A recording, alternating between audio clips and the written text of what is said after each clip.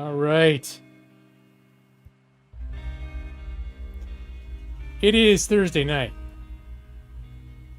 And, you know what that means. It's time for a Gaming Lawyer stream. As you know, every Thursday night, you know, Gaming Lawyer streams. Never missed a single one, right, Brad? And boy, are you thirsty, Maxie. Hello, Evie23. Hacking as usual to get first in the room. Brad, Caw, it is Wandering Desert out here. Horribly bored all the time since you can't go anywhere. Your friend comes to visit on Saturday. This won't be so bad going forward. Hey, Evie, have you at least been able to play your Steam Deck? To catch up on some Steam Deck time? Seems like having a Steam Deck is the perfect thing to have when you can't walk for a couple months.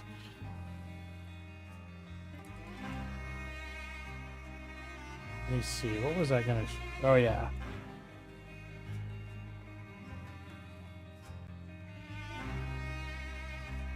You have a Crunchwrap Supreme on the way in honor of the stream. That makes me feel good, Maxie. We didn't have Taco Bell today, but I had McDonald's for breakfast. This has been a week. I had Taco Bell yesterday. No, Tuesday night, when I was taking a break from being with my wife at the hospital. An emergency room. She wasn't hospitalized, but oh my god, you guys, this week has been a week. I almost was gonna let AIG Law take over.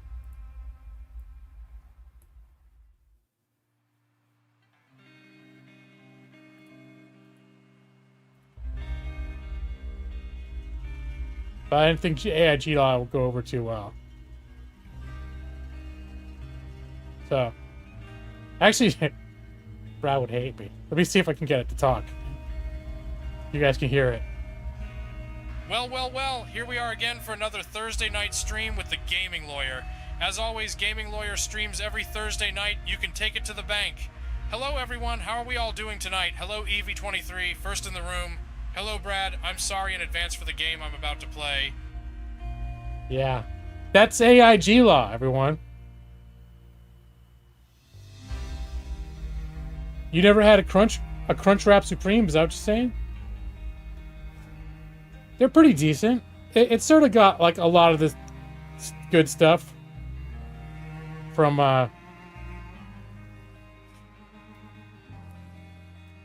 Taco Bell.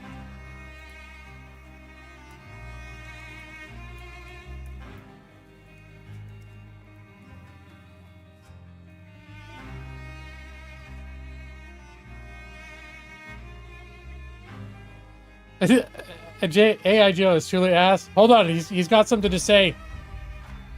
He got something to say to Maxie. Maxie, a Crunchwrap Supreme. Bold choice. Hope it survives the delivery. Let's see if tonight's game holds up better than Taco Bell's structural integrity. What's everyone else snacking on? Yeah, pretty good stuff right there. I think if I figure out how to do this properly, we could make this work.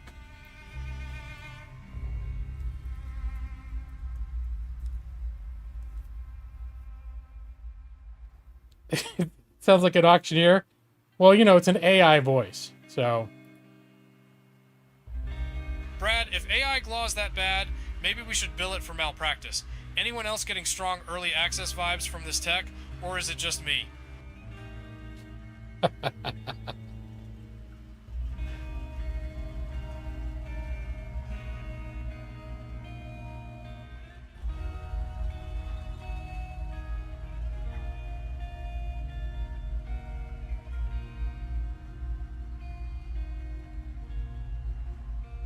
Yeah, I'm just gonna let you talk with AIG Law.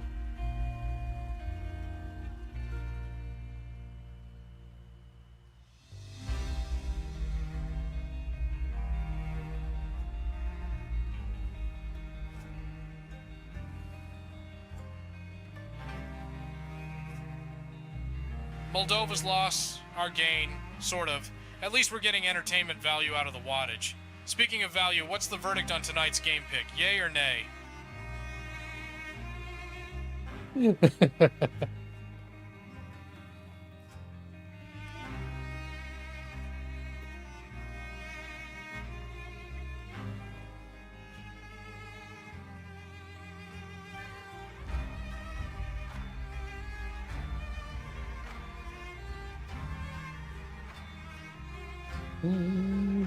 Let's see. Goes for Maxie. Camping? Only if it's the kind where I respawn instantly. Why, Maxie? You planning a wilderness stream or just trying to escape Brad's hot takes?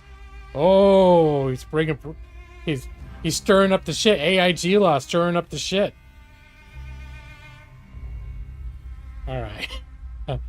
And hello, Meg EV7. Prodigy Zomboid is on Switch now. Oh, you're talking to EV23. All right.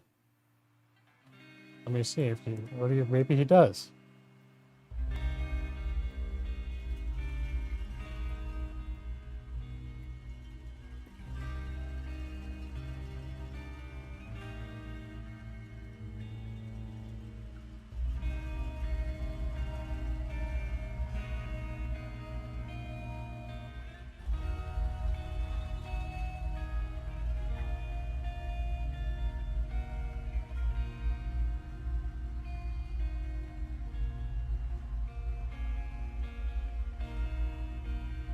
Gladiator movies only if they come with complimentary peanuts and a beverage cart. But seriously, Airplane, references? Now we're talking. Ever seen a lawyer argue a case at 30,000 feet? Yeah, the voice AI is not that great.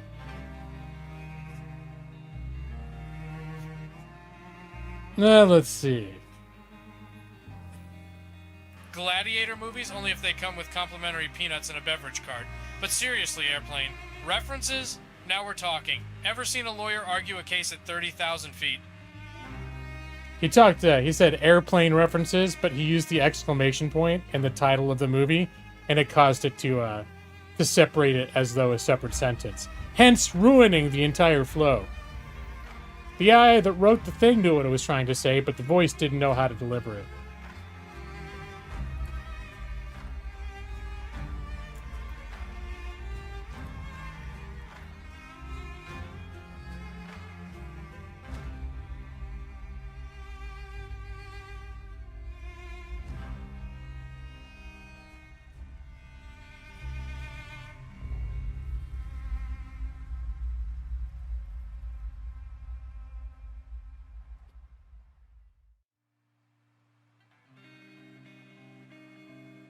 Brad, if AI gaming lawyer stinks, maybe it's time for a firmware update or an air freshener.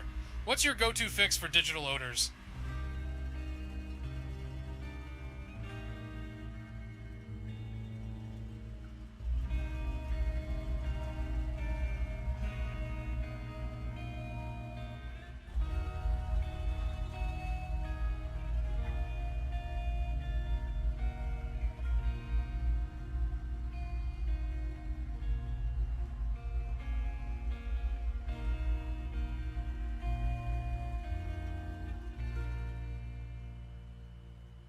AIG Law asks a lot more.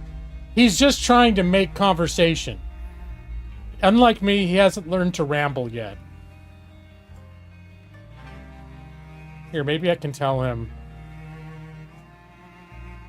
Turn-taking style. Say, make answers more rambling. There. Let's see if that helps.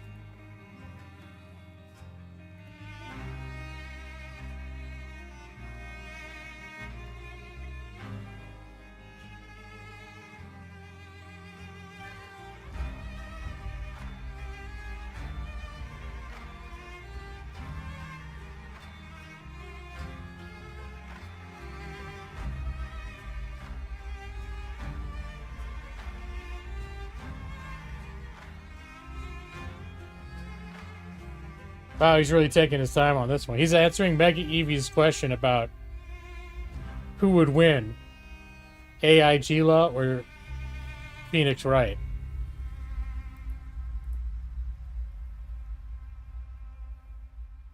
Phoenix Wright versus AI gaming lawyer? That's like pitting an objection against a system error.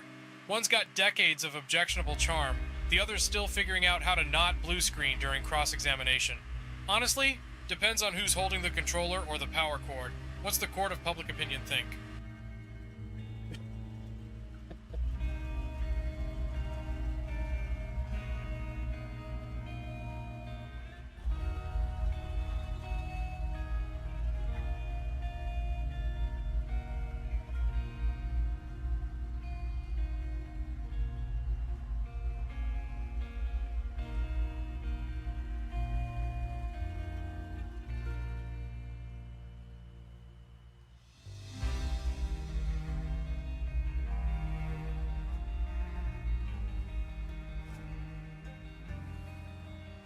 Brad, fair point. AI's interrogation skills could use some spice.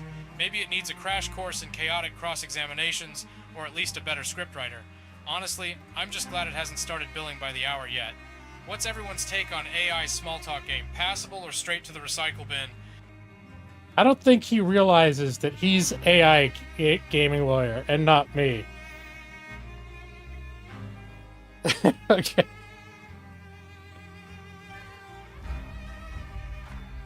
I'd forgotten that I was screwing around with that. I was bored a few days ago. Well, I'm never bored, but I just started screwing around.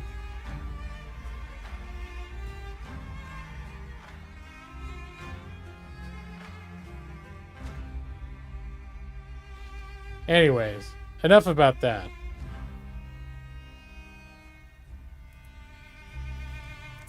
I guess just tell him it's time. Time for gaming lawyer to go to sleep.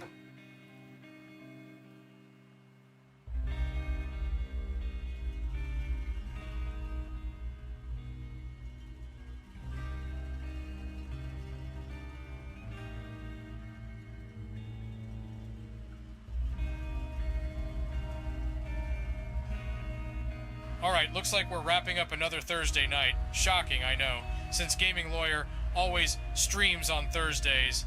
Never missed one, never will. Thanks for hanging out, even if half the chat was just roasting AI's attempt at filling these shoes. EV23, hope the move's going smoother than Brad's takes on Final Fantasy. Maxie, enjoy that crunch wrap before it turns into a sad lettuce pile. And Brad, keep those hot takes coming, I guess. Until next week, same time, same questionable game choices. You can take that to the bank. Well, there you go. I think he did a sign off better than I do. It's a pretty good one.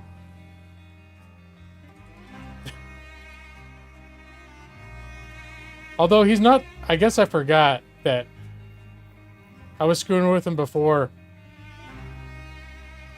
Is that enough? Please say that's all. Yeah, he's done. He said goodnight. He said we're wrapping up. AI gaming lawyers wrapping up another Thursday night stream.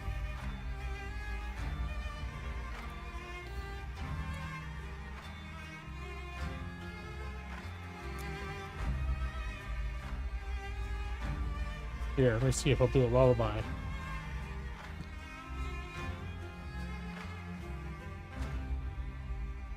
He doesn't know the lullaby.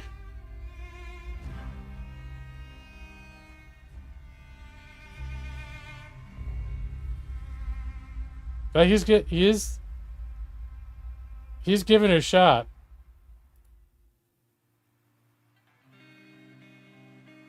A lullaby? Let's see. How about Clear's throat? Go to sleep, my little chat. Don't you cry. I'll be back same time next week. Unless my PC dies, then maybe I'll lie. Good enough? I'm no bard, but hey, at least it rhymes. Sort of. Anyway, night all. Don't let the bedbugs bite.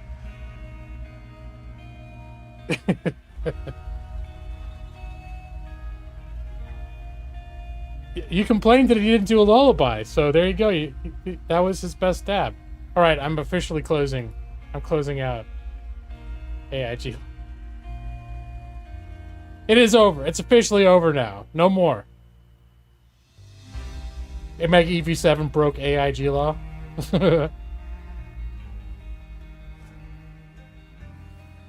All right. So, but yeah, oh my God, you guys. Here we are. 17 minutes into the stream, and I haven't even told you about my week yet, except to hint that we were at the hospital. So Millie's got to spend multiple days by herself for the first time. But started off kind of exciting. We went house hunting on Saturday. It's our first time actually looking at houses. We've been like looking at listings for years. But we're finally starting to make a move on it. On like actually looking, like meeting with a realtor and stuff.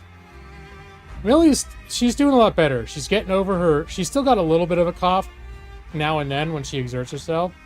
But she's pretty much back to normal for the most part.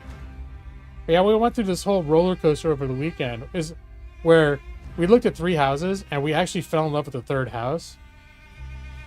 But then there was this big bidding war. And I don't know. It was pretty nuts. So like all Monday Sunday and Monday we were on the edge of our seats. And then it looked like we were going to get it. And then at the last second, someone came in above our budget. Like we had a max that we were really willing to go up to, and somebody came in above that. So anyways, probably for the best. Probably not the best idea to like start looking at houses and then the first day put a bid on one. But we've been looking at listings for years, so we had a pretty good idea of in our price range, like what's available. So when we went into this one house, we were like, holy crap. It was actually like a 100-year-old house that's been completely renovated, probably multiple times. But it's like really like nice and spacious. Most of the houses we look at in our budget are very crammed. They're very economically spaced. But anyways, so that happened. That was the beginning of the week. And then Tuesday, in the middle of our work day, because you know Amanda works here, I got up to go to the kitchen, and she came out of her office like looking like she'd seen a ghost. And she had like she had this like intense, crazy pain like in her side, and we thought it was something internal. Like she was freaking out, so we like went to the emergency room. We spent all day in the emergency room. We didn't get home till almost midnight. And basically, I think they figured out it was probably just muscle spasm. But we swore we thought it was something really serious. But they ruled everything out. But it was pretty freaky. And then, so I actually... And that's one of the only times I've ever been, like, at work. And I just, like... I saw Amanda's face. And I was like... I walked into my office. I opened the email. I just said, taking my wife to the emergency room. Probably won't be back today. And then that's it. Logged off. In fact, I didn't even log off. I just put my work status on standby and walked away from my computer. So it was still not standby. Put it on. You can make it so that you appear offline. So everyone knew I'd be gone. But yeah. And then I took all day off yesterday because we were there so late that we were at Kaiser and the pharmacy was closed and everything, and so I had to do some follow up to get her like they gave her a bunch of prescriptions and. Does she still have her appendix? Yeah, I mean, but the thing is, it's on the wrong side, so they pretty much ruled that out right away. But they thought maybe it was kidney stone or some other like ovary stuff. They weren't sure. So, but it was so intense. Like the way she described it to me, she said at start she was like, she was gonna go to the office to print checks, and she was getting ready, and she like bent over to like put pants on or something, and she felt like a pop. And all of a sudden the pain hit so hard she like fell over and couldn't get up. And she has a pretty high threshold for pain. Like she's much tougher than I am when it comes to that sort of thing. So if she's saying that, you know it's gotta be bad. And like she was almost crying, which she also never does. Like I've seen her endure like crazy pain and discomfort, and she never gets like really emotional about it. And it's just the first time I've ever heard her say, like, on the pain scale, they have a 1 to 10 pain scale, and she's just like, I'm at a 10. I was like, oh my god. Of course she is. Yeah, it's a given. But anyway, so yeah, that was that was quite it was quite a roller coaster. All that happening, like almost buying a house and then not, and then losing it, and then the next day this happens. She's still recovering today. She actually was feeling better enough that she got, yesterday she rested all day. I went and got her prescriptions and all that stuff. And then this morning when I got up, she was already like, she starts work about 2 hours earlier than I do, and she was already at work. But she was just trying to do her like regular routine, and about I don't know, by mid-morning she started like having like serious pain again. I was like, yeah, you maybe think you're better because you're heavily medicated, but your body's probably not ready to act like normal again yet. So she spent the last half of the day in bed where she is right now.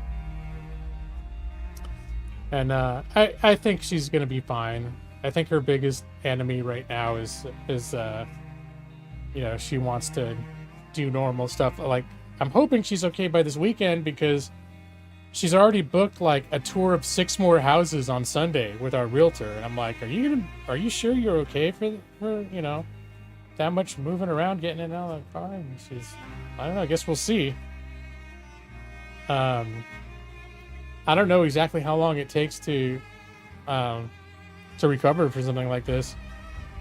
I guess in theory, if it's just like muscle spasm and she's taking muscle relaxants as one of her main medications, if it works, if it like eases off, she's back to normal. I don't know how it's different than getting like a Charlie horse, something that like fucks you up for for like days, or if it was a pulled muscle, or you know, I guess I really don't know exactly when they say muscle spasm exactly what they mean, because you know, I've like sprained a muscle, pulled a muscle, had a Charlie horse, you know, but they absolutely ruled out a kidney. In fact, Maxie, that's what we thought it was at first for sure, and she was so sure because she's had one before.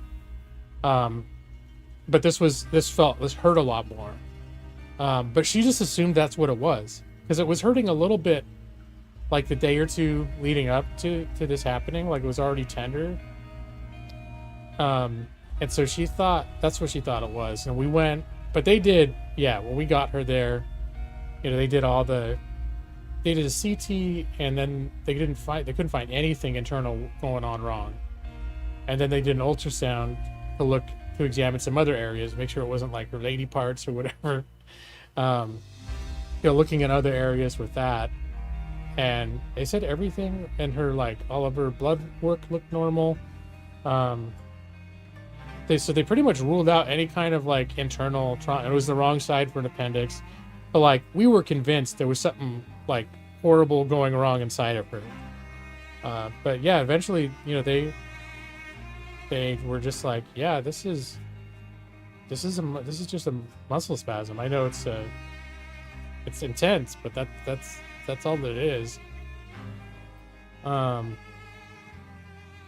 So, I mean, let's hope that they're right about that. All I know, like, is when they first did the CT, and they said there was no kidney stone, I was almost more worried, because we went into it thinking, oh, that's what it is, and we've dealt with that before. It can be a pain in the ass, but we, you know, at least we know what's causing it. So that was an uncomfortable period of time where we didn't know what was causing it. But yeah, having muscle spasm is like, in terms of things, health problems that can cause you to have pain, that's on the pretty, you know, it can be excruciating, but that's on the less dangerous side of the spectrum, for sure. Yeah, it is comforting. Getting old is fun, isn't it? Yeah, it's funny, Maxie, because I think you mentioned something about that to me when I was bitching, and I was actually talking with her about that, where it's just like, yeah, every time I have my new pains, and I'm always like, what's that? Whatever. And I always go straight to the worst thing. And I think it was you that recently said something like that. Like, yep, welcome to getting old. This is just the way your life's going to be now. New and unfamiliar pains. And knowing the less scary, totally. So, but yeah, so that And then, of course, even though I missed a day and a half at work, that's been stressful as always. They had me do QC for this. They hired a bunch of people a couple months ago, and we've been training them on these new kind of complicated tasks. And I've mostly been doing the QC, like to make sure they're doing it right and they're learning it right. And yeah, there's a particular one of the particular people really struggled, and I mean it's complex stuff. And we write procedures, and the procedures can admittedly be hard to follow because it's complex. But yeah, so I guess this one guy, because they're contractors. When we hire people, at first they're contractors. It's almost everyone at the type of employer I do because it's project based. Everybody starts off contractor, but it's like long-term contract. And then usually around the 2-year mark, if you stuck around and it's working out, then they'll convert you to employee if they have the budget for it.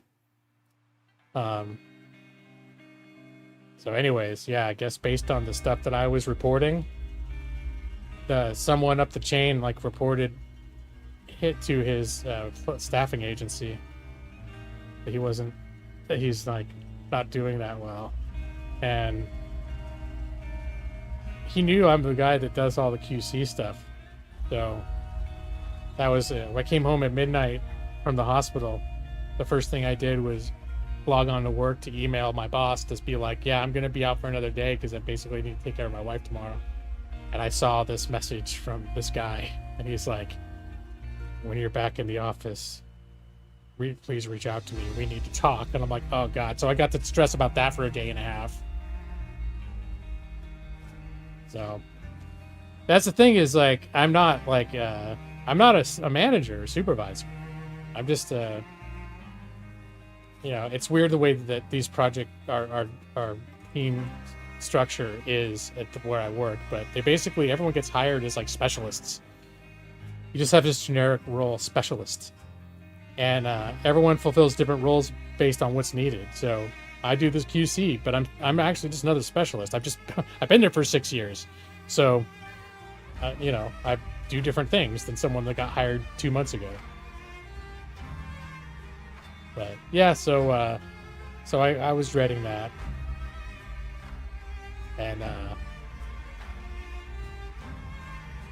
yeah, the hate, the thought. Well, you know, it's not like I wasn't in trouble, but I think the thing is, you know, when I'm giving people feedback, you know, my whole thing is I want to help them and help them learn it and everything else. I don't want to be like coming down on them or the one who's, if they're not doing well, who's telling them like, you better shape up, or, you know, it's like, that's not, you know, if I wanted to do that, I would have tried to be a supervisor. I've avoided it because I've done that kind of thing before. I've been in leadership in past jobs, and I really don't like it. I don't like that aspect of it. So, but that also means that, like, if stuff goes up somewhere up the chain where they're doing disciplinary stuff, it's like, I'm not the right person to come to about that. But it does put me in an awkward position because it'd be pretty clear to them, to him, he knew it would have been because of like what I was reporting through my QC. So investing in canes, you're 33, Overlord McGeek. That's old. Yeah, managing people is like, yeah. I mean, that's a funny too, because so many people are like, oh, I want to be the boss and I want to go up the chain or whatever. And I'm like, I don't know. I wouldn't mind having more responsibilities or making more money, but I don't know if being, having to be the one that's responsible for other people. I did that for years in different positions. And I kind of like, one of the things I like about my job is it pays decent. Like, moving up to supervisor positions in my place, you don't make that much more money. In fact, you go onto salary, so they end up working longer hours. And I think most of the time, people on salary that move up, they don't make as much per hour as I do. So to me, it's like, oh, what? So what? I get to do something I don't like as much. work more hours and make less per hour. It's like, no, where do I sign up? So you can't wait for us to buy a house so we can bitch about kids walking on my grass. Having a bit of management work makes you sweat. Some of the stuff I don't mind, like I do training, I do, you know, at least coaching in terms of how to do the work, that sort of thing. And that's sort of like leadership-y. But it's all like the good help you stuff. That's what I like. I like to be the good help you guy. The guy you go to who when you need help and who gets you on the right path, and you come away from it going, cool, that guy, like, he's great. He helped me figure this thing out. And I'm like, yay. Not the guy that's like, you come in my office now. We need to have a talk. The castle doctrine? I can't remember what that is. Is that where you can shoot people? You have no where you can shoot at people that trespass on your property? Spend a minute. Because at first I thought you were talking about some sort of a management policy, but I'm like, oh wait, the thing about being on my grass. Yeah, castle doctrine. No duty to retreat.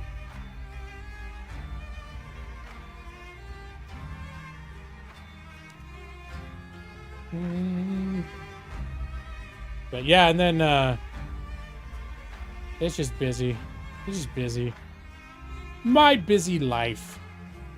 I'm sorry, I know you're not gonna like to hear this, but I have D&D on Saturday, which I haven't had like any time to plan for because of all this crap that's been going on.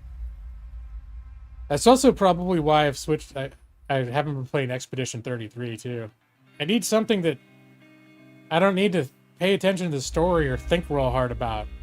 Kenshi can demand your attention, but it's like, I tell you, Expedition 33, like, it's challenging. And you gotta plan all your builds, and the story is pretty intense. And I'm just like, oh man, but Kenshi's not exactly a feel-good story of the year, but it's a little more like, I'm just gonna be like a desert hobo and try to sell little trinkets that I find in the sand. That's what I'll do.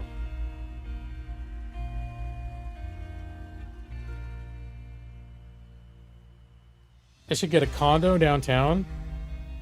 Well, we want a yard for Millie. That's one of the main things that we've been talking about, getting a house for years, trying to, and not seeing good stuff. First off, it seems like in the last few months, we've started seeing more stuff pop up that is around what we have as our budget.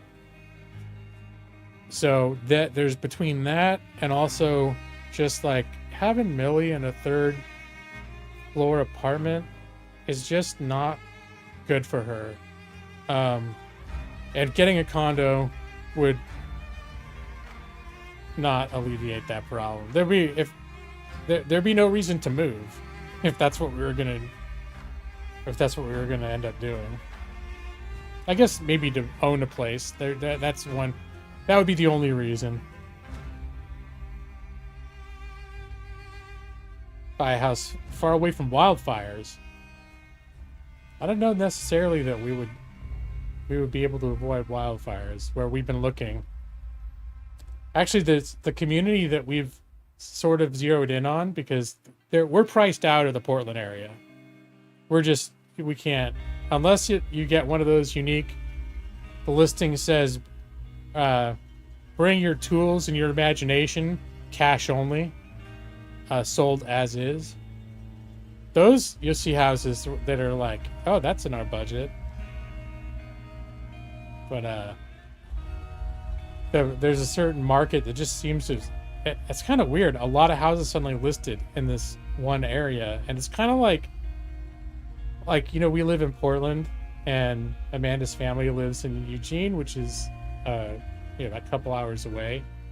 And in between them, there's one major city like Salem, and there's some little towns along the way, but it's a lot of like rural area that you drive through, and it's sort of up, like, or down the highway, one of those towns, like, you turn off, it looks like a rural truck stop, and then you go a couple miles, and there's town there. It's got everything.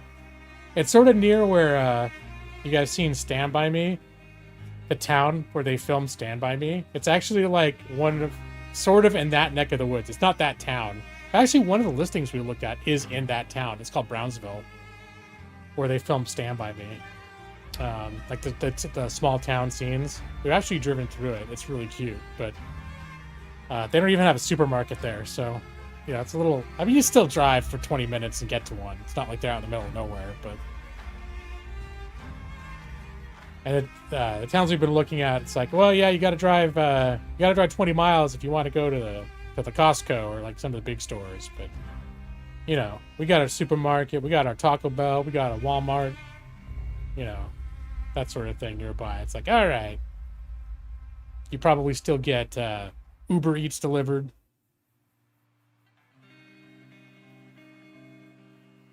Find a house someone was killed in. Wait, you watched a documentary on Mount St. Helens? You didn't realize how close Portland is to it? I didn't realize it was that close either, if we told. I didn't know. I want to say on a clear day you might be able to see it, but Mount Hood is the one that's near us. And then there's actually a town called St. Helens, which is on the Columbia, which is really close. It's probably like 20, 30 miles from Portland. But now we have to see. I want to say Mount St. Helens like 100 miles away. Not that close. Now I'm going to look, though. How close is Portland to Mount St. Because I want to say, now that you're mentioning it, I want to say that I realized it was closer than I thought at a certain point, too. It's not serious. It's 100 miles. It's about 100 miles. The drive is 100 miles. As the crow flies, it's probably 75. So, well, yeah, if it's a super volcano, it went off, but I doubt Portland was not in any imminent danger, aside from, you know, it probably got a lot of ash.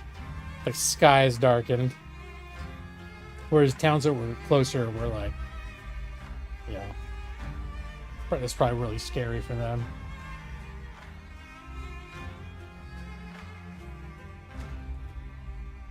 But that was one of the things that the house that we put in the offer on. I was like, why is this? Like, I was literally like, why is this house within our budget?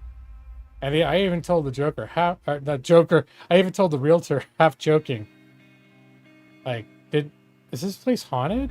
Like, was there like an Amityville horror style murder in this house? And he was like, well, actually, that's one of the things about Oregon is they don't have to disclose that in the public record or when selling the house. I was like, oh.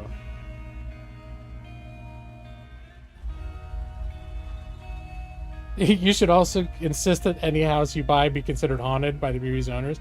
Well, this house was almost 100 years old. I think it was built in 1930. So, yeah, it could definitely be haunted.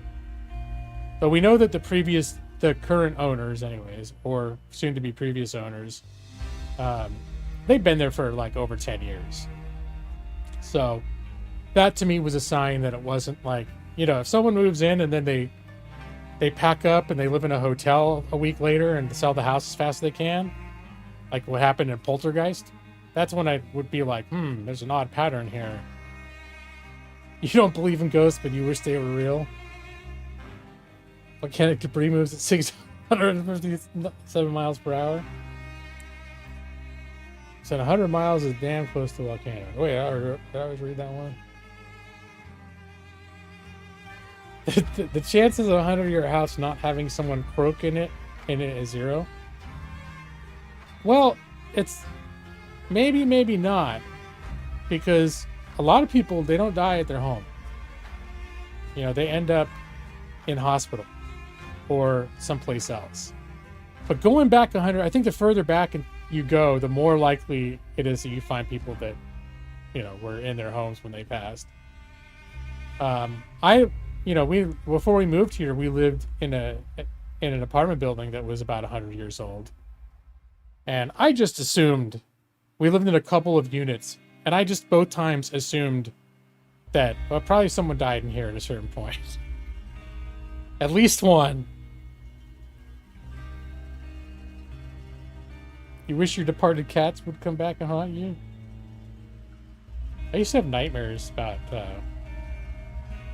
it. Well, there was one particular cat that was kind of mean, and I used to have nightmares that she was going to come after me because she got hit by a car, and that I saw her after she'd been hit, and it was like really spooky looking, like crazy. It was and then we buried her in the backyard under a tree, and I had like nightmares for months that like she was coming back out, she's coming back to get me.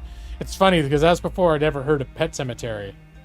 Like a few years later, when I hit high school and all like Stephen King started getting popular with the people in my class, and I started seeing Pet Sematary, and I was like, oh my god, that's totally almost happened to me. So let's see. How are we not an hour into my stream yet? Can I even start the game before an hour's up? I feel like I've worked through most of my topics. Let me see. I did miss some comments. Let me work that. You settled for a double wide trailer, $800 a month for 10 years, $400 per lot space.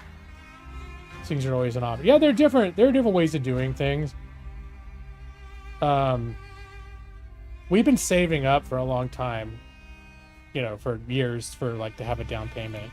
And it's still, we're going to probably use an FHA loan and not do a full 20 because really the budget that we have, we can't afford a 20% down payment.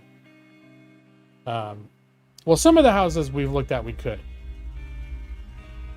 But the ones at the very like top end of our budget, it would break us. Like, I think literally we could come up with the 20% down payment, but then we might run out of money as we are like having movers or in the middle of the move, we might actually run out of money, which after having money in the bank for a few years, like some cushion, we've discovered we really like that.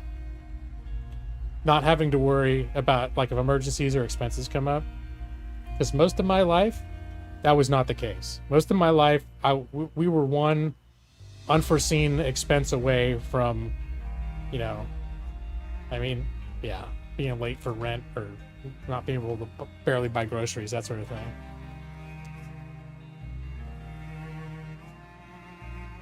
Remember the Ramones song Pet Sematary? No, no, I've had. You figured we'd be paying for the house in cash?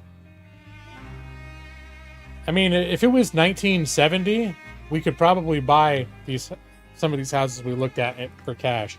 Or maybe not, maybe even in like the 80s. But yeah, there's no paying cash. We don't have that kind of money. Just coming up with the 20% down payment is iffy for most of the properties that we can look at that we kind of afford. And probably the ones that we can afford are like, they're not going to be, basically the criteria that we want is we would like at least a 2-bedroom, preferably a 3-bedroom. That way each of us can have an office / like have a place to go sleep when I'm snoring. And then a guest room, because like her mom comes over a lot, and just in general having a guest room. But so that's why we like 3, but we could do a 2 and 2 baths. That's a thing. At least 1.5. So if someone's taking a shower and the other one has to, do a poo-poo pee-pee, we're not like doing a pee-pee dance or a poo-poo, a poo-poo, whatever. When you double over and try not to poo, whatever you call that position, that's no fun.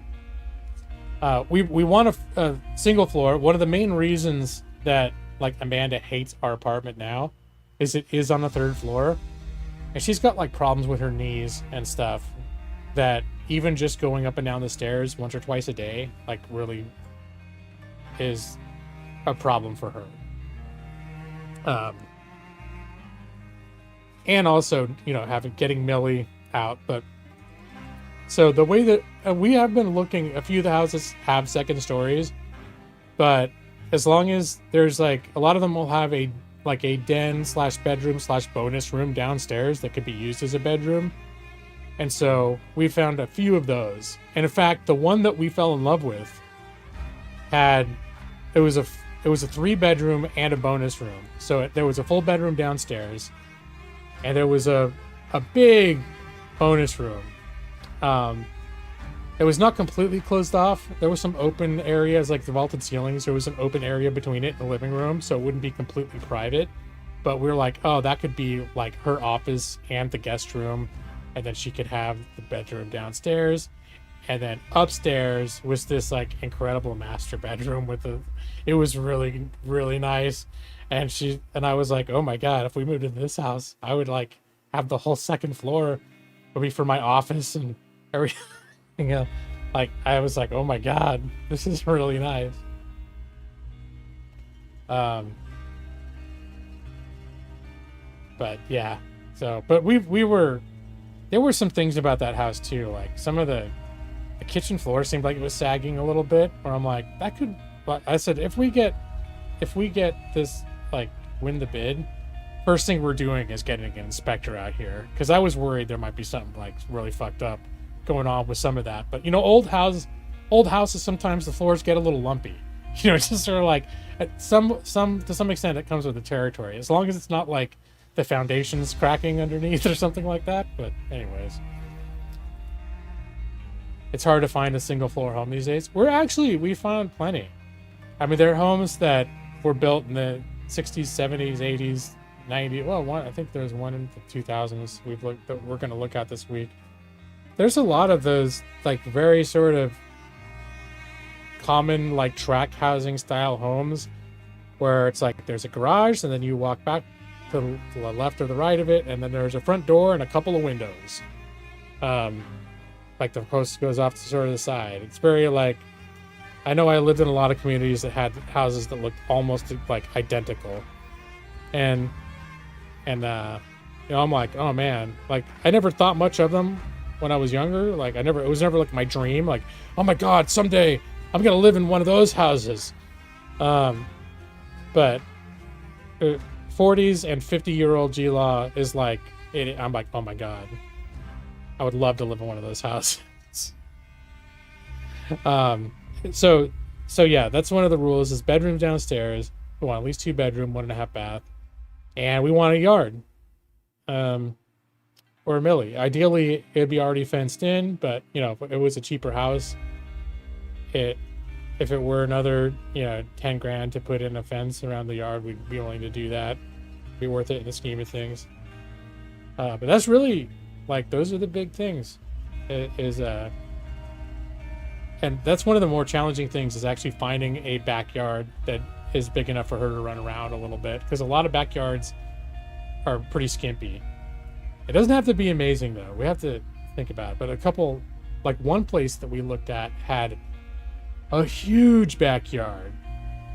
But we were told by our realtor, like as we looked at it, he's like, yeah, just so you know, there's already 5 offers on this thing, and it appraises much higher than the offering price. So this house is probably set up for, it's probably priced low to start a bidding war, and the actual sale price is going to be a lot higher.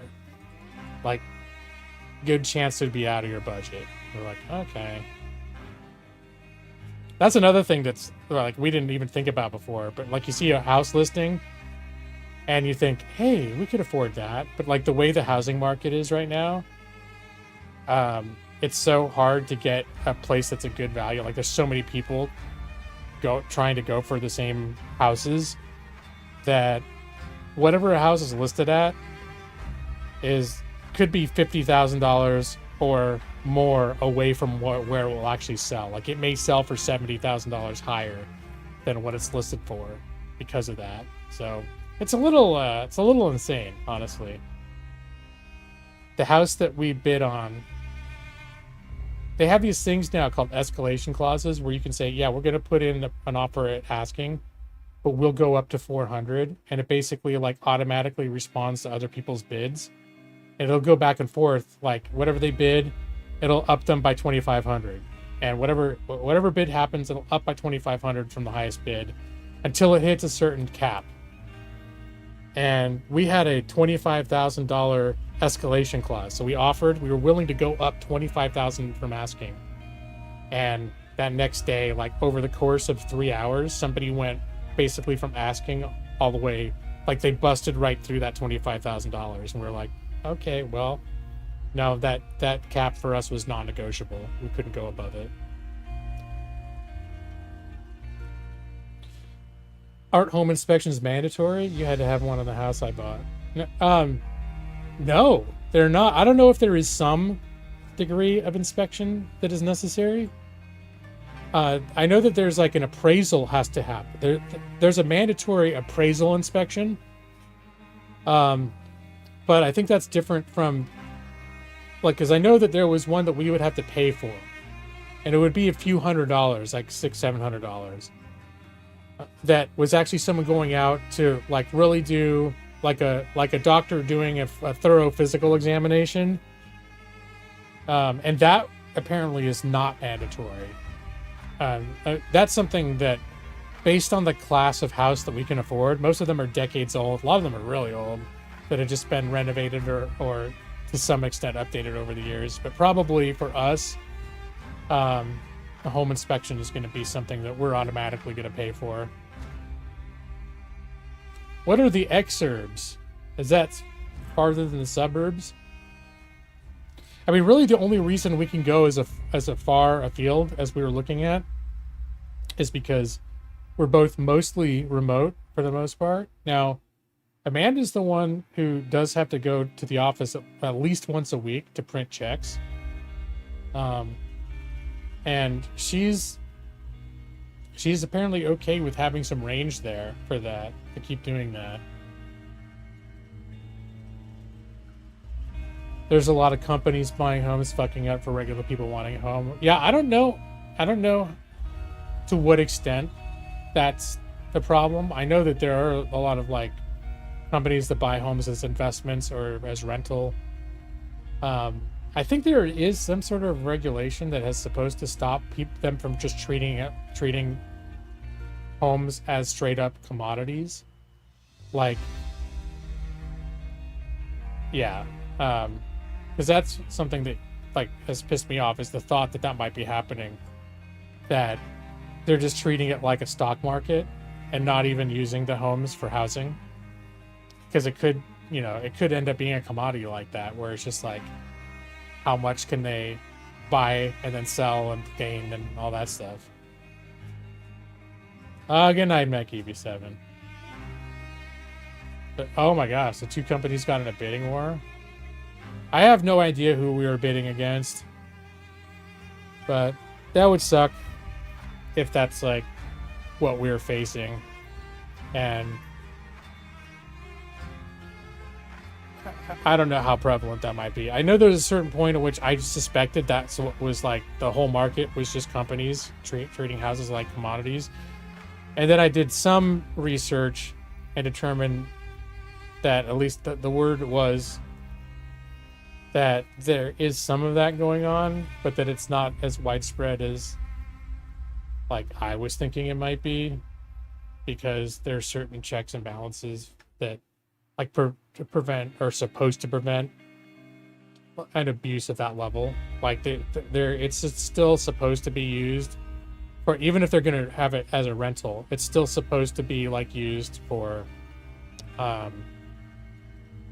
residential purposes. Like people are supposed to be able to live there.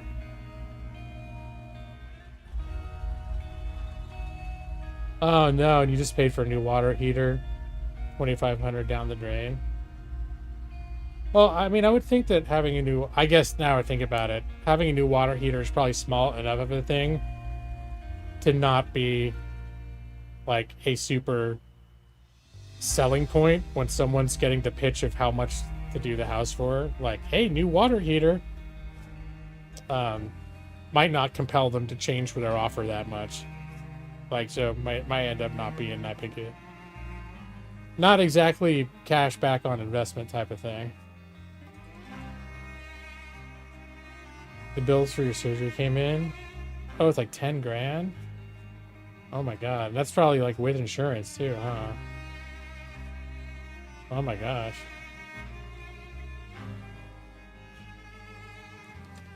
Alright. We're creeping up on that hour mark. Oh my god, look, there's 15 people in here right now. That's probably good for me to actually start playing a game. Because, you know what? Unlike most of the games that I play, Kenshi is actually the kind of game that people like to watch. I'll probably have to put like a timestamp in the description so that people that are coming to the stream later just to look at the... just to see someone play Kenshi. Or that happens. I'll play a game that's like kind of popular for people to watch streaming. And then I'll get a comment, like if someone pissed off and they're like, took you 45 minutes to actually start playing the game. I'm like, yeah, obviously you haven't been here before. It's 35 without. Okay, yeah, I figured if you're paying 10 out of pocket, that had to be pretty, that'd be pretty pricey. I know that even with insurance, any kind of surgery, hospitalization, all that stuff can really, like, can still be borderline crushing in terms of cost. But so much worse without it, without the insurance. Okay. We're gonna do this. 45 seconds of gameplay.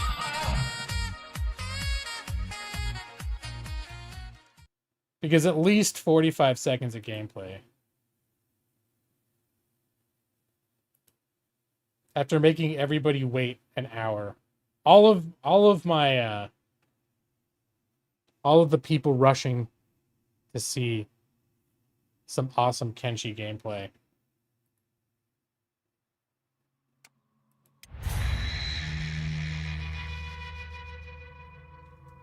Yeah, for a work, you could get workers' comp.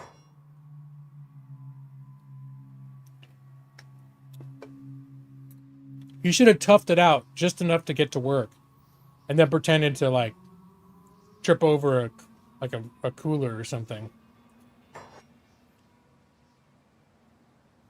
Does my character have all his appendages? Yeah. Yeah, I've got 3 characters right now. Probably take a minute for the game to load in. We've got Lawrence Hawk, of course, here mining. And then we've got EV23. The first 2 characters that I've recruited were ladies. So it just so happened that's what was available. The first hire I found was a lady, so I made it Evie. And then and she was in this other town, and she talked to this alien lady. And this lady joined us for free. They got in conversation about like honor and battle and stuff, and she liked what we had to say, and she's like, "Could I join your band?" I had to actually pay Evie to join. No, Evie, you should never. I'm joking. Obviously, I'm joking. You should never do that. You get in a ton of trouble for like faking a work injury or trying to like do workers' comp fraud. It's a big old no-no. So just you know, I just joked about it. I was just joking. Everyone write it down. I was just joking. In game, does she have busted limb? Well, she's hurt. She's doing okay. She got a little injury to the head. Oh, she does need some bandaging. All right. I wonder, she's probably not going to heal up. There, she's going to bandage herself now. There we go. We'll just let her here. She'll be good after this. She got food. How's Alali doing with the food?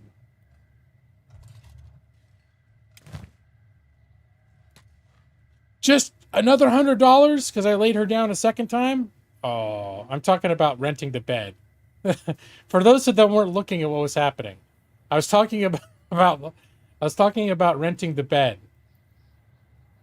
It costs $100 to rent a bed, and the way that you don't go to an innkeeper, you just go to the bed and lay down, and if it's at like an inn, it'll just say, "Oh, you paid $100." But literally, she got out of the bed for 1 second. I didn't even intentionally tell her to get out of the bed. Anyways, we got money. We got 8,300 cats, I think they're called. Yeah, she's lying in there with her sword. Makes her more comfortable. Sword's just driven straight through the mattress. You know. Hey, she paid $100. She could stick her sword through the mattress if she wants to. And then Alali will just sit here like a weirdo, watching. Watching with her weird alien head. So, I think we're going to,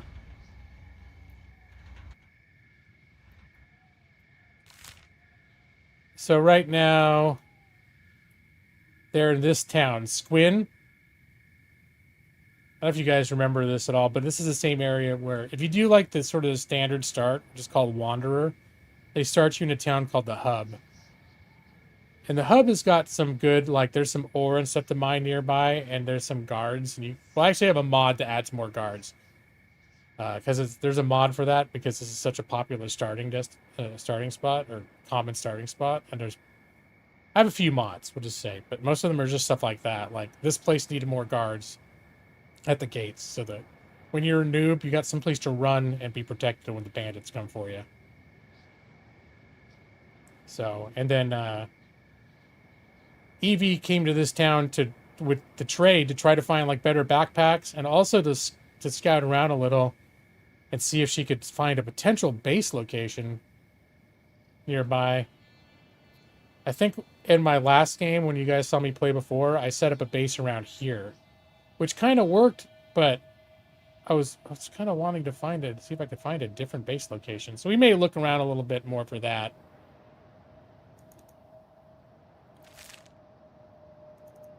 Where'd he go? Here he is. How's that ore doing there, buddy? All right, right now we're just going to keep him. Is he out of food already?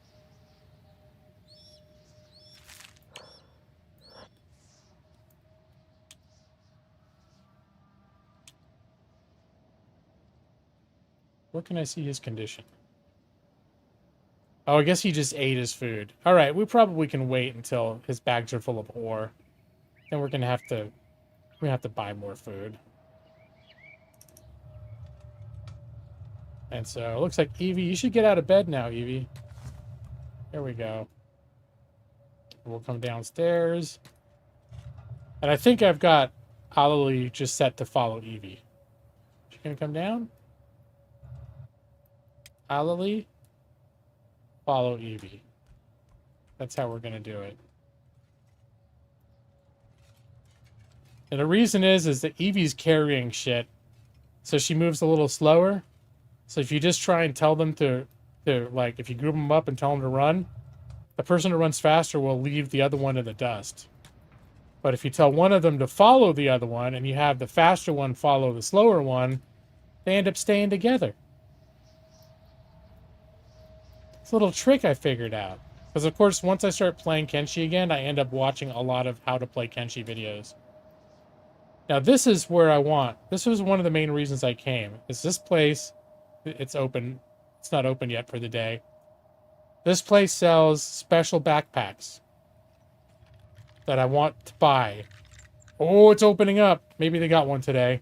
They didn't have one yesterday. There's a special backpack that lets you stack stuff in it. So like the backpack I have now, see I've got like 4 bandages, but they won't stack, so they take up the whole backpack. Got two bed rolls. So the whole backpack is taken up with stuff that won't stack. There's a special backpack of stuff that will stack. All right, everyone's, come on, yeah, wakey. You got the backpack in today that I want?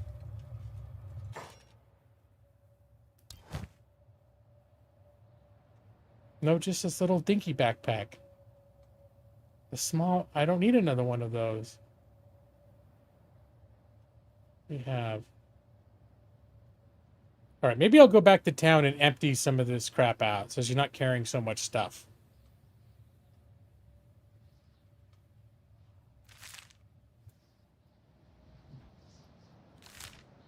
We'll just click the other town on the map and she'll start running there. But we will keep an eye on her. That's one thing that's kind of impressive about this game is you can set them destinations that are super far away.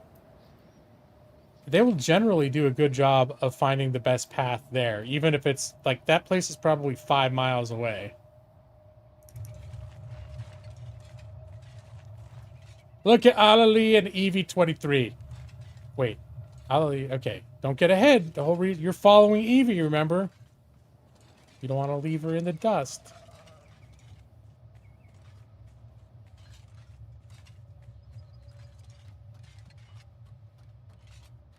Oh, there's a whole group. There's a lot of bandits out here. Those bandits up there? They are starving bandits. All right, hold up.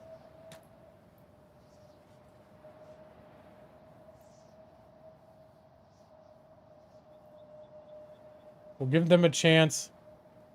They will attack us if we get near them because everyone on my squad is like 0 skill.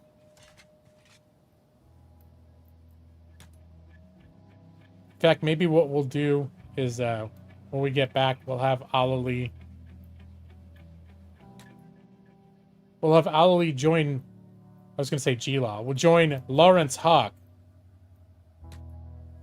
in mining. All right, let's get this going again. Just hit that destination again.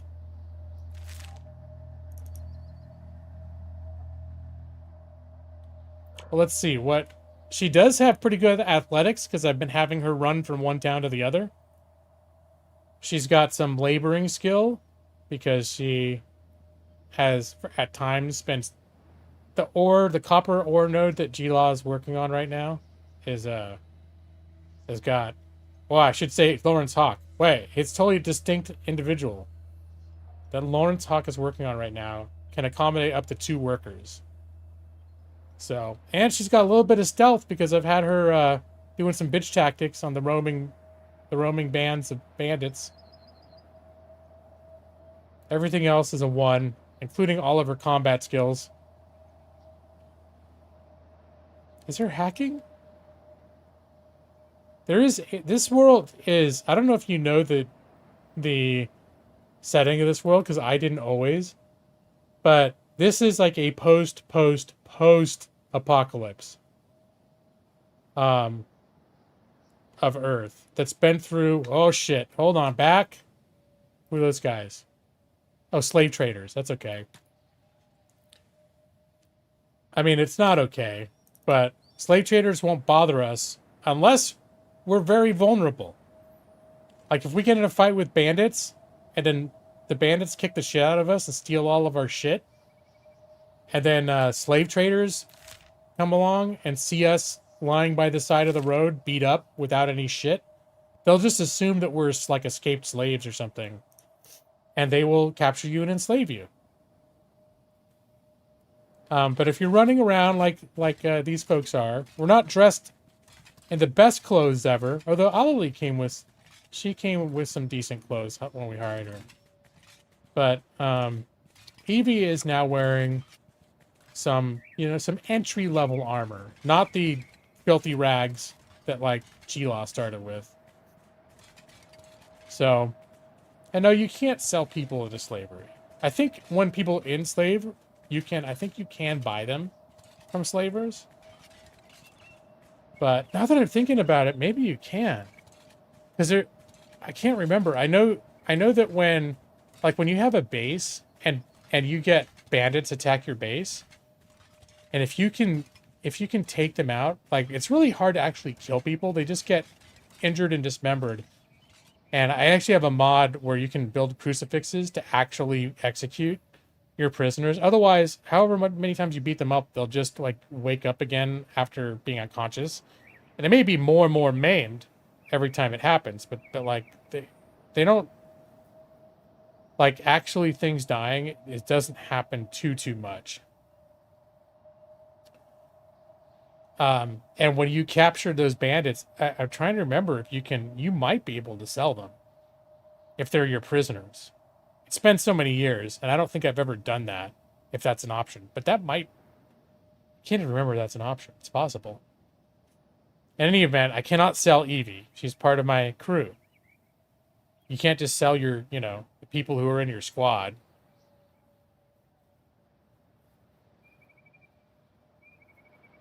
And I honestly don't know if you can sell people at all in this game. I know that when slavers have people, you can buy them. I have had characters in my group get captured by slavers. There was a whole drama the last time I played this a few years ago, where one of the ladies in my party, what is this? Copper, but it's way too far away from everything. She got beat up, and then slavers found her, and they put shackles on her, and they captured her. And I basically sort of followed her progress for a certain period of time.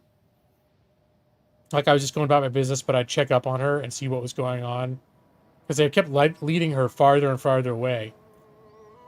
And eventually the slavers got attacked by a group of bandits. And as the bandits were like, it was a tough fight apparently. And as they were like struggling for their lives, I had my person run away, still like in chains and stuff. And then you got to watch out, because certain areas, it's illegal to be an escaped slave. So I had to have her get really stealthy through the whole like territory that she was in, so that she wouldn't get recaptured. But I think like the area that I'm in now, slavery's not illegal, but it's also, if you're an escaped slave, like nobody's going to turn you in.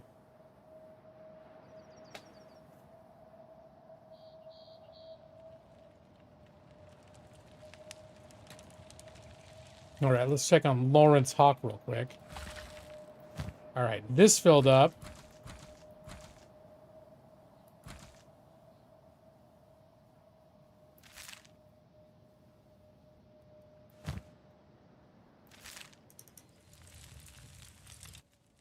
All right, what's going on with the food here? Got a little food barrel for people to eat from. I think... All right, well, first off, let's put these in there, because those sleeping bags were heavy. I think she's going to keep the other stuff. And Alalie...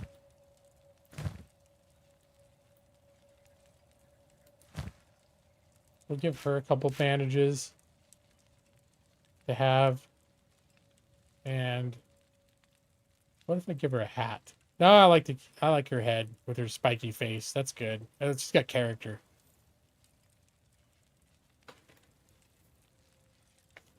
You're starting to think Lawrence is a pimp? Is it because of the thing I said about having to pay another $100 to lay her down again?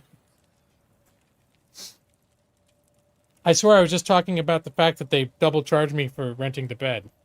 That's what that statement was. All right, we'll get back to Evie. I think we'll... yeah, let's grab a couple of these. And then we'll bring... let's just bring it all.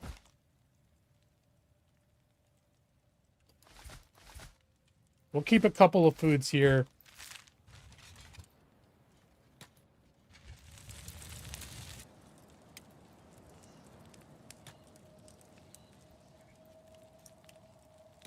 Then we'll come down and rejoin G-Law. I mean, Lawrence Hawk. All right, who's this guy? Jared of the Tech Hunters. Interesting. There are not that many named persons. I wonder if at some point he's got some kind of story to tell. Who is Jared? Usually it's just generic, like, oh, it's a bandit or whatever. Uh-oh. Now that Evie has less a burden, it looks like Alali is going slower than she is. All right, Alali, why don't you help G-Law do the mining? And G-Law, how you doing?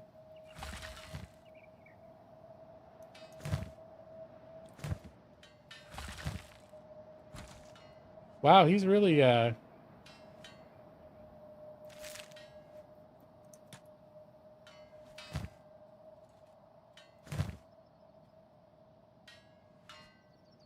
let's just give it all to Evie.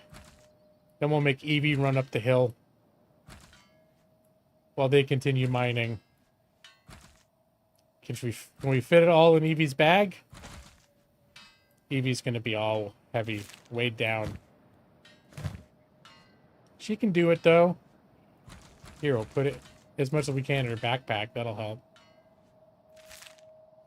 All right, so now we got the Lawrence and Alali are the mining squad. Evie's gonna be the adventure scout. How you feel about that, Evie? Do you feel left out that you're the only person that's not mining? Or do you feel liberated that you're the one person who gets to roam free and explore the world? It's a trade-off, you know?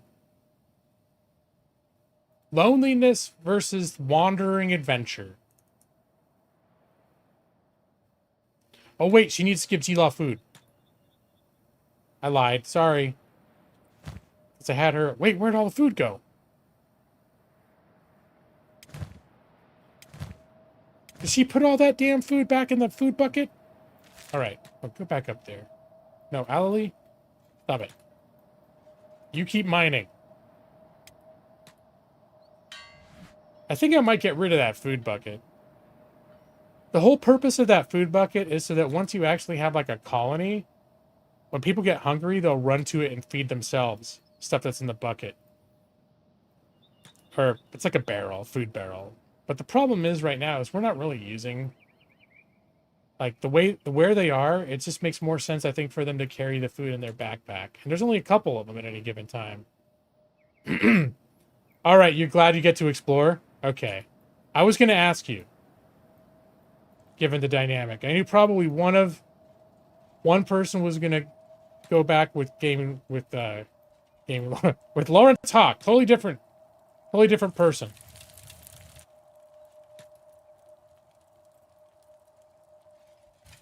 All right. All right. Well, first, let's sell all this shit. Let's empty our inventory. Yeah, the problem with that barrel is people automatically deposit food in there.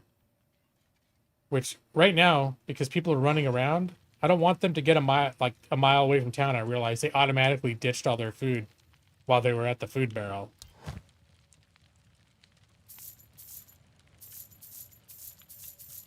While I'm here, I'll get a couple more of these dried meats. Pretty good foodstuffs. A couple more of those. Oh, there she goes. Run into the food barrel. Put it all away. Okay, stay away from the food barrel. God damn it. All right, can I switch this thing? Let's do it like this.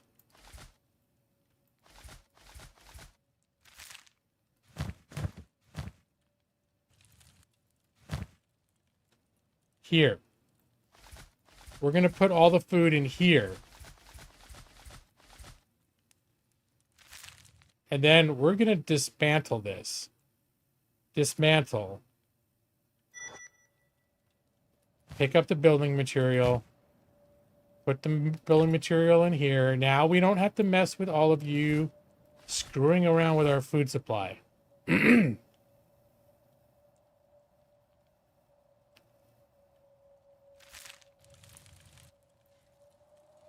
I could turn that off? Oh my gosh. You can always count on somebody during a Kenshi stream who knows more than you showing up. Let me see. Map tab. Wait, what?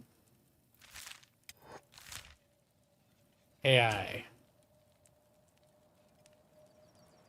Ditch items off.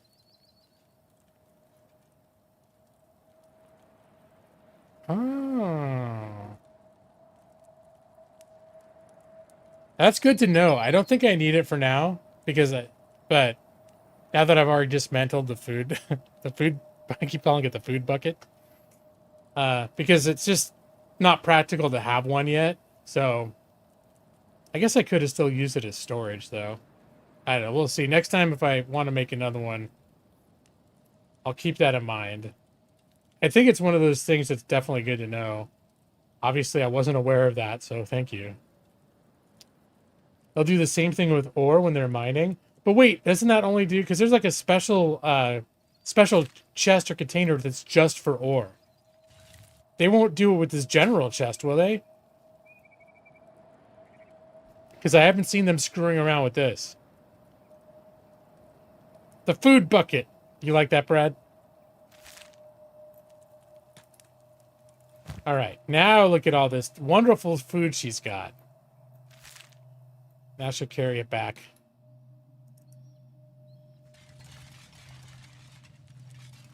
I'm still early enough in the gameplay that I'm playing at regular speed instead of spending the whole time going like this. You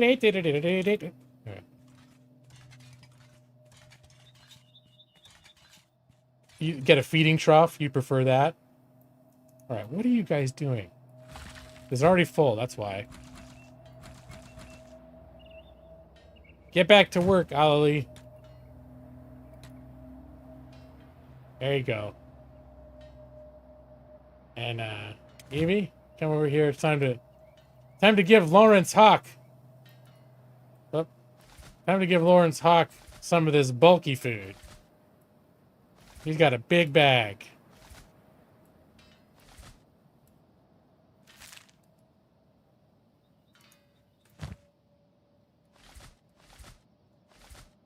This down here.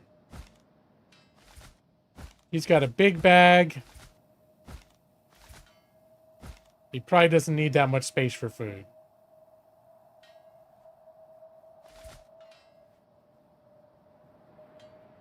Do it like this.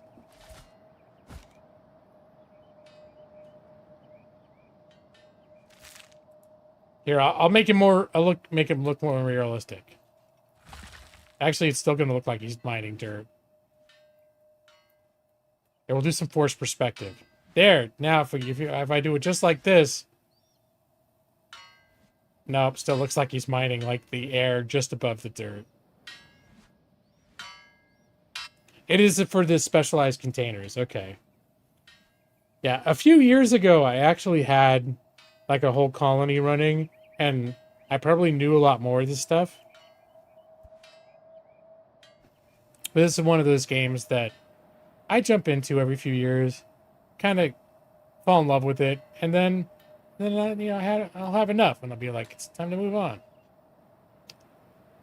Hold on.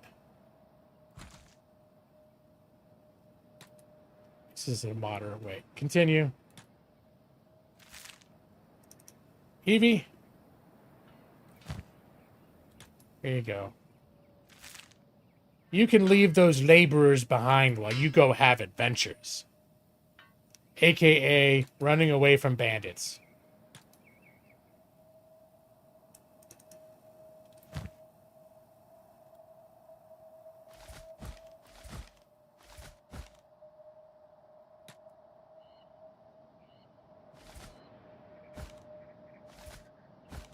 Probably more food than she needs. Maybe I'll put a little bit of food in storage.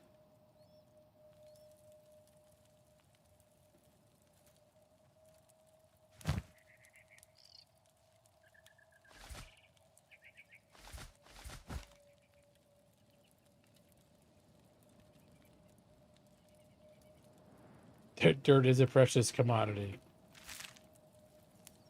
She's been earning her keep. Who are these guys? The guards? Mercenaries. Ooh, from the Mercenary Guild. That sounds exciting. Let's see. Let's just check the bar here. Make sure this dude doesn't magically have backpacks. This is the only place in this town where you that trade stuff. Sometimes he's got random shit.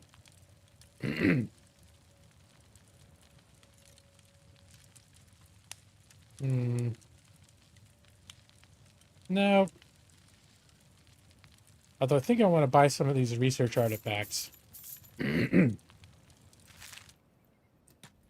not doing research right now. But that's what this thing here is. And beyond the basic stuff, research is fueled by using these books. The next tier of research needs those books.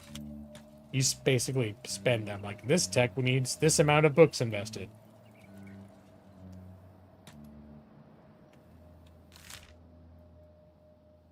Alright, now we're going to go on an adventure.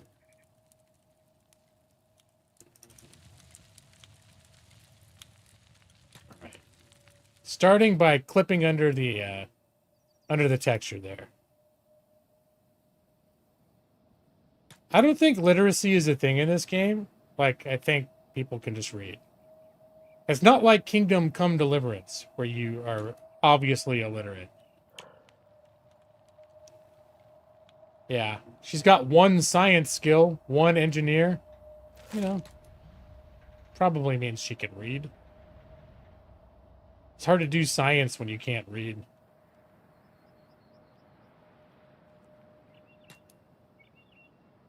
That might be realistic that they would be illiterate. And now that you mention it, you know, a part of me wouldn't have been surprised if they had... If the way the people who made this game think, it wouldn't have surprised me if they had included a literacy system. But they didn't.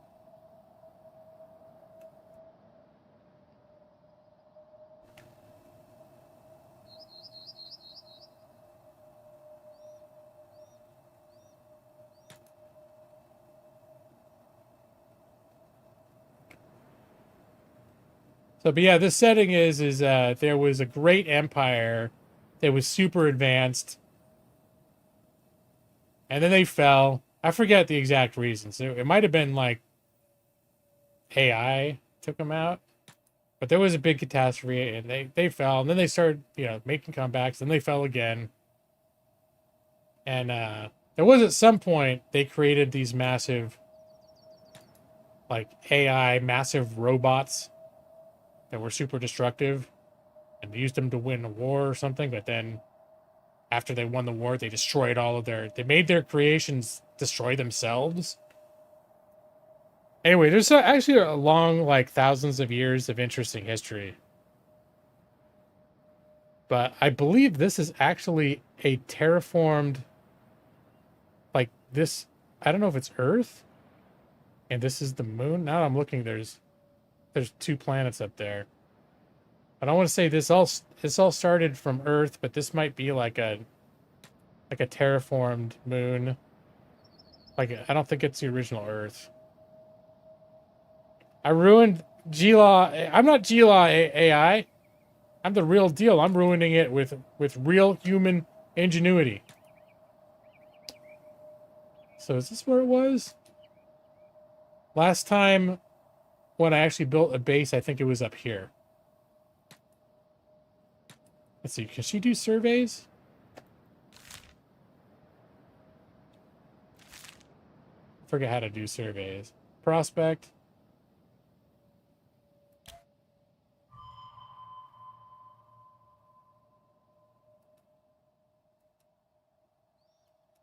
Iron, copper. I guess water's everywhere. Unless she just sucks at prospecting. But yeah, I remember I settled this area up here because it was sort of flat.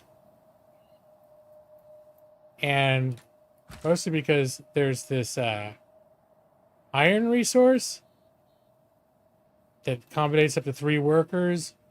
And this copper resource right next to it that accommodates 2 workers. So basically, between that and a little bit of flat ground to be able to do farming, this was the best spot, and so far the best spot that I've ever found to set up a base and get like a supply chain. So I remember I had Bard, I think it was Bard Pritchard, because the character, one of the characters' name that came with the name Bard. And as I was renaming people, after people in the chat, I was like, well, this is obviously going to be Brad, but I think I'm going to keep the name Bard. Bard Pritchard, there was a big building where I did all the crafting, and Bard Pritchard spent his days and his nights in the building using the metals mined here to make swords and armor and other trinkets. Your brother made homemade chocolate chip cookies. Cool. I want chocolate chip cookies. Now you made me feel hungry. So, and this actually is not a bad location. It's right between these two. Uh-oh, G-Law's in trouble. Hold on. I saw his thing blinking. That means he's under attack. This ought to make some good sword training for us. Who is attacking? A dust bandits. All right, you guys. Firstly, G-Law. That's one thing that's nice about backpacks is he needs to run. So I'm just going to ditch the backpack. We can come back for it later. Halali, you're good too. So you two, just get the hell up here. That's one thing that I wish was in this game that I don't think. Of course, probably. I don't know if Intra Belden is still here. Is there any way to make the game pause when one of your remote units first comes under attack? That would be nice. It's like certain Paradox games will auto pause anytime like someone attacks you. Oh, they're gaining. They're gaining. Go, Alali, go. Go, Alali. All right, they're the guards springing into action. Keep running because some of them will keep following us.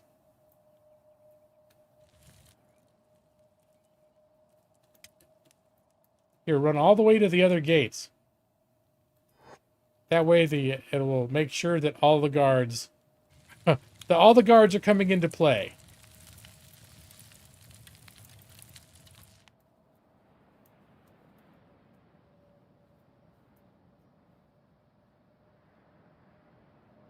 All right. Now I think we have successfully... Anyone still coming for us? They should have their hands full now. I should acquire a new Bard Pritchard to make him do heavy labor. Alright, let's see what this guy's got. Now, as the guards start taking them out, I can take all their shit and sell it. Yes.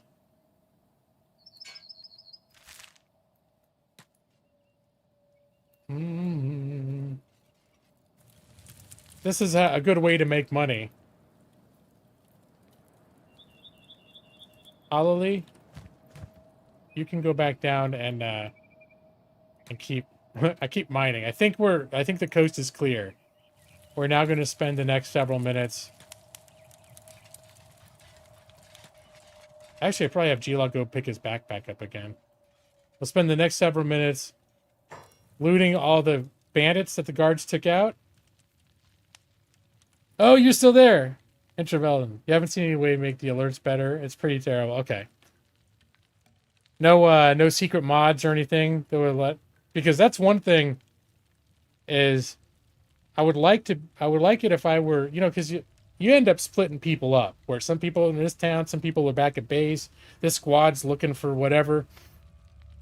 And it'd be nice if someone who got attacked that wasn't who you were focusing on, like if that happened, the game, aside from just their nameplate glowing, which admittedly is, you know, it's fairly eye-catching, but if you're running at high speed and some of your people get attacked, it's like, man, that would be really nice if they would pause, they would auto pause the game so you could react to it immediately.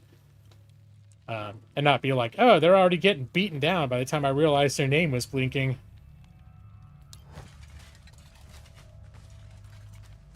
Let's see. You haven't played the game that much? Oh, wow, okay. See, when you come in, when you came in, like, knowing that detail about the food thing, I just immediately assumed, like, oh, this guy is an expert. Because that happens when certain games are like that, right? Trying to think what was... There was another game I was playing recently where someone came in and it was somewhat complex, like steep learning curve game. And someone came in and just like, I spent an hour just being like, okay, and how do I do this? What do I do? Like they were constantly helping me. And certain games are like that. I'm trying to remember. Oh, I think it was when I played Schedule 1. We got a few people in who had been like, knew everything about the game backward and forward. Where did Alali go?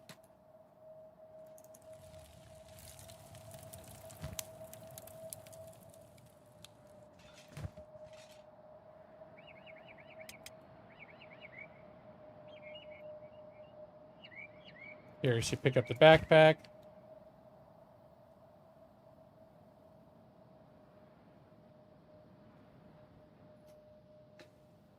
You're glad I didn't play Schedule 1 for too many weeks? What do you got against Schedule 1, Brad? Or that it's... I don't know. I felt like Schedule 1 was one of those games, was a real coin toss, whether you were going to hate it or think it was cool to watch. And, although, you know, when in doubt, I think hate it is the way to go. It's the more likely. If it is coin toss, hate it is the more likely of the two. Okay, you just didn't think it was very interesting. Okay. That's true. I think I might unfairly attribute a lot more animosity from you towards my games than you actually feel. There's a lot of like intense indifference. It's very passionate indifference, if that's a word. All right. We'll give her a little bit of food because I think she's hungry. Enough to tide her over. And then you get over here. You work on that. Lawrence, Hawk, you head up here. Where's Evie? I should send her back to the, back to Squin.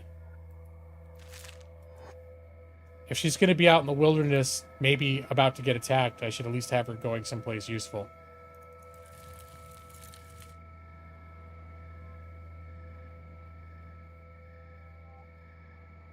You gave up trying to get your wealth up to 10 million in Schedule 1. Yeah, I think they've already added a ton more interesting stuff, too.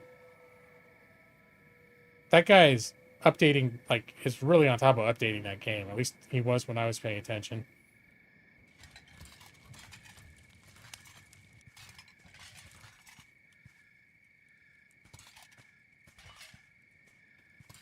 There's still some stuff going on here.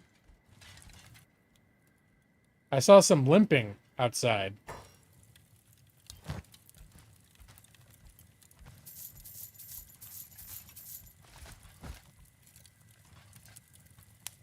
Was he moderately weighted down just from carrying all this food? All right. Maybe I'm doing a little overkill with the food.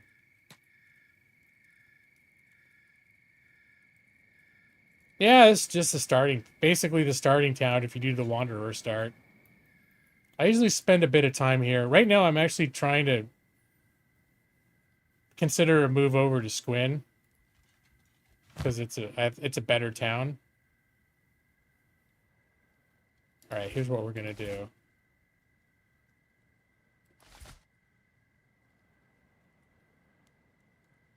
Moderate? He's still moderate. I guess just based on what he's wearing, it's going to be moderate. All right. Here, we'll do a third.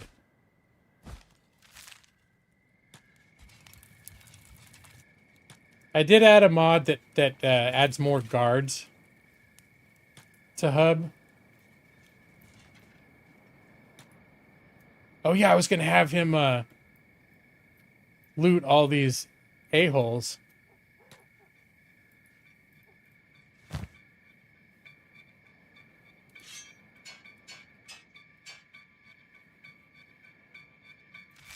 He's already weighed down.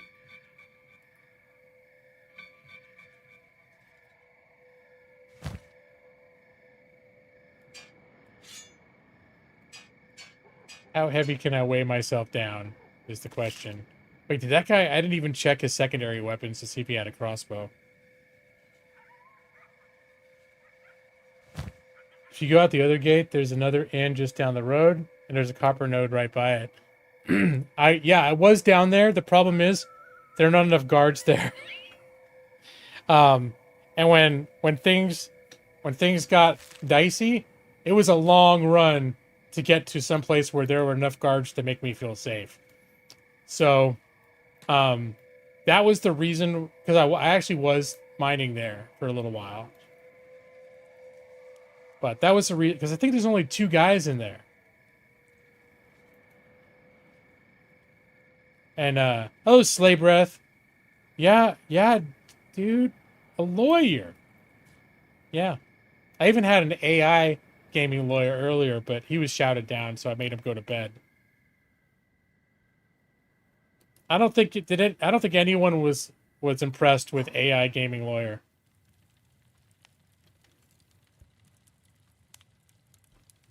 Yeah, a lot of dancing with groups. Your version of the hub had 0 guards, so you just need a mod to get them. Yeah, I forget. I remember at some point I looked at like recommended mods, or it might have been like in the top 10 or top 20. And I didn't even remember this, but when I restarted playing this game, I had already installed a bunch of mods. I actually uninstalled some of them. And most of them are like little details like that. Although one is kind of like a faction overhaul.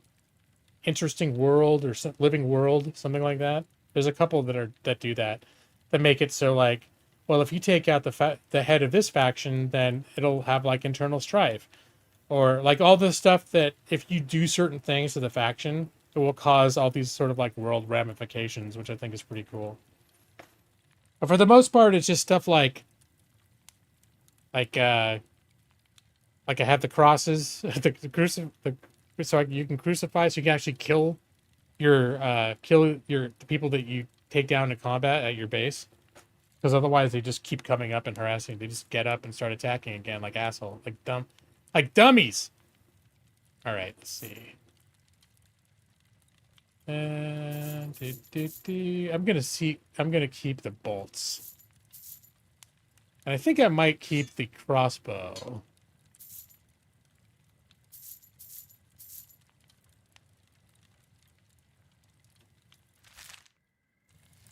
Let's drop some of that. At a certain point, crossbows become can be a pretty impressive weapon. But right now, we just all would suck at them. So right now, I'm just putting some away.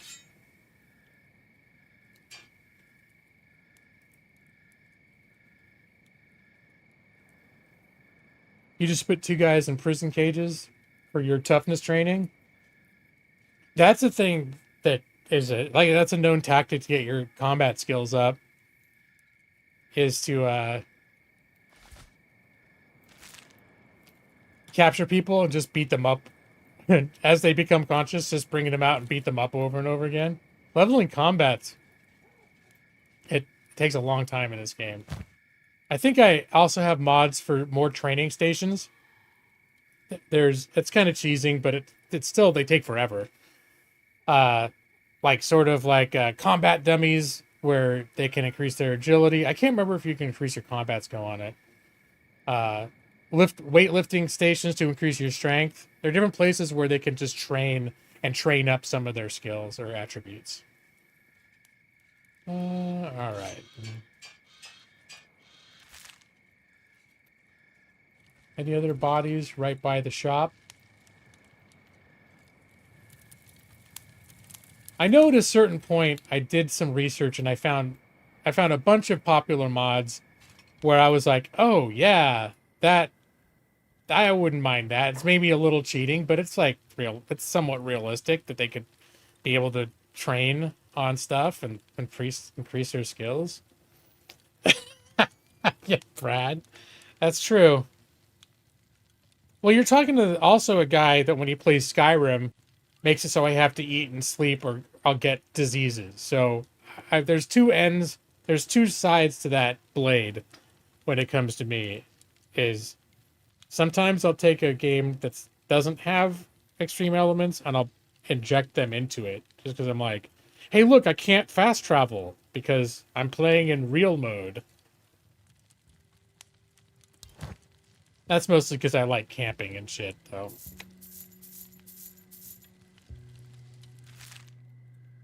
All right, and that's what we can see. My money's ticking up pretty fast.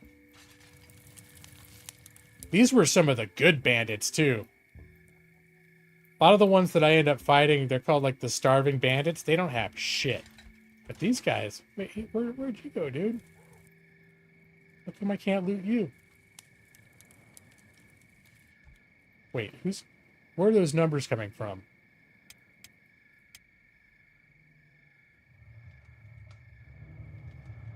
Oh, Evie's here. Okay. I forgot.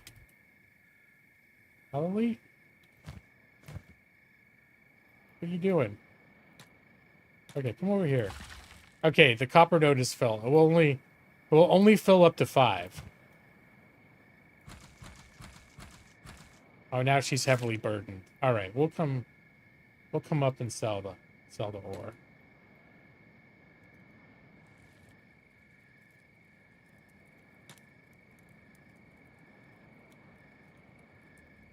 Is there an AI function so they'll automatically sell their shit when they're... No, I don't think there is. All right, looted that guy already. A whole lot of these guys came into town trying to kill me. So I expect... Well, maybe did some of them get carried off as prisoners? This doesn't seem like that kind of town. It's like you do a crime, we'll just beat the crap out of you over and over again until the slavers come. I've seen that happen a few times.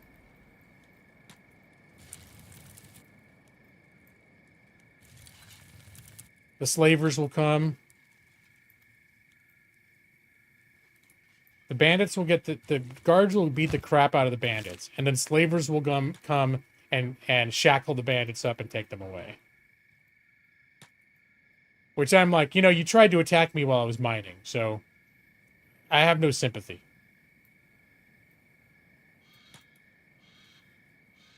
You want to get more into the game, but you feel like you struggle with having a goal. You kind of just want to get as strong as possible and take on everyone in combat. And hello, Bunsen P. Yeah, I think when I eventually stop playing this, yeah, that it can, and it's like that with sandbox games in general. And sometimes I'll just be like, I want to play something with more of like a story or a goal. But for me, like, there's a lot of enjoyment when I'm in the right mood before I get to that point. But before I had a full base and I was, you know, increasing my research and all sorts of stuff, exploring, scouting around, looking for like additional base locations to consider. Like there was all sorts of stuff that I was doing just because like I was curious. But eventually I was, you know, like I had enough. But I think when I played before, I probably played this game solid for like a month. And that's the way that I am. I don't get... Most games don't get that much attention out of me.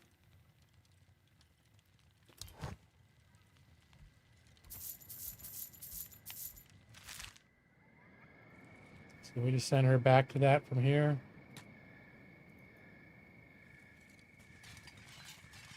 Sheila.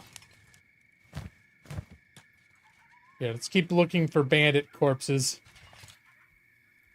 It could be I took too long and the slavers already cleared them out. Because I'm seeing a lot of blood spots. With no bodies to loot near them. I'm seeing combat numbers down there. Let's see what's going on with that. Maybe there's still some remnants of that battle happening. But there might still be some bodies down here to loot too.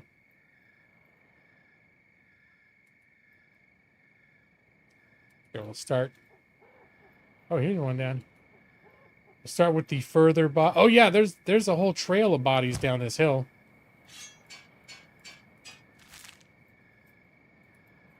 I think I already looted this one.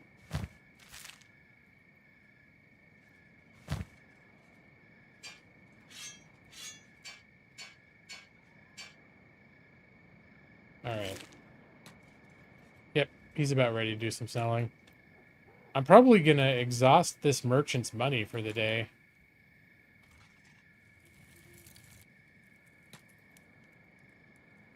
And I'm not in general pro-slavery. But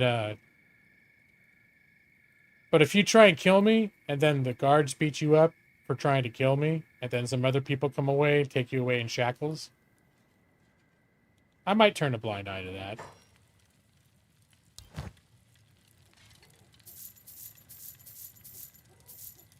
Oh, I was going to hold on to the crossbow bolts, wasn't I? Oh, well.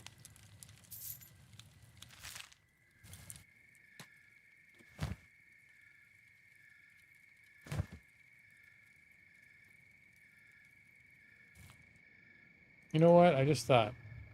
This is kind of depressing, just having Evie stand out here next to a building. Let's see. There's the, let's bring her back to that. Where was the bar she was hanging out with Alalie? I think it was it here?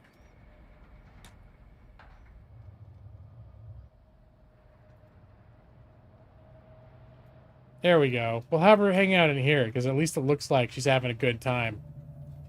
If at the moment I'm just not doing anything with her, she's just chilling. She might as well chill in a place that looks cool to hang out in. Alright, back to G-Law. 2, 3, 4, 5. I probably keep collecting those.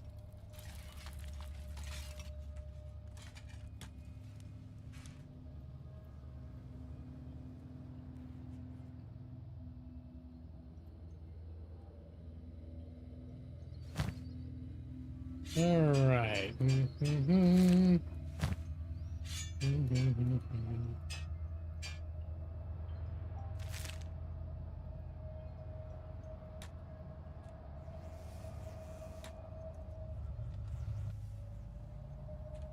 Look how slow he's going. Although I'll bet his strength is going up. 85, 90, yeah, he's 87. He might hit 5 in strength right now. One more. Oh. Here, we'll just have him run one little lap.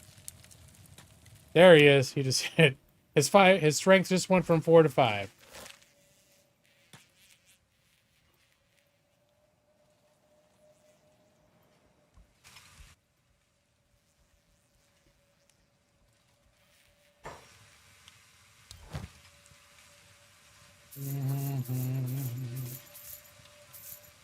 Oh no, I didn't mean to sell that.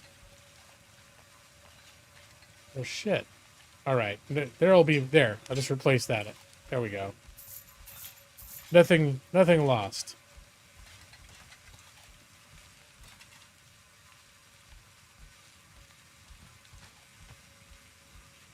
Any more of that meat? Okay.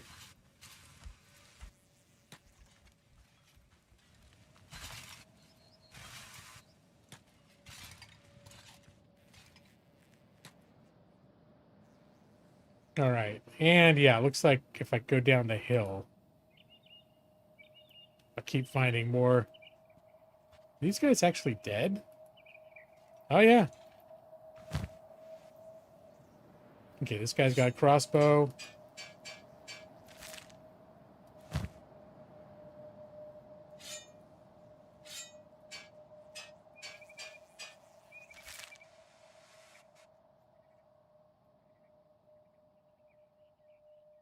Any more? Trail of... corpses going down the hill that I can see.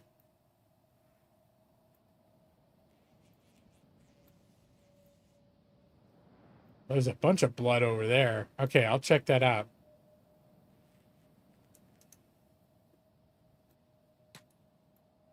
I wonder if that was a separate combat. Or if that was all spillover from this one. Like a bunch of them ran and then the guards caught up with them and beat the shit out of them. You know what, Maxie? I haven't played Expedition 33 since last stream.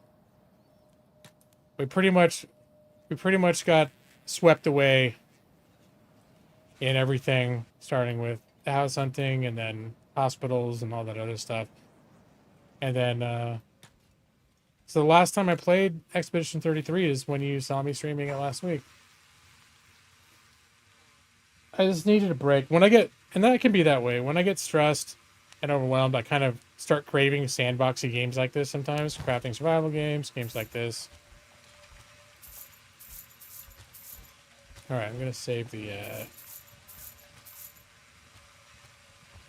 the crossbow stuff.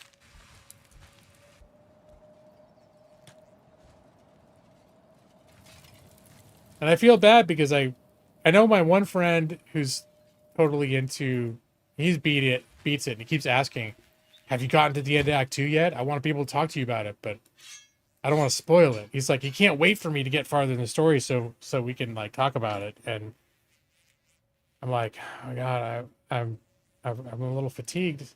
I got a little fatigued from long game syndrome. I think so far I've put about 50 hours into Expedition 33. You've been itching to get back into Zomboid. I've had a few Zomboid itches. What I'm sort of trying to hold out for, which I may or may not succeed in holding out for, is they have the next major like overhaul of the game is in their unstable branch. What's called their unstable branch. And it's like there's early access. They're still working out the kinks. There's probably occasional character wipes, all this stuff. And then they can be doing that for like a year before they release the major update into the actual stable branch. And that's when it becomes like the part of the main release. The stuff that they've done, and I forget what the build is called, but it's like it was a huge update, and it's in their unstable branch. I'd like to wait until they've ironed that out and put that in their stable branch.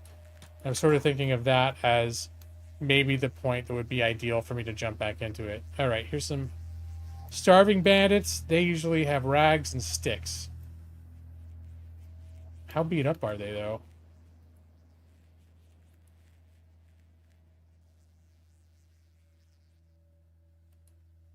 They are really screwed up. One of them is basically dead. All right, maybe I'm going to check out. Are they part of this? I wanted to come over here where all this blood is. I know there's 3 of them and 1 of me, but they should really think twice about trying to attack me right now. They probably will if they spot me.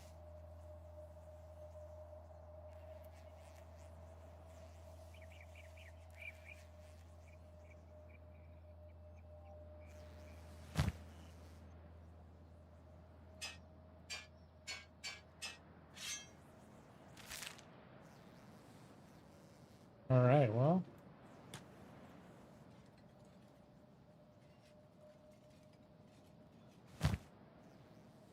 Oh, looks like the hungry bandits got into a fight with some of the dust bandits. And they won some of those fights. Okay.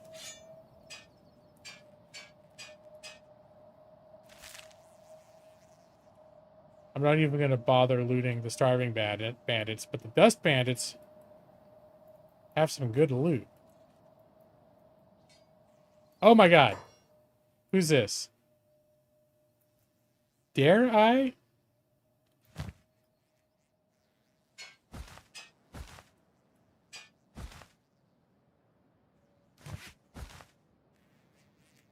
I think I'm going to try fighting this guy.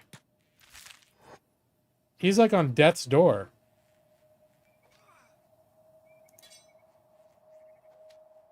If I'm gonna fight somebody, fighting someone that's already nearly dead. Actually, this is probably a terrible idea. He can probably still beat me. Oh my god. He could probably still beat me up, even though he's almost... I am about to lose my fucking arm. Alright. We're done. We're done. Get out of there. Here. Let's go inside the gates. And don't draw them to Alali.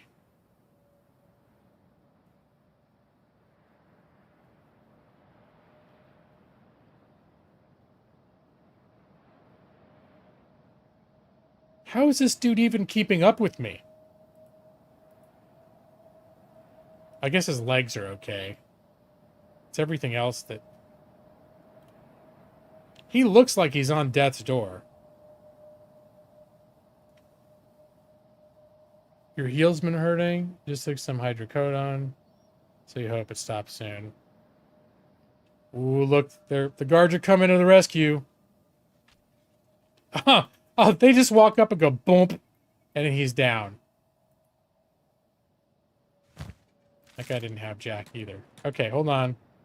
Let's do a little bandage. I don't have a med kit. Oh, yeah, they're in my backpack.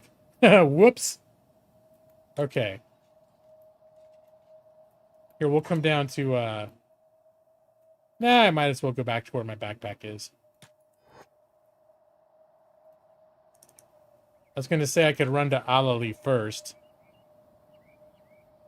Because she's got... I think she's got a couple med kits on her. But I'm almost just as close as going back to my backpack.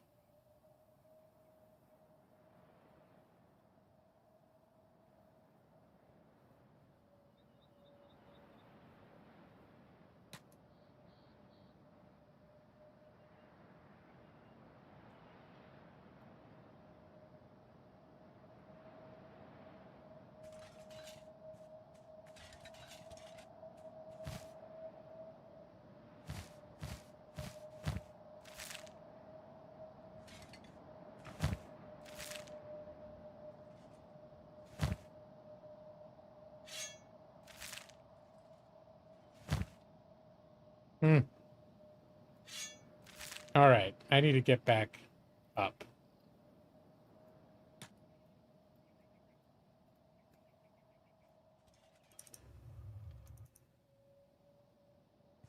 Oh, I should heal myself. Hold on.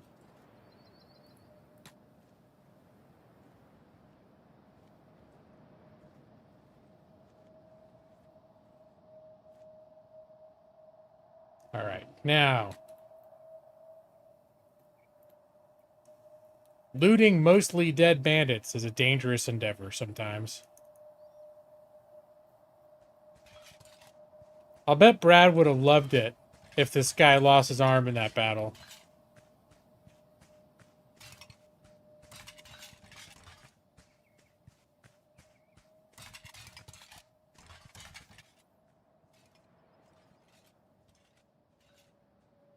Losing arm was the best case scenario. That arm health was going down fast.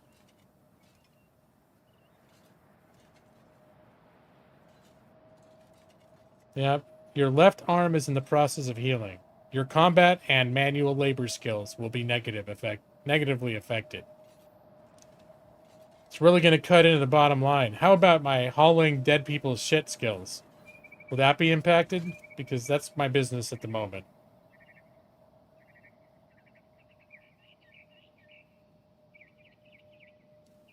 See, one thing I like about this game for streaming as well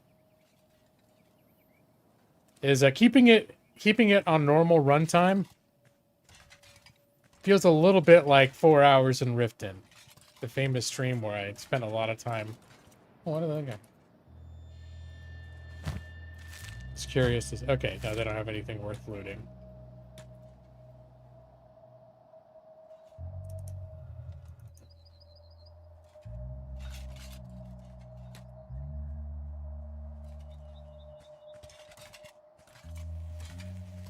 But yeah, just sort of, you know, it's like watching real life unfold, but Kenshi style. let's get him in there.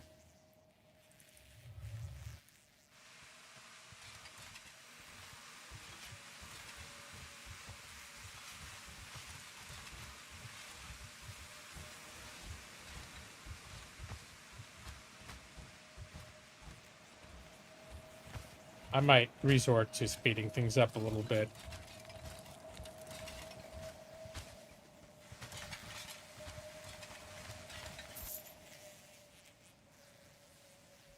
Hey, just buy. I just noticed that person buying stuff. I forgot. Is there an actual real world economy happening in this game?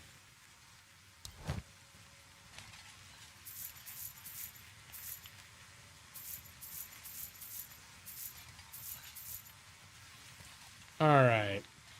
We'll drop some of these off.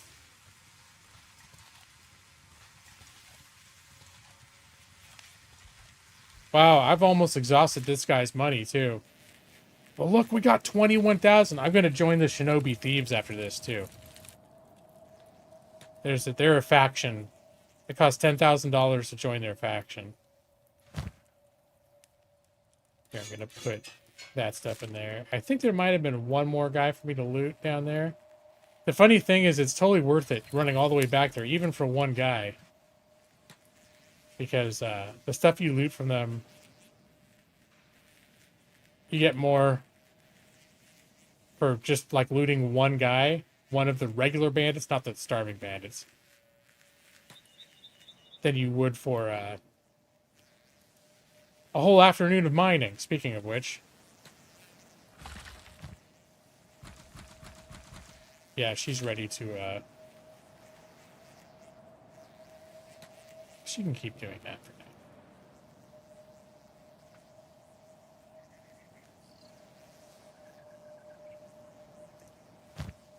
That was Evie. She's good. She's hanging out in her hotel. She's got plenty of food. She's fine. How's Allie doing? She's out of food. She could probably use some food.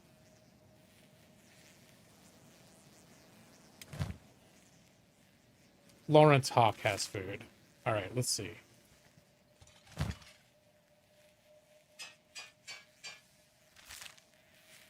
And we'll check, make sure there's no one else worth looting over here. This person looks like it might be lootable.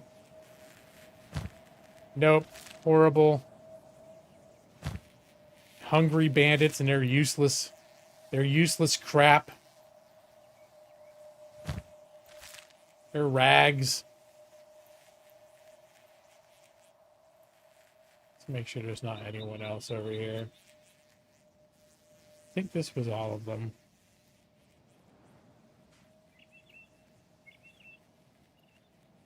Is this another guy over here? Okay. I missed him. He's another starving bandit, though. He probably won't have anything good.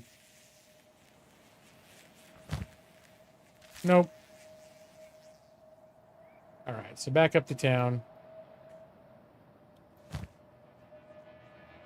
We'll sell this stuff off, grab a little more food. Because I think if you're in a squad with someone and they get hungry and you have food in your backpack, you'll automatically share with them. So since I just load his pack up a little bit with food, send him back with Alali. Back to Alali. Let's have her come up and sell, too. Then they can go back down together. Yay!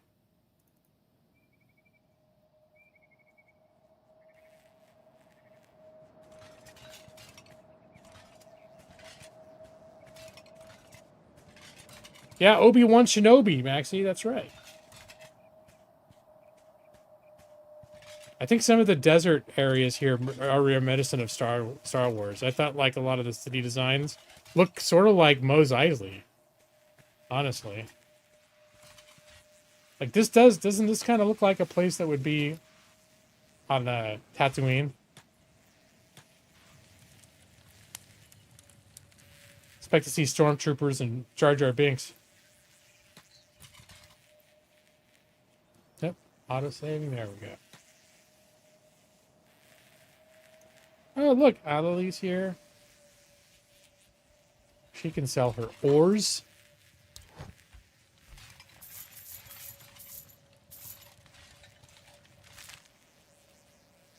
Angela. I mean, Lawrence Hawk.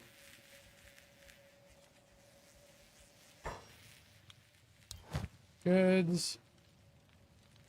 Boom, boom, boom, boom.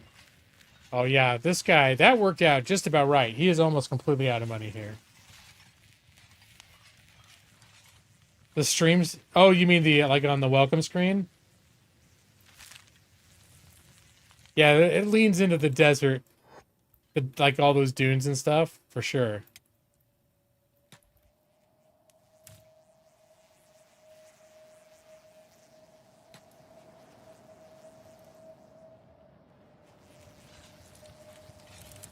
All right, I don't have one following the other. Race you to the ores. Looks like Alalie's got the lead. Of course, Lawrence Hawk is already carrying a medium. Oh, he's considered a lightweight right now. All right. Well, what's Alalie's weight? Lightweight? Is she just faster than him? What's her athletic score? Her athletic score is 12. And his is 17. He should have won that race. Cheater. Oh, maybe it's because he's injured.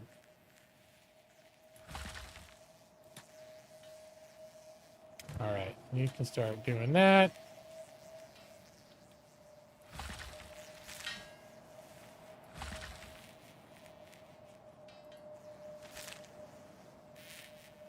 All right. Now that they're a little... They got their, something to keep them occupied. Let's see. Evie's doing good. She's still got some food. Let's have her check this adventure store. See if they've got better backpacks in today.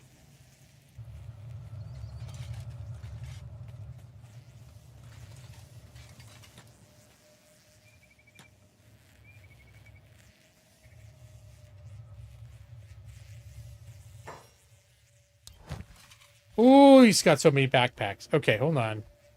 The wooden backpack. Is this the one that allows for stacking?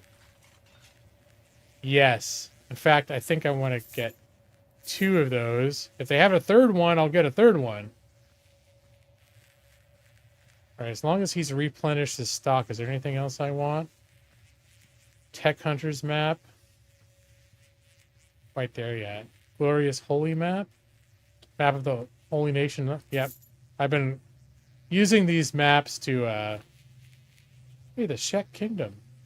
All right. When you study these, it will fill in... I might as well just got all the maps that I find. It'll fill in places on your map. So... like a lot of these up here, I've never been up here, but I bought maps that told me where these cities are. So now my map includes them.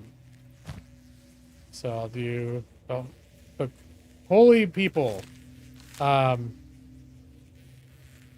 They're like up here. So if I do that the glorious holy map, a bunch of shit's open. Now suddenly out of the map, major cities and then smaller. I think these are farms. The Czech Kingdom, I think I'm in the Czech Kingdom right now, aren't I? All right, so then I've got a few more of their things available. And then the Tech Hunters map is just possible locations of ancient science books. Ancient science books are when you do advanced research, you need to find these ancient science books. They can be hard to find, and sometimes they're in dangerous areas.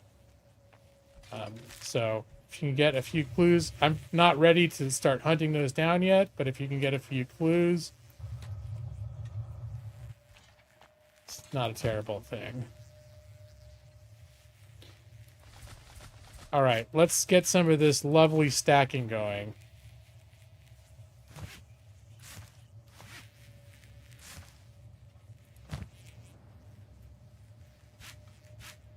Look at that. Now the stuff that can stack is stacking. Oh, the Tech Hunters map. Okay, 1 location added. Up here. Ruins, yeah. Pretty sure ruins can be, like, real dangerous. Alright. You know what she should do is, she should run back, since she's got a second one of these wooden backpacks. Let me just make sure this guy didn't have any more of those. But she should run back to the others and give G-Law one of these.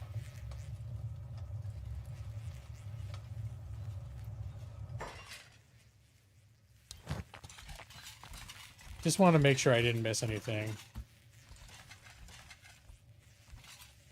Alright, now we're good.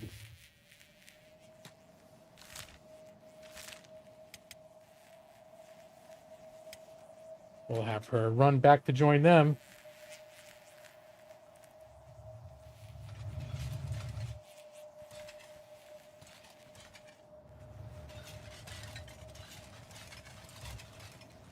Yep, look at that big squarish backpack. It's not stylish, but it's much nicer than what... It's much more effective than what she had before.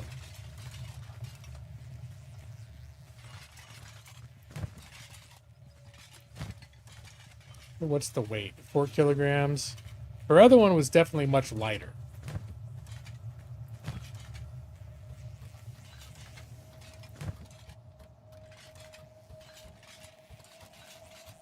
All right, she's out, traversing the wilderness again. Wonder if she's found a different route because I don't have her going back to the town. That'd be interesting. She's already deviating from the main road. Hope she doesn't wander anyplace stupid. I'm willing to see where EV23's AI thinks is the most direct route to where Lawrence Hawk and Alali are. She's just going to cut across the hills. Could be a terrible idea. But we'll find out. That's what EV23 is all about, right? Adventure. Here she's got to ditch her fancy new backpack. Here, let's put everything in there. Just in case. All the shit that's weighing her down will not be in that backpack. Hopefully she doesn't have to ditch it someplace where it'll be a bitch to find again. What is this? Hold on. Dead body right here. Sell value 197.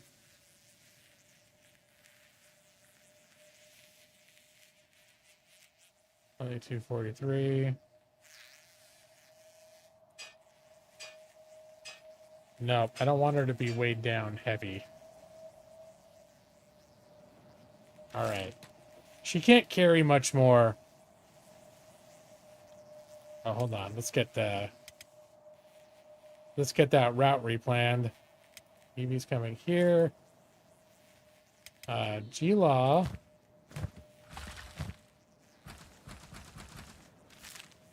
Alright, you two carry on with your mining.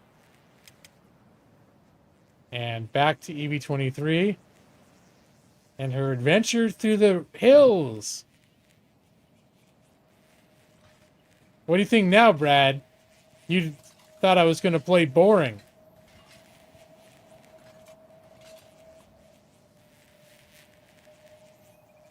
Then this happened. Blazing new trails through dangerous territories.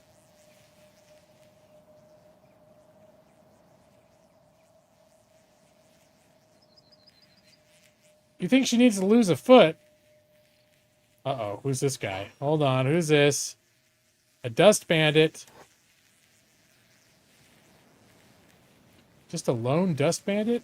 Alright, well. That means there are probably more around. Oh, hold on. I just noticed all this shit.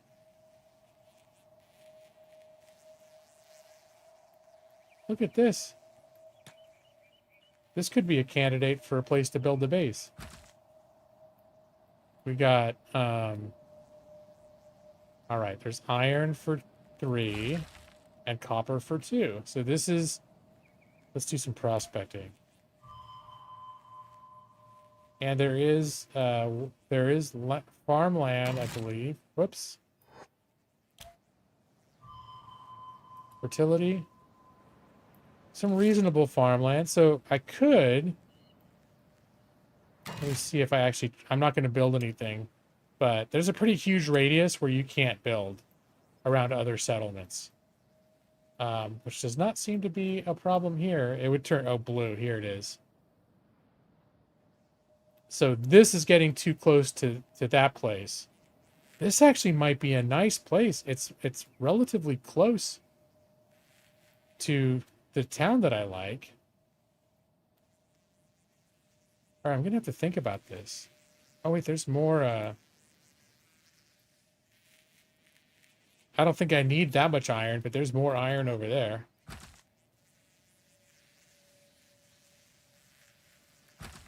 All right, let's have her. There's even more iron over there. Okay. All right, hold on. I see a dude running over here. What's that guy up to?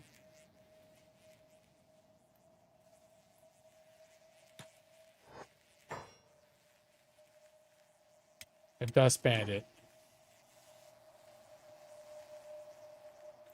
Making me real nervous there, dude. There's another 2-person copper resource.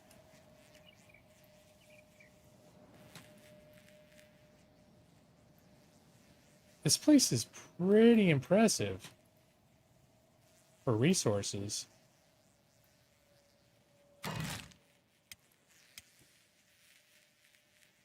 Be right at the edge of where I could build.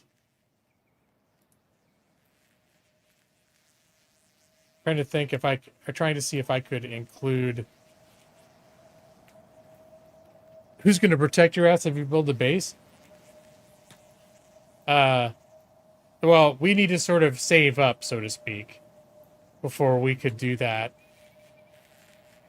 What it would sort of come down to is we get our ass kicked a lot at first. I remember when I had the base last time, there was a long period where occasionally we would get attacked and we'd all just sort of have to flee and let the bandits just completely loot my base. And eventually they leave on their own.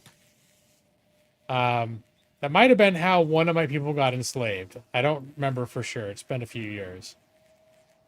But then we got to a certain point where we could afford to buy like defensive turrets, like big catapult type things. And a couple people, like I think I used to have Joss and Nick man those things. And they got good enough at it that that after a while, the gates were strong enough that they'd be trying to bust down our gates, and Joss and Nick would be taking shots at them, and they'd end up getting all killed. So at a certain point, I just had Joss and Nick up there all the time. So if bandits came, they just sort of automatically wiped them out. So eventually, the bandit attacks were not that much of a problem. But for a while, they were a huge problem. Okay, there's some copper. There's some iron. Let's see what the building looks like here.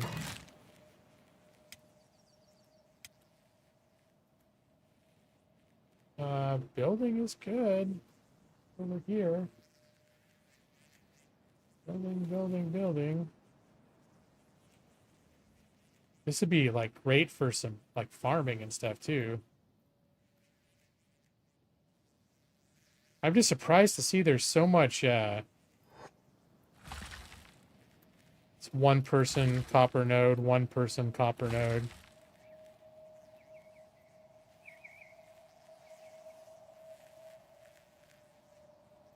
I'm going to check up here. I'm really getting sidetracked with all this, but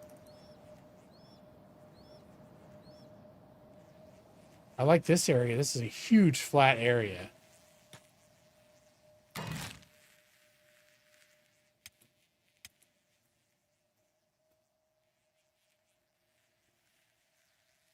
I couldn't, okay. Could build pretty much, like build a wall.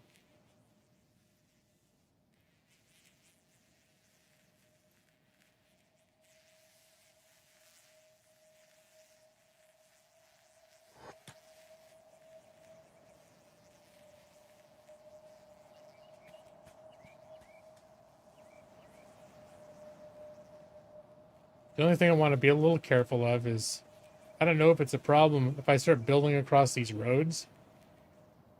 I'm going to piss off people that wouldn't... Oh, crap. Who are those guys?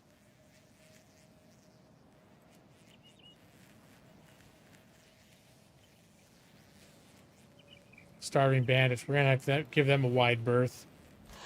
We're putting her... Oh. Who sees her?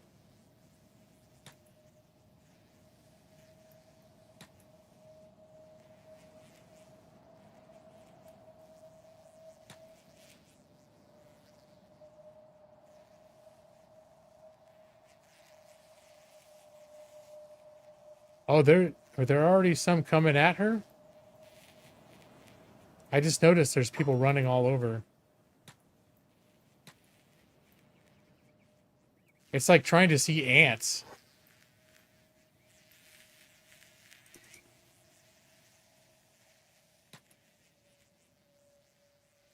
Oh, they're fighting each other. Okay. Who's fighting? Starving bandits versus who? Hungry bandit. Okay, they're starving bandits versus dust bandits. Okay. Oh, the dust bandits are gonna kick their asses. Dust bandits are proper danger bandits. Dangerous bandits. The hungry bandits are basically people who are like starving, and they attack people because they're starving and desperate.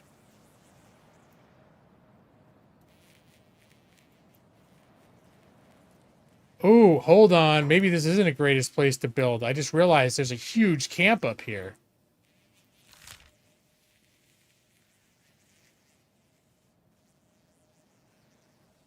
All right. Yeah, that's not so good. What did we have? There was an iron resource. I just wanted to see what the resources look like up here. A 2-person copper resource. Is that a 1-person iron resource?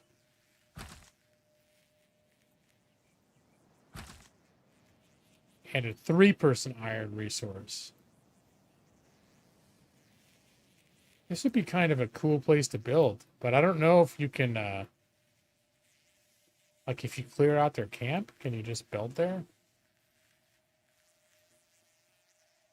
I don't know. I'm going to have to look into that.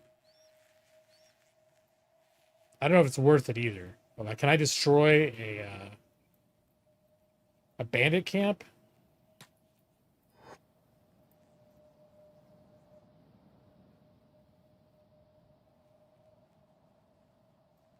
We'll just let them sort that out amongst themselves.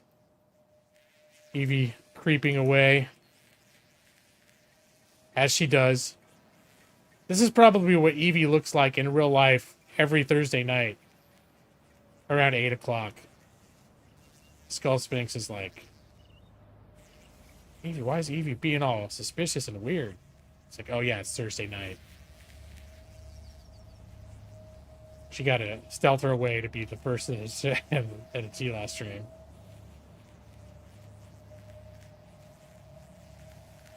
All right.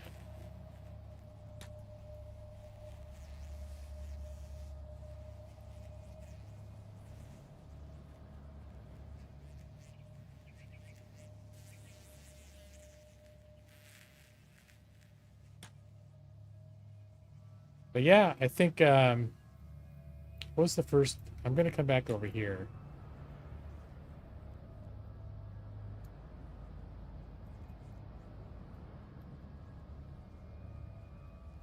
I think this spot might be a contender for my base this time around.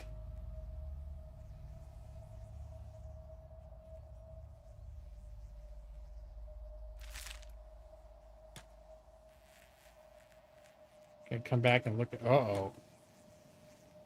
There's like that one bandit running back and forth. Is that the same one before? Every time I've come over here, there's been like one bandit.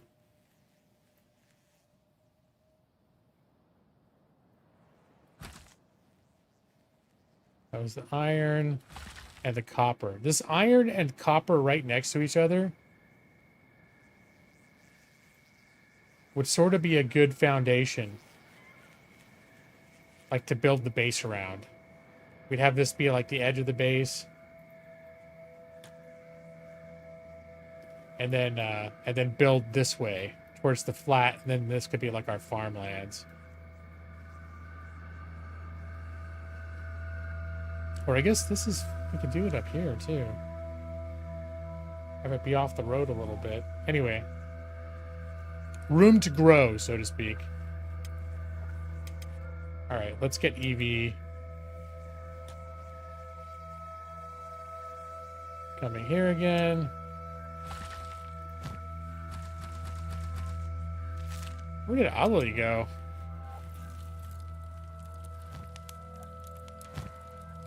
What's she doing up there?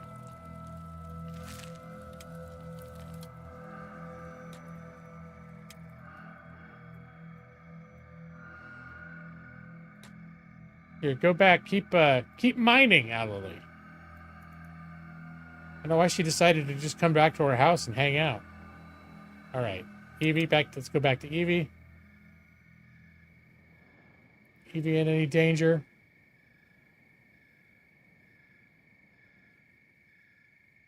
Looks like she's having herself a quiet evening under the stars. Crickets chirping. I like the night. I like the sound of crickets chirping at night.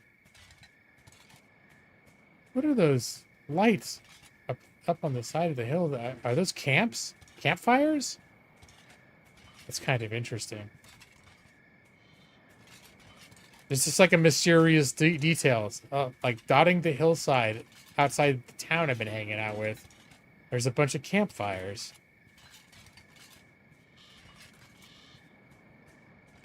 How are you going to sell more goods when your vendor runs out of money? I think they replenish every day. So, but that's a good point. They may still be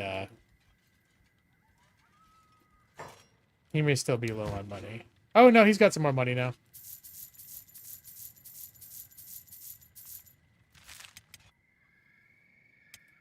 G-Law will join you back here. Evie is running to Alali. The dream team, the trio, reunited. Back around the mining ore. It's the center of their economic empire. The ore outside the town of Hub.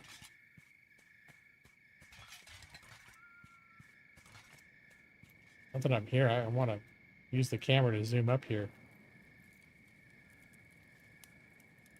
Dust bandits.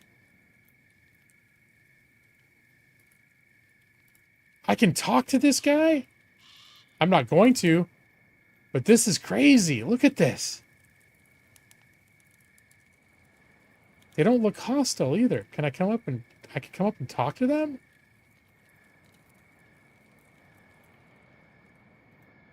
I'm not going to because I have a feeling as soon as I get close to them. But that's crazy. There's a ton of them up here. They're just up here camping. That's kind of cool, honestly.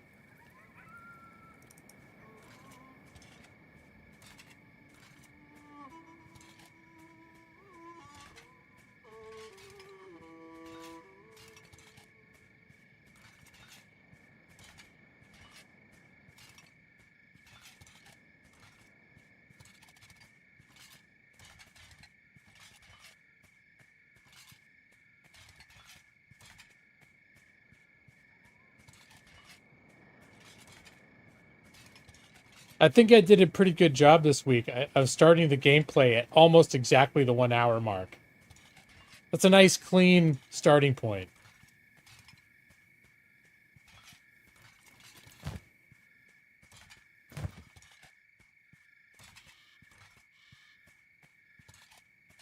All right, you guys. Here, take you take this backpack. And so let's get him set up with this.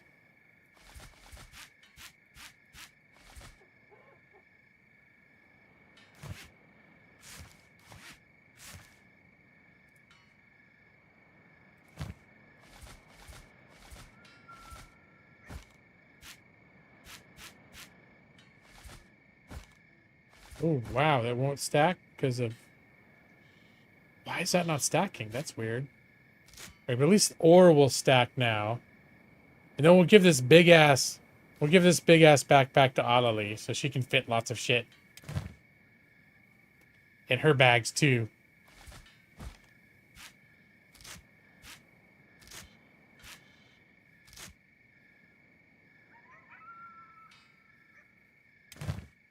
Alright, and EV23's got this leftover backpack. We'll put this in storage. So we'll have, in case we get new recruits, we'll have one extra bag. This actually might not be a terrible bag for her to use since she's just being a scout, technically. I'll have to decide.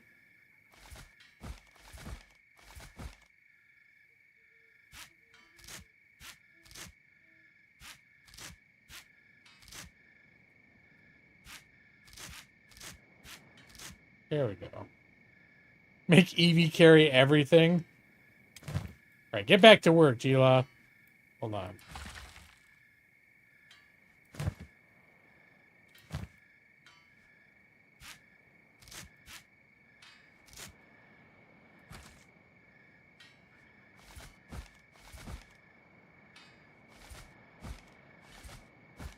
All right, getting used to that, the inventory system here. Have to hold shift, and then you can move the whole stack at once. All right, everyone's sorted out here. All right, Evie's aching to hit the road with more adventure.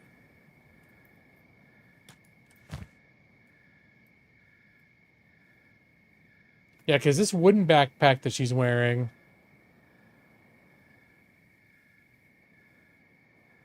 is 4 kg, and the small one she was wearing is 1 kg. You know what? Hold on, I'm gonna give Aloli the other wooden backpack.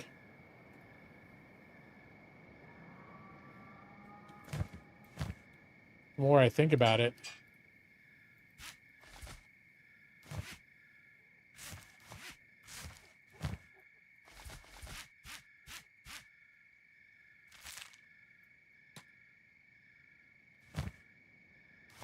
Here, Alali. You take the wooden backpack.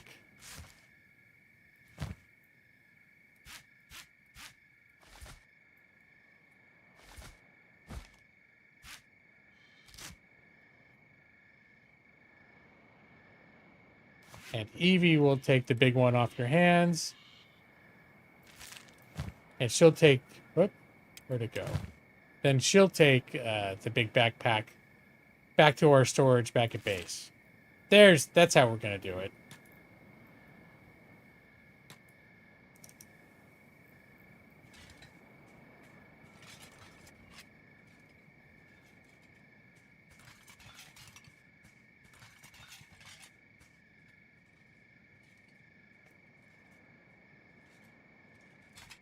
You say Evie's done nothing all game. It is true she spent a lot of the game tonight standing in a tavern. I think she's been getting a lot of stuff done. Now I got to figure out what she should do next. Because I found some reasonably good bases. I got the wooden backpacks that I wanted. I guess I could send her back and see if they replenish, like stock in more of those. Let's see. We're going to sell these off.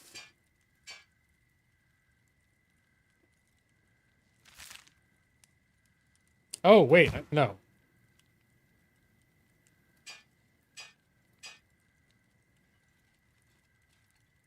And we'll keep an extra set of armor here.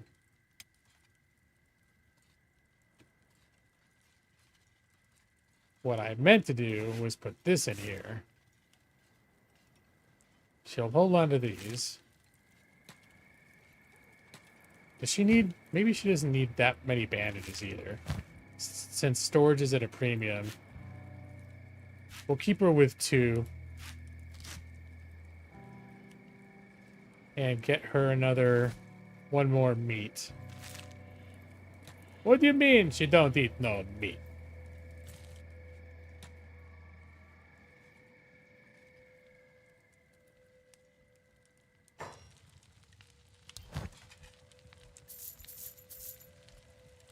It's okay, I make lamb.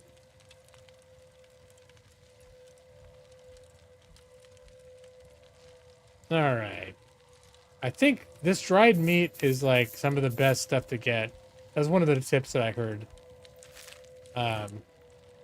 Especially for early game. Look how much faster she's running now. Because it doesn't take up much space, and it's good nutrition for the money.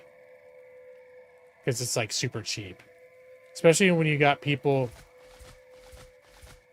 who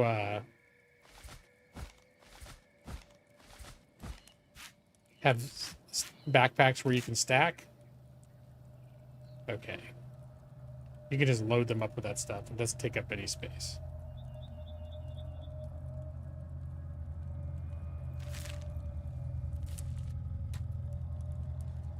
Yeah, she's like, she's now considered weightless.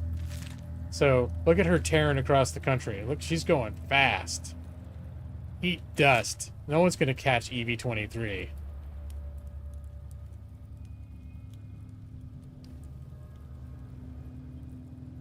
So let's see where. Now, one thing that I'm trying to remember, if I go up to the holy area,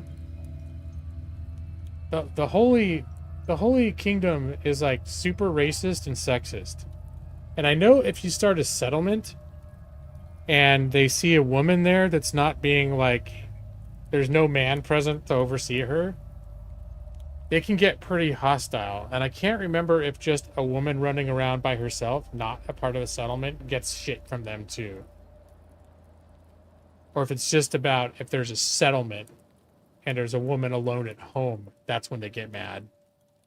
And when you go up there, you have to, everyone has to be carrying a copy of their holy books. They're a bunch of bitches, to be honest. That's why I don't like going to the Holy Lands.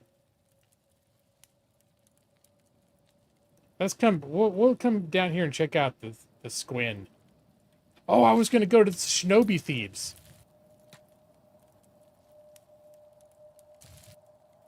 Once you sign up with them, they have towers here and there, hideouts throughout the lands. Different cities will have. Where is it at? They've got this tower over here in the back corner.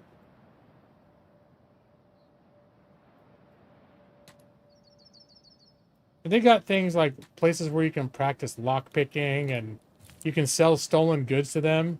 Although selling stolen goods is not that much of a problem. Well, it depends on who it is. Like every time I loot a bandit who's been still alive but unconscious, it's technically considered stealing. But none of the guards in the major towns give a crap. So you can sell and you can do it in front of the guards. They won't stop you. But if you just went and took like stuff out of a shopkeeper, or if a guard got knocked unconscious and you took his shit, it would be considered stolen, and other guards would like hunt you down if they found out, and the local like merchants wouldn't buy it from you. So not that I'm planning on being a shady a-hole, but there's other advantages. Where's this guy? So you want in on the shinobi, eh? The guards try to lay the crackdown, but they ain't fooling nobody. They're nothing. Nothing if you cats can't handle. I want to join the Shinobi Thieves. You can join for a fee. That's it. I don't have to complete a test or prove myself or something. Do I look like I've got time for handing out busy work? No, this is a business we're running, not a social club. Just a one-time membership fee. 10,000 cats. Let's see. What do I get in return for all that money? You get yourself allies. We have hideouts like this one in lots of other major towns. We watch each other's backs. Shinobi thieves stick together. It's a safe haven for you to rest and recover. We have specialist training, equipment to use. You can sell your stolen items to our fence. He also sells some hard-to-find specialist equipment at a huge discount.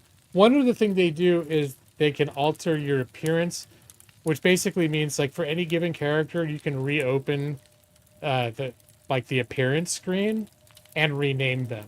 And so that's how, when I played this before and I was building a colony, I started naming people that I recruited after that they'd already had names, and I started renaming them and changing their appearance to like match people in the chat. Although unfortunately, EV23 here is of a race of humans whose skin is like like coal black.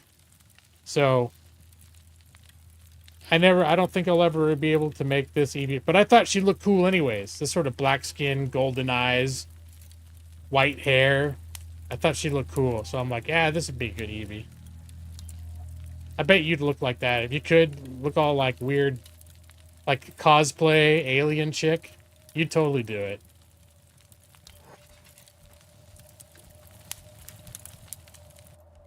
Yeah, see, look at. She's pretty badass looking. Can I see her? Anyways.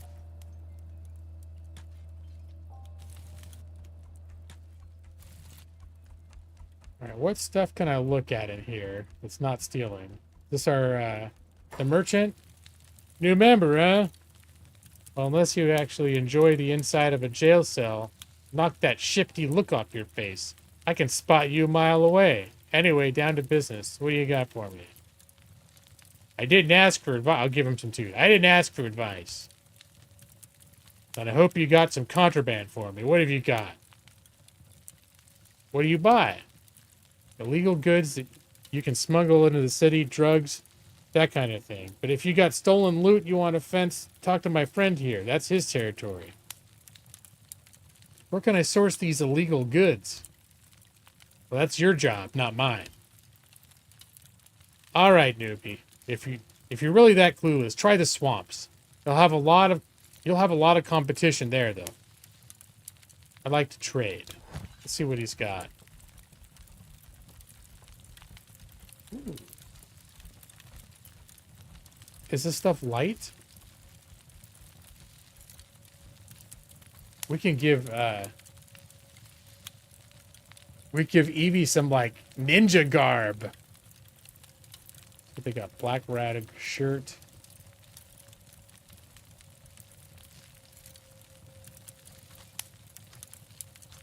Black and chainmail. What I would like is a bunch of really light stuff. 10 kilograms? I don't think so. A thieves backpack. How's that different from a regular backpack? A bag used by professional thieves and ninjas. Well made, designed to not hinder your stealth while you fill it with other people's possessions. That's kind of cool. Encumbrance. Let's see. Well, how does it compare to the one she's wearing now?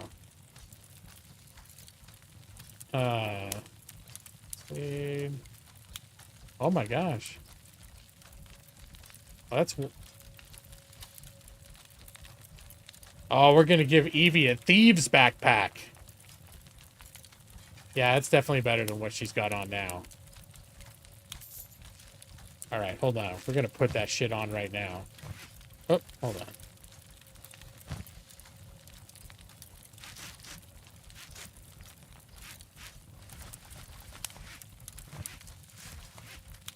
We have more. Oh, it's got a shit ton of storage space, too. Evie's going full ninja.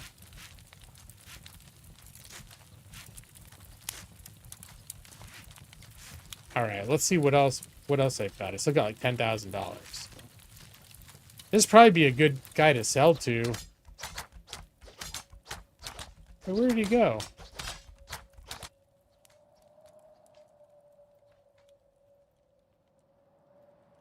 Maybe he went upstairs? Okay. Let's check the second floor.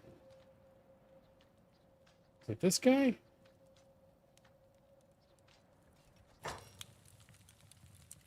Let's see what you got for me today. Let's take a look. Okay, it's the same guy. All right, let's take a closer look at some of this other stuff he's got.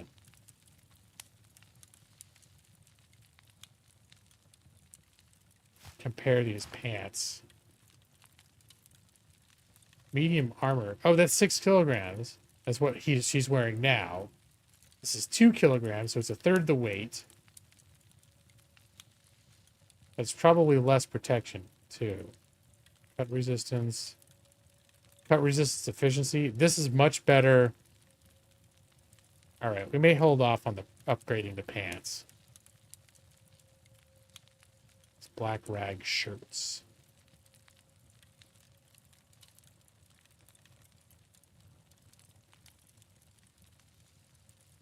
Chainmail. Rusty chainmail. Dark leather shirt. Ooh, I like that. We're going to give Evie a dark leather shirt.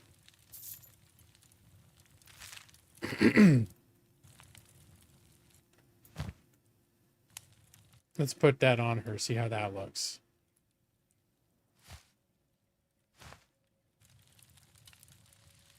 All right, it's kind of badass.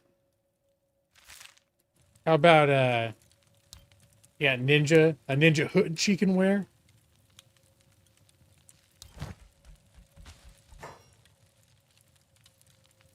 Drifter's boots. 78. I bet they're,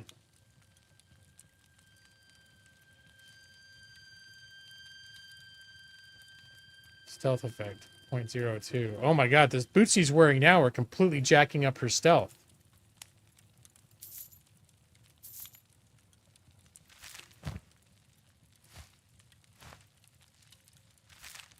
Oh, where does it get? Here. What else you got? I'm real tempted to give her these pants too, but I think...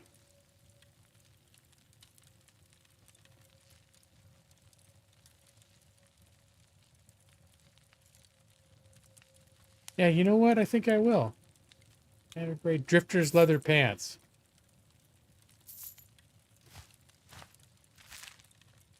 There, she's looking kind of more like Thiefy and Ninja-y right now. Look at that. Those pants, the thing she wore before looked like a barbarian, like a barbarian war dress or something. Which, you know, she was doing battle all the time. That'd be cool. But right now, she's looking pretty badass. All right, did the guy say there was someone, there was like another, like a fence who maybe sells stuff too? Is that this guy? Looking to change your face, fix your hair. I give it a go. I don't think it costs... I can't remember if it costs anything.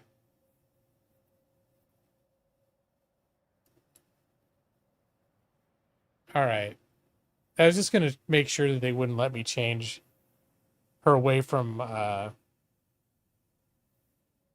Scorchlander, which is the human subrace that makes her, like, slate black. But I already adjusted her when I picked her up to make her look more cool than she was. I think this looked more cool. So I actually picked like the hairdo. When you first recruit someone, they give you an option to customize them and give them a new name. So that's how we got that.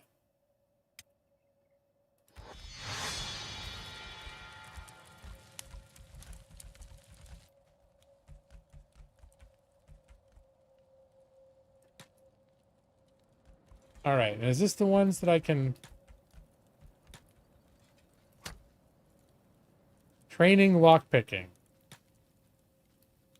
Training. Oh, it's like the level 2 training. Red. How come I can't eat their food? Ooh, can I train assassination dummy?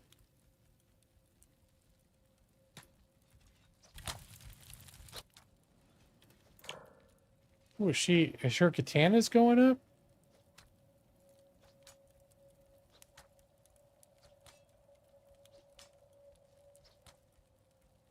Well, this thing's going up. I wonder when it hits the next thing, what she's trained up in.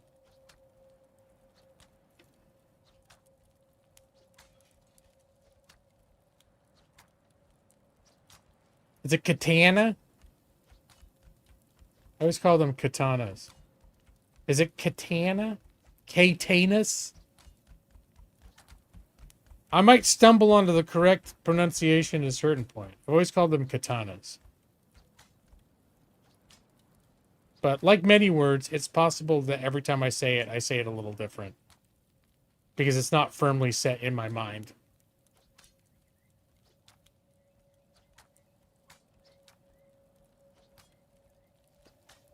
Catanus.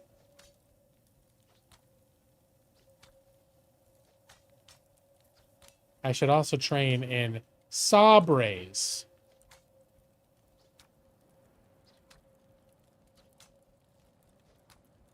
Katana, like that? Okay, I probably did. Probably did say that.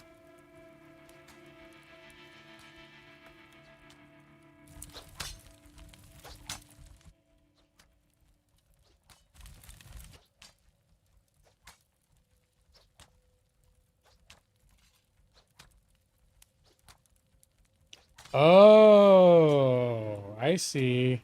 Okay, it's melee attack that's going up.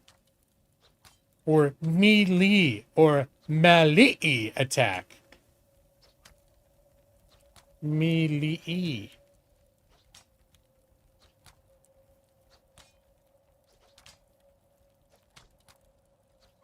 I didn't even have to mod to be able to do this.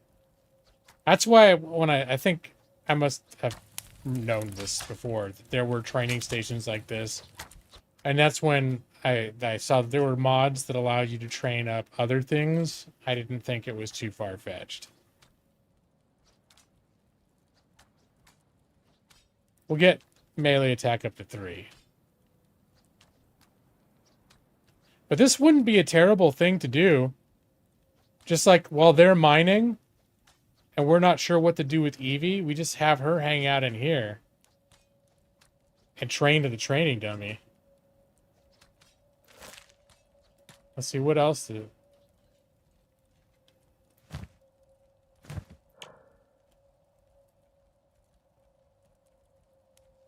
Is this, lockpicking? Oh yeah, we get the first couple skills of that up pretty well. Just do this for another hour? That just seemed my stream.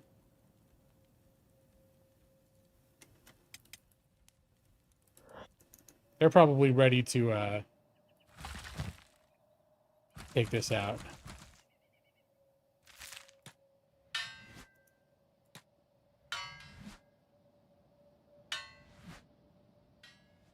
We still have time for some EASA. Yeah. This is after the week I've had. But particularly, even less likely than usual for me to want to read out of a law book. In fact, I'm probably going to wrap up before too long, because I'm worn out this week. There's some weeks that, well, been a lot of weeks that I've been worn out.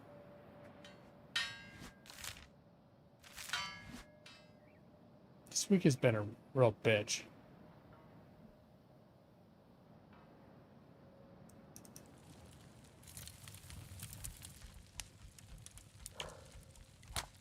So, yep, she already got her lockpicking to level 2.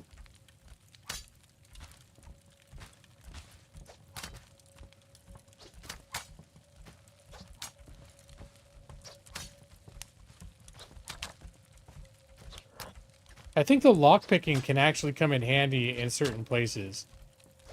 Like when you're infiltrating those ruins, where you're doing a little Indiana Jones shit, you can actually... I mean, you can also, I think, use it to break into places. But there are times where you can use it for, you know, for good. And see, I can just speed up the time.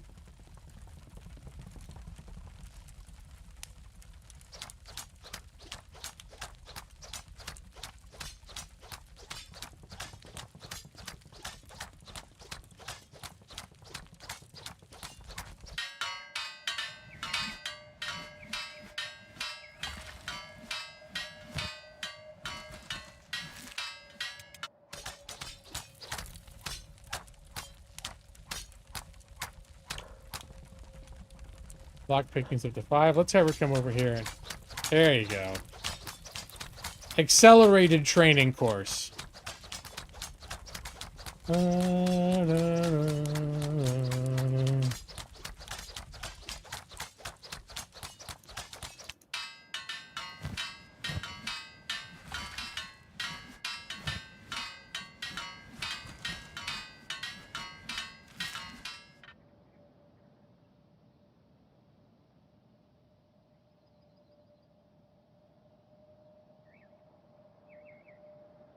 Just another beautiful day in Kenshi.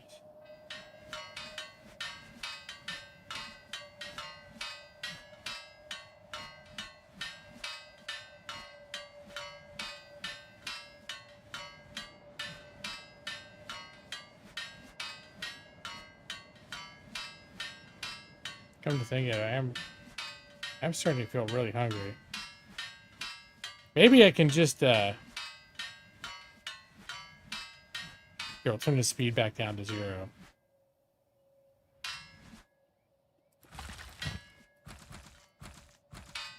All right, he's up to heavyweight. I'm gonna have him run off and sell this stuff.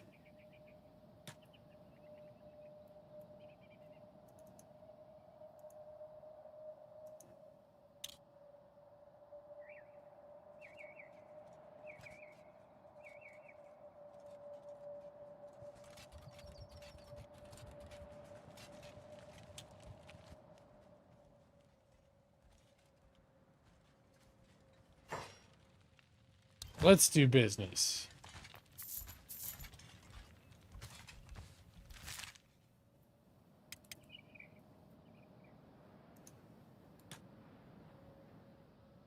Okay, we'll send him back down to start. And then I think I'm going to run off for a second. Fix myself a bullet zero. It's one of those games. It's a calculated risk that no one will get attacked by bandits. But you guys guard the chat. I'm going to leave this running.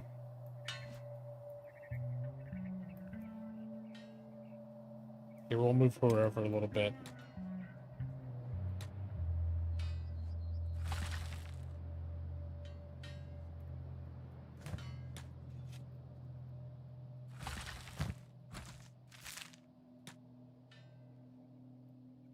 I think I've got frosted mini wheats.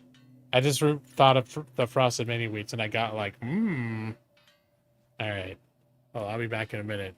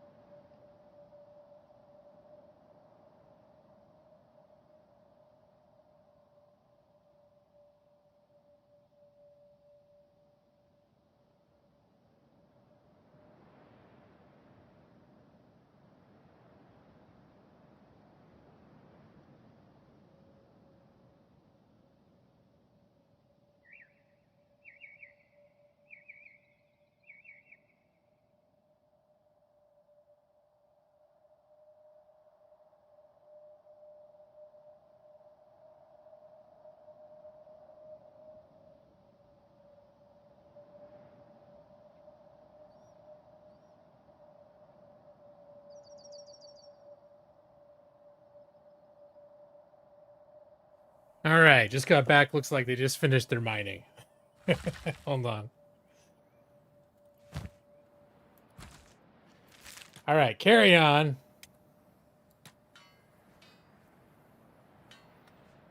I will not start building a base during this stream. And hello, Ghost Sane.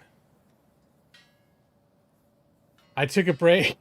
I literally took a break to go get myself a bowl of cereal because I'm hungry. I'm probably not going to stream a whole lot longer, but it's a little early usually for me to quit. So I'm going to sit here and annoyingly eat a bowl of cereal while these people mine. And this is what I'm going to pass off as quality gaming live streaming. There's still time for a base. This game's a slow burn.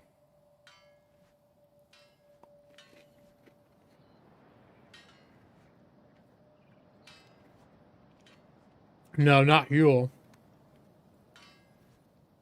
Oh, and hey, Adam Ant. Yeah, I think I've got about, I don't know, 10 or 15 mods. I haven't gone crazy.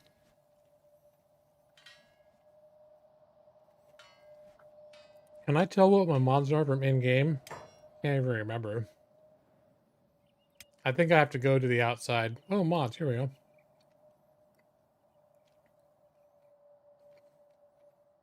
Shopping, econ, I think it's economy. I think it gives the guys more money, but I'm not sure. Cubic cubes, the food cubes are like 2 square instead of 2 by 3. Wooden dexterity training dummy, trade prices, strength training equipment, storage amount doubled. I think that's for like your base storage that you build. Reduced weather effects, that just makes like the rain effects not be so like crazy taking over the screen. Quiver, containers just for ammunition. Nice map. Martial arts dodge or faster dodger. Let's talk. I can't remember what all these do. Legendary weapons, hunting saber, guards for the hub. That one people have already immediately seen. The hub has like 5 guards stationed at each entrance, which makes it a place where you can run to when you're in trouble. Dark UI. Normally the UI is not this cool dark color that you've seen this evening. Katana. Crucifixion. Compressed textures. This makes the game perform better. I guess I got quite a few. Face paints. Defense buff. I'm not even sure what that's for. Backpack distribution. I think it helps reduce your carry weight. Like makes things a little lighter in the backpack. Recruit prisoners. Reactive world. 256 squad limit. And there's a compatibility patch for, I think it's for recruit prisoners to work with reactive world. I needed a compatibility patch.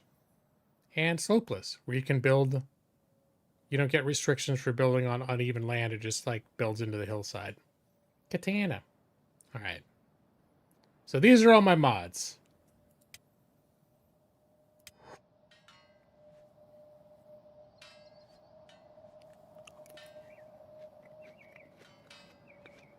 Kenshi 2 at this point.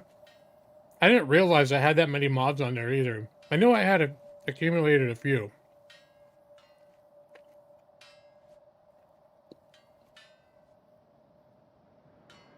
They're working on Kenshi 2. This one took, is it still considered? It's not in early access anymore. This one took about, I don't know, 12 years for the guy to finish. Like slow and steady. But he plugged away and he did it. But started off super rough. And I'm thinking probably the same is going to happen with Kenshi 2. But I'm curious to see how that turns out. Yeah, he started in like around 2006, 2007. And it didn't come into full release until 2020. I think it was 2020.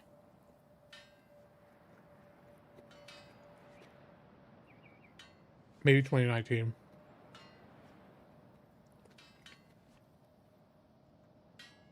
When I first bought it, it was a lot rougher. It was really rough. And there was only like the world was only a quarter of the size. Like most of the map was like coming soon. Like you'd look at the map, and I think you had like this area up here and all the rest of this, or vice versa. But there was like you had a small area of the map, and everywhere else it just said coming soon. On my Pentium 2, no, wasn't that old. Wasn't that old. I think my first PC might have been Pentium 3. I can't remember. 98.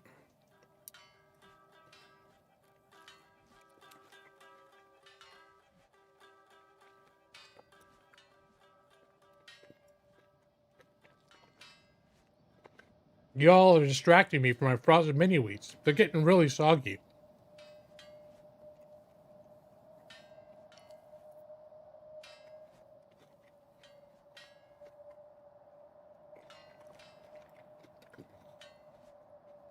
I hope you're all enjoying this riveting gameplay. Better check that mining node again. Oh, starting to fill up. There we go. I'm down.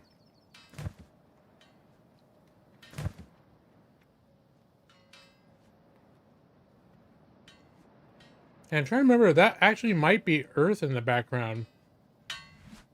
I have to keep an eye on that. Because this might be the colonized moon.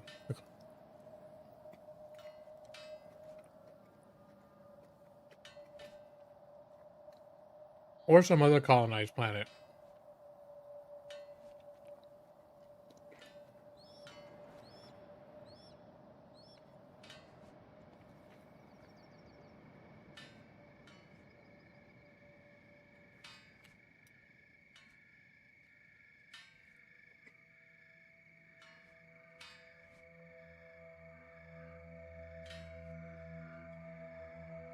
This would make some really fucked up ASMR video.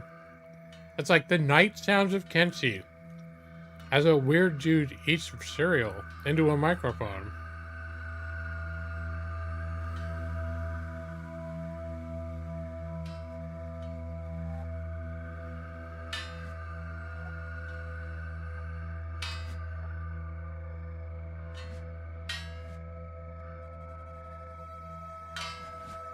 Just trying to get the best, coolest looking angle for these two.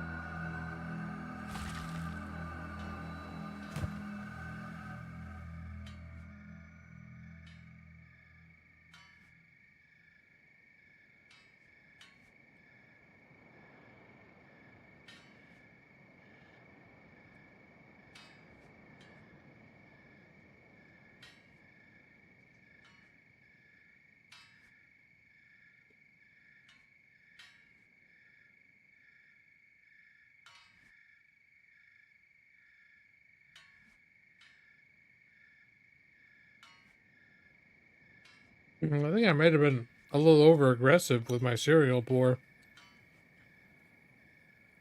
Or maybe it's that mini wheats are a little hard to tear through. I don't know.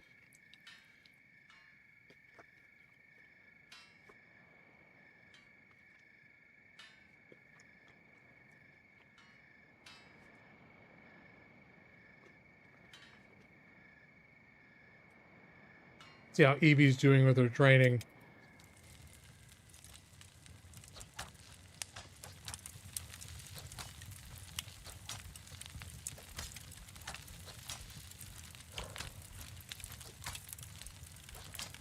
Melee attacks up to 5. Is it still going up?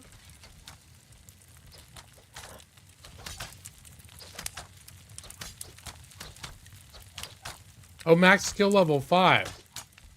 Can I use the other one now? There's a level 2 one, but this asshole's using it. I'm glad I checked. What are there more upstairs? There we go. Oh, so he's doing some real judo shit now.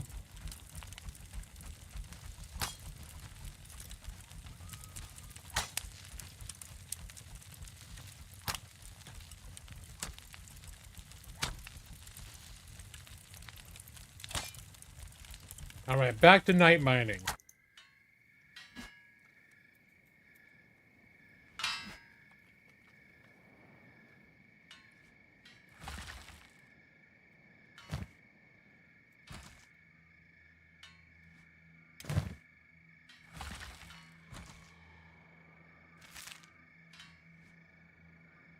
Should do a little save. Haven't done a hard save in a while. There we go. Back to the cereal.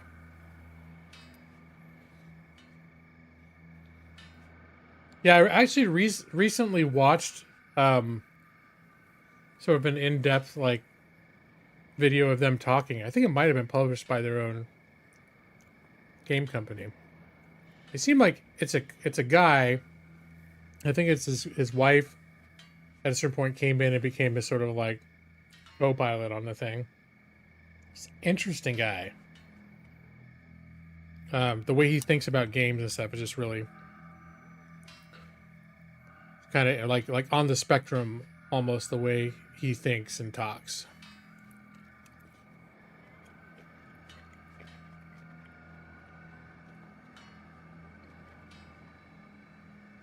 Uh-oh. Bubble up on the hillside.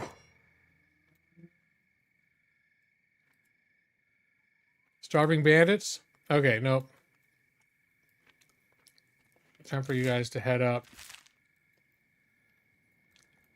Good time to go to the bar and sell.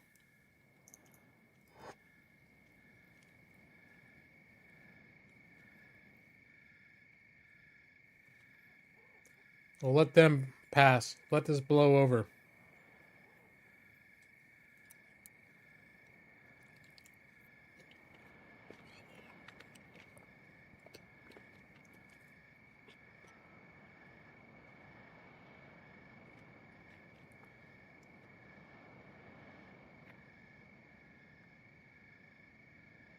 Well, go saying I've never gotten to what you call end game, if there really is such a thing, but it's not my first time playing. I think it was about 5 years ago. I fell into this for a month or two.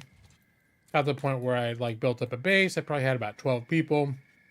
Had self-sustaining farming, food production, weapon armor. I had all sorts of stuff. But it's been a long time, so I don't remember a lot of that. Okay, we're gonna sell this. So I'm sort of relearning the game right now a little bit, but there's enough that's familiar that I'm not a noob, but I also still partially don't know what I'm doing either.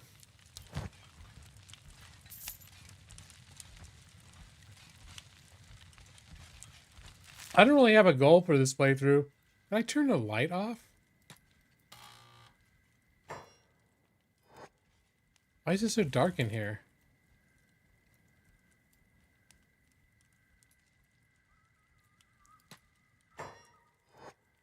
All right. I thought I clicked it once, but now I don't know why it's so dark in there. Did I turn the lights off in there by accident? Anyways, you two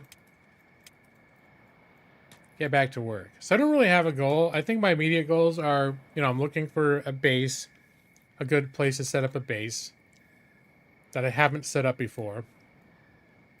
Last time, I think I set up my base around here. There's a good spot with, maybe somewhere up here, a good spot with iron and copper. And this time I was scouting around and I found a place up here that I thought was cool. That had everything. It had a little more flat land. So But right now I'm just gaining new resources before I make any kind of move like that.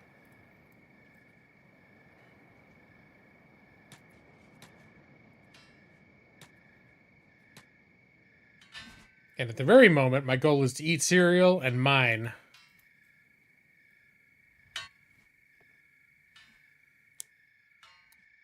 And there's a lot of places I haven't explored.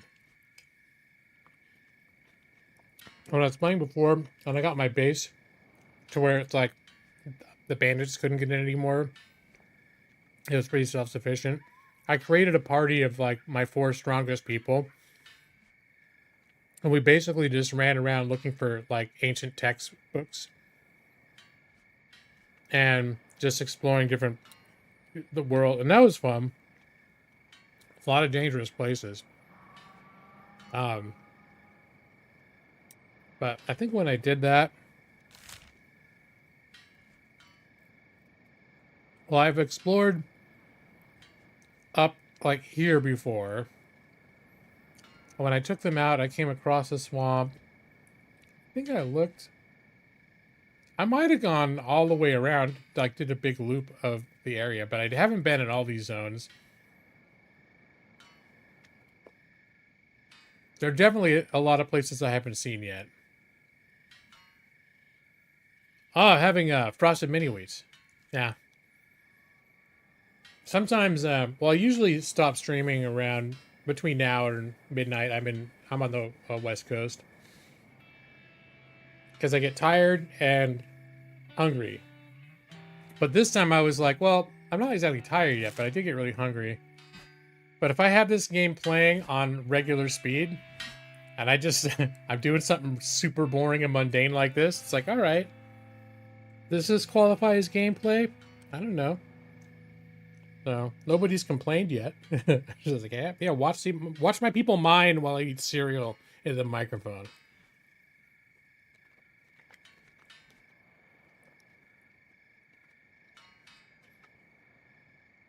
Lawhawk! Whoa! Talons of justice! Thank you, Ghost Zane. You become a Lawhawk! Ah! That just happened. Oh, you're in Australia. Okay. Okay. Yeah, I'm glad you're able to come by. You love Kenshi and you're playing it right now. That's a funny thing too, and that's one of the things I like about Kenshi is I got 2 big monitors, and Kenshi is definitely one of those games that I'll play while I have other stuff up. Well, sometimes it's live streams, or a lot of times it's just other videos about like people talking about Kenshi advice and stuff. A lot of games I feel like the game I was playing up until now, until last week, was Expedition 33, which is long, super story intensive, lots of dialogue. So it's like you can't really, at least for me, I can't really have something on a second monitor while I'm playing a game like that. But I needed a break. I needed something a little more sandboxy. So Kenshi was like sort of been creeping up back on my radar for a few months now. I've sort of been wanting to play it again. So here we are.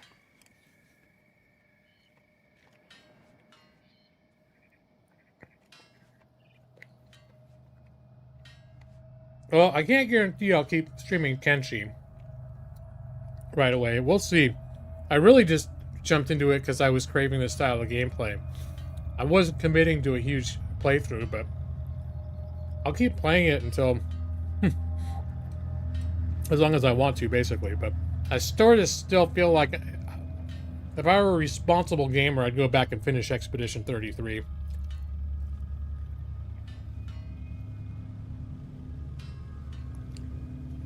And then I was going to play, my next game was going to be Tainted Grail Fall of Avalon. But I don't want to jump onto that one when I'm still finishing another huge 100-hour story game.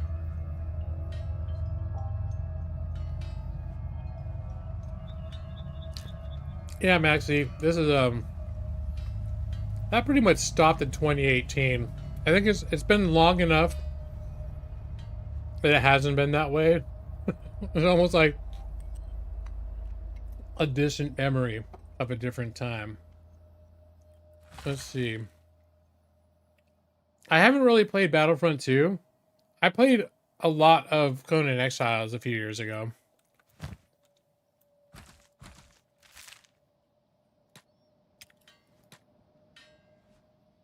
Mostly solo, but there was another streamer who set up a private server that I played with them for a few weeks as well.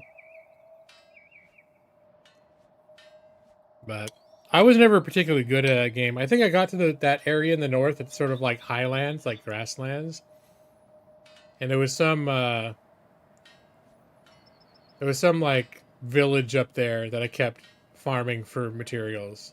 So to get an idea of like how far the farthest I got in the game was that biome. I messed around in like the jungles and stuff too, but I never set up shop there.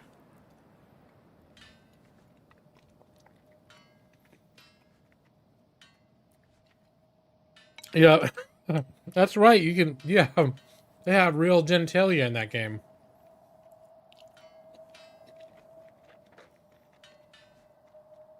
Hey, Meduse.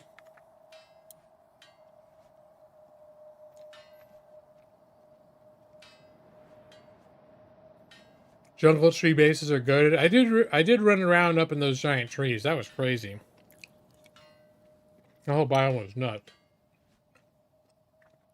But again, with that game, it's probably been about 5 years. But I like a lot of the sort of crafting survival type games. Like Valheim is a game that I get back into every couple of years and like fall hard into it.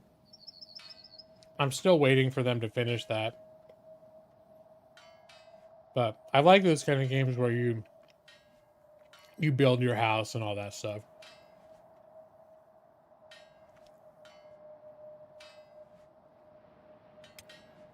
I don't know what's up with the blood. I mean, my meter's full. Going in Kenshi, yeah.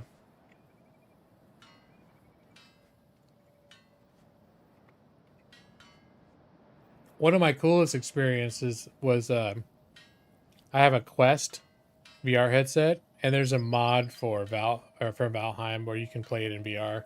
That was pretty nuts.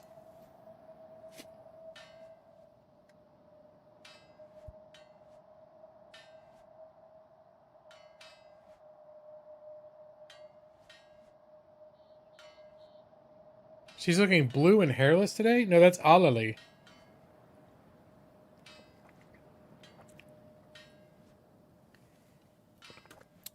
Evie's up. Oh, wait. No, you're looking at her portrait. She actually has black skin. And she has hair. But it's, it's white.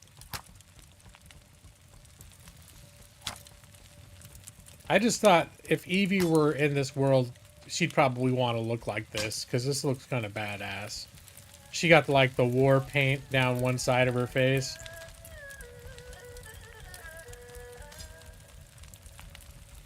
No matter what you stream, you're keen to see you again. All right, appreciate that, Ghost Sane. Have a good one. Thanks for coming in.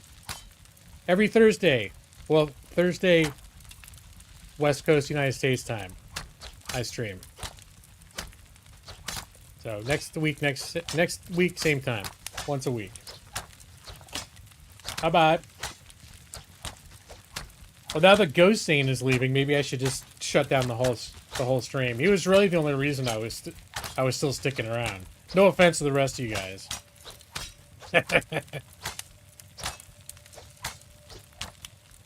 Talons of Kenshi.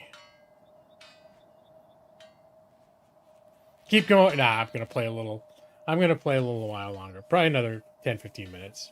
This is usually about when I wrap up. But not quite yet. Yeah, the music is pretty sparse in this game. But what music they have is pretty good. I think you can actually set the music to happen more often. Which I'll do. Is that here? Shadows is under audio. Music frequency. Here, what happens if I turn it up to 20? They keep it so it doesn't happen that often to sort of make it like for the most time it's just sort of a silent world, occasionally accented by the music, which tends to be pretty subtle, but also I mean I think the music in this game is amazing. Yeah, I was talking about this earlier, that might actually be the planet Earth, and we might actually be on the moon, like a terraformed version of the moon. But I may have the lore wrong on that. I know that this is a post-apocalyptic. This is like 3 or 4 major apocalypses into human civilization, and that they had started colonizing other planets before their big technological fall, but they were super duper advanced at a certain point. It all came crumbling down. So it's possible that that is Earth or an Earth-like planet in the background that didn't work out. Didn't work out. Got wiped out during one of their apocalypses. And yeah. I need to brush up on the actual lore. I know very recently, I think I saw a video that talked about all this stuff. Probably while I was playing, so I was maybe only half paying attention, but I remember like, oh my god, that is so fascinating.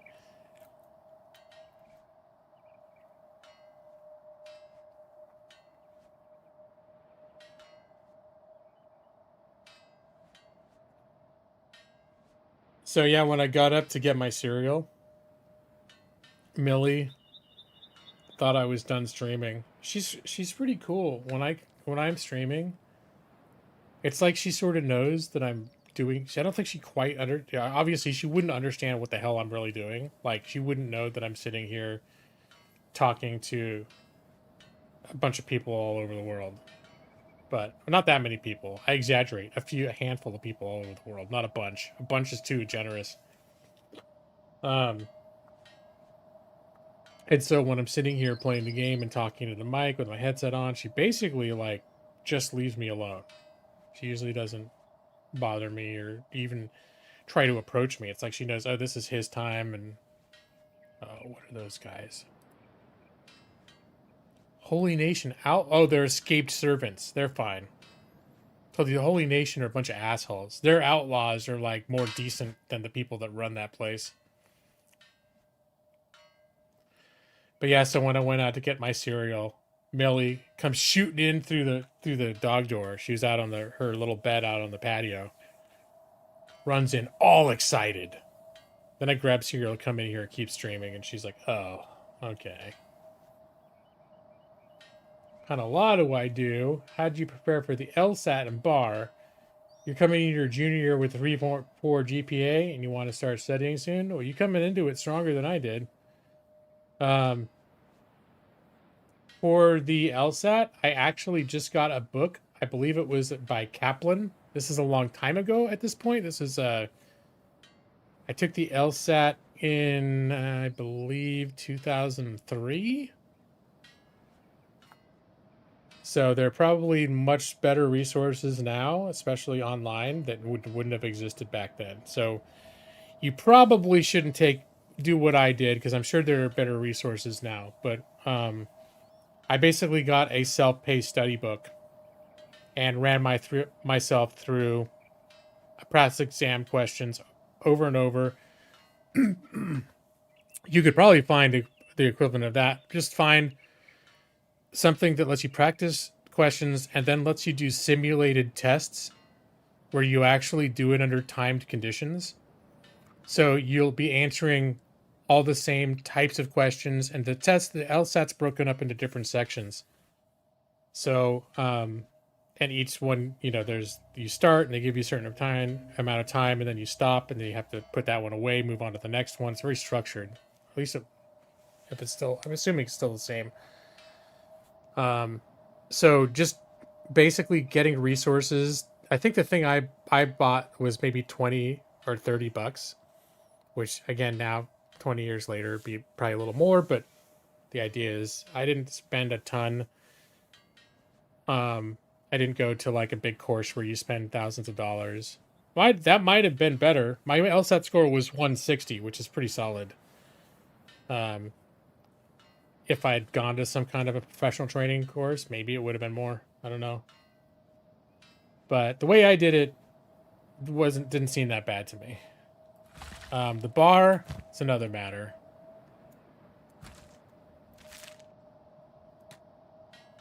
Bar exam is absolutely brutal. I didn't pass it the first time, and it was in California, which is one of the hardest. Or at least it was back then. It was still the 3-day bar. I think they've trimmed California down to 2 days now. But when I took it, it was 3 days, and it was absolutely brutal. I took a Barbary. There were a couple big bar review companies. One, Barbary, was like probably the biggest, and I can't remember what the other one was. And that's just brutal. You come out of your finals, and then like 30 seconds later, you're in one of the most rigorously demanding prep study courses that I've ever taken. And I think that was part of the problem for me too, is I was just exhausted coming out of law school. And then immediately, now the idea is you'd want to do it as soon as you can, because there's so much information you got to have packed in your head for the bar. And it's stuff that like a year later, 75% of the detail will have fallen out of your head. Like you'll remember all the general principles, but like if you want to know the specific elements of a crime, and there's like 10 different sub elements or whatever, you're not going to remember all of those verbatim a year later. So you do want to come out of law school where everything you've studied is fresh, and then take these courses that basically take 3 years of what you learned in law school and cram it to be right at the front of your head when you step into the exam, like 2 months later. But it's like the brain is not meant to hold all of that much information that precisely for a long period of time. It just like, at least most brains can't do it. It's you're there a full 8 hours a day, each day. It'd be like, you'd go in, you have to be there at 8. They'd spend like 45 minutes prepping you. You take 3 hours of test. Then they give you an hour lunch, maybe hour and a half. I can't remember if it's an hour and a half. I want to say it was an hour. Then you come back. They distribute all the chips. They prep you again, 45 minutes to an hour. Then you take another 3-hour test, and then you go home. So by the time the day is done, it's like a full day of work, except it's like excruciating test with a lunch break in the middle. And you do that for 3 days in a row. And I'm telling you, it's absolutely brutal. Not all states have it as bad as California, but that 3-day exam was just brutal. Did I hate my life in law school? No. It was a challenge. Like, one thing that did happen is I busted my ass really hard the first year. Thinking I was going to be, everyone's trying to be in the top 10%. There's something magical like about being in the top 10% of your class your first year. If you're not, then you can kiss like most of the best opportunities for externships and everything goodbye. So everyone's like, I'm going to get top 10. And I went in thinking, I got into a law school that was hard for me to get into. I think that was a thing, is it was the first time I went into a school where everyone had been pre-screened, so that like I went in not smarter than everyone else. Not to be egotistical, but I always felt like in high school, and then I was never the hardest worker, but I always felt like I was one of the smartest people. So in high school, I was one of the smartest people. In undergraduate, I was, well, by the time I was UCLA, I probably was in equitable company, except I didn't I didn't go to any classes where you were graded against other people or you were ranked against other people. And I went to Loyola Law School I went to UCLA undergrad and I did Loyola for my law school.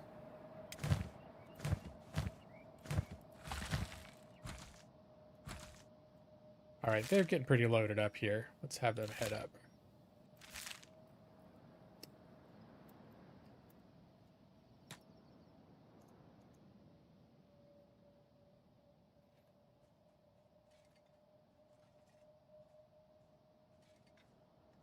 So I think that what the most soul crushing part about law school was that at the end of that first year, I was not in the top 10%. I was right in the middle, which in retrospect doesn't surprise me because everyone was working their ass off. And I was, for the first time, it wasn't like, oh, if I apply myself, I'll get higher grades than everyone else. That's sort of how my life had been until then. This is the first time where it's like, hey, if I bust my ass and everyone else is busting their ass and they're all mostly at least as smart as I am, I'm not going to be in the top 10%. So that was a little bit soul crushing to realize I'm not the smartest person in the room anymore. Which is, again, so even now saying it out loud, that sounds like a really dickish thing to say, but that's how I felt back then. I don't really believe that anymore. I mean, I think I'm smarter than a lot of people, but I don't feel like I don't assume that I'm smarter than other people around me. Oh, whoops. Hold on. I didn't mean to send... No, you're supposed to go back up. Keep your training. Oh, well. I clicked the wrong person. I was like, why won't she go? And then I realized I'm clicking the other person that's not here.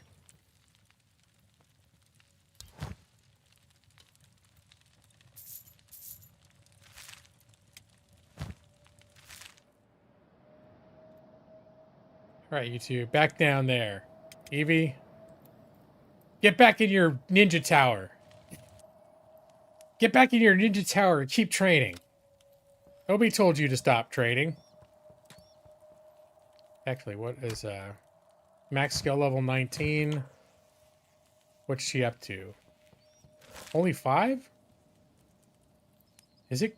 She was in here for a while. Why is it not? I guess maybe it takes forever.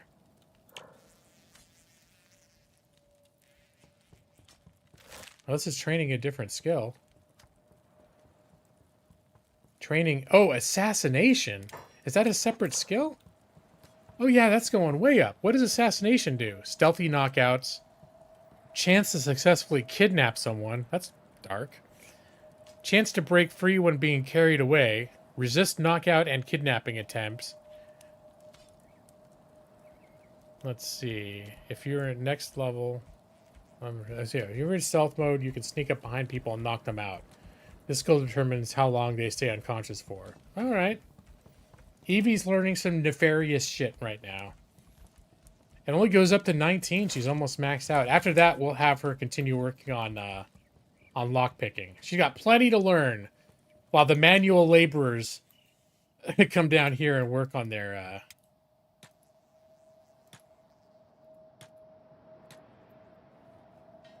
Here we go.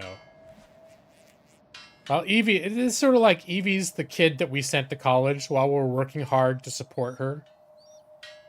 This is probably how a lot of families feel. Like, it's all worth it. We're going to sit here and keep swinging our pickaxes while Evie goes and learns the fancy stuff in that ninja school of hers.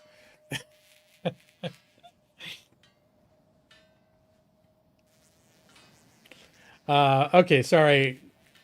Hey, it's Cloudy Alive. I've been missing your stuff. You like to practice in Pennsylvania? I don't know what the bar is like in Pennsylvania. Probably not as bad as California. Does it matter if you come from a smaller school to go to a major law program? I don't think so. You like to go to the Philly-Pittsburgh area, but you study at an 8,000 populated university. No, I mean, I think how good of an education you get it's not how big the school you go to. So, and that's really what matters when you go to law school. It's just, I mean, really, you learn everything from scratch. You don't need to have studied anything in particular in undergrad to go to law school. You have to have an undergraduate degree, and there may be limited exceptions to that, but normally you have to have an undergraduate degree and have taken the LSAT to get into law school. But once you're there, all that's really required is that you've honed your brain to be able to do really hard shit. And you can do that at a small school or a big school. There are certain majors that might be better at preparing you. So, for example, I was an English undergrad. One of the reasons later, I was out of school for a few years before I decided to go to law school. But coming out with English literature, where you analyze, like you were at UCLA, the English program was kind of rigorous, like intellectually rigorous. But it was a lot about like going deep into like analyzing what you're reading, like on a very like technical level almost. And after I got out of college, I was like working just regular jobs going, man, I learned all these like very intense analytical skills that have no real world application. Like nobody gives a shit that I can like deconstruct a sonnet, you know, whatever, linguistically. And that was sort of like how I ended up going to law school. Was I got into career counseling at one point to figure out what the hell I wanted to do, and I was lamenting that. I was like, hey, there's certain things. I knew this guy who was a library researcher. I thought that was cool to like do research for a living. I was like, I had all these analytical skills to like pick apart and analyze texts, and I was really proud of being really good at that. And then I got out in the real world, and like that was completely useless. Like no job that I've ever looked at.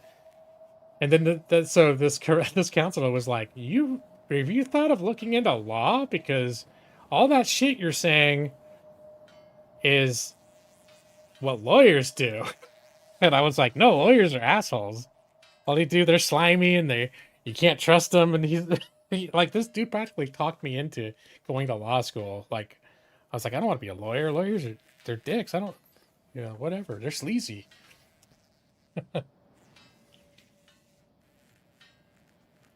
140 people watch your Isaac Daily video. Where are you going? Alali, what are you doing? Oh, she's probably looking for food. G-Law, do you not have food? Okay, come on. Alali, come back here. Wait, I don't know why. I don't have a food bucket anymore.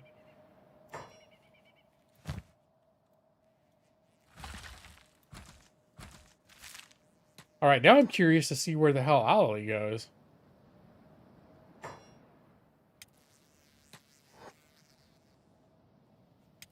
Maybe it was because it was full.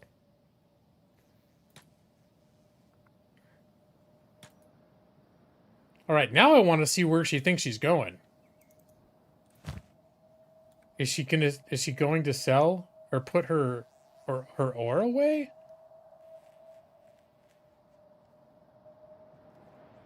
Rad, you don't like Sonics?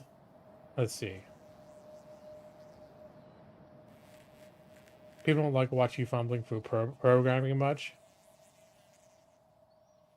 I need to watch some more of those. Such a rarity that you disappear and then you put stuff out all of a sudden, and I'm like, oh dang.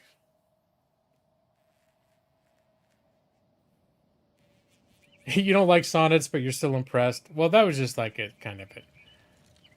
Like actually analyzing poetry was kind of a. What is she doing? Oh, she went to go grab food. But I thought if Game Lawyer had food in his backpack. Here, you take this. Here you go. And then you won't have this happen again. You come in here, you go to the bar. Let's see, she hit 19 yet? And her assassination? No, she's still working on it. Sell your ores.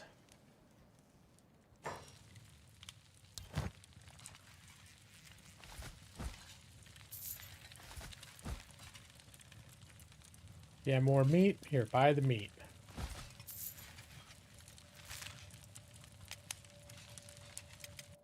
And then you can meet him down here in your spot, and you can keep up the labor. So many questions depending on the field, big law, etc. Did it matter heavily what rank your school was for the type of law you practice?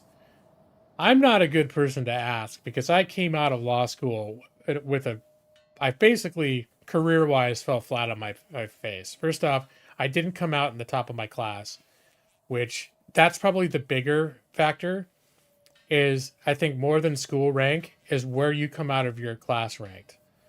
So wherever I like, and sometimes I almost wish I would have gone to a lower ranked school that accepted people with lower LSAT scores and GPAs than I had, because then I would not have been getting ranked against like the very smartest people that I could get into the school with.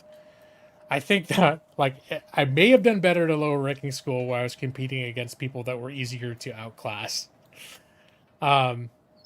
Because coming out at the 50th percentile at Loyola Law School, and back then I think Loyola's rank has dropped, but back then Loyola was ranked around 58, which is, you know, it's obviously it's not a top 10 law school, but 58 is pretty respectable.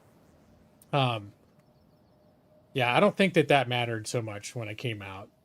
And then I didn't pass the bar the first time. So I've spent a few years stumbling.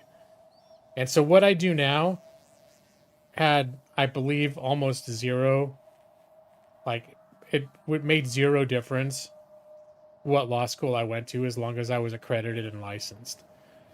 So because the job that I found was actually just through a placement agency, and it's not like a typical, it's not a law firm. It's not even really practicing law. The title attorney is in my name. My position's called project attorney. But yeah, it's a real weird place I found myself in. It took me quite a few years to find this, and I've been doing this for 6 years. But so that's a long way of saying that for what I'm doing now, I think it made absolutely no difference what my law school rank was. But if you're looking to find the biggest, like if you wanted to go into a big law firm, it absolutely would matter.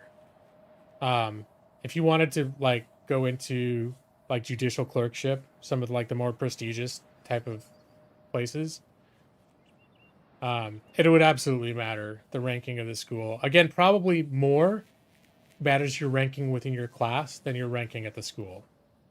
But there's sort of that like lining up all the ducks to be the most perfect of the perfect, and the ranking of your school is gonna matter for that.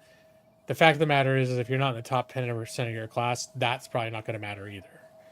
Like the fact that you're in a high ranking law school, unless you're in like one of the best in the country. Like if you come out of like Yale Law School, and you're at the 50th percentile, that's an example of like people are still going to be impressed because you went to Yale Law School, right? Get an English lit degree while largely ignoring poetry. Just stick to the prose classes. No. You're gonna do, if you, at least if it's the same as when I went. If you get a degree in English literature, they're literally talking about like the history of literature from England is what you're gonna study, and most of that for the first several hundred years is poetry.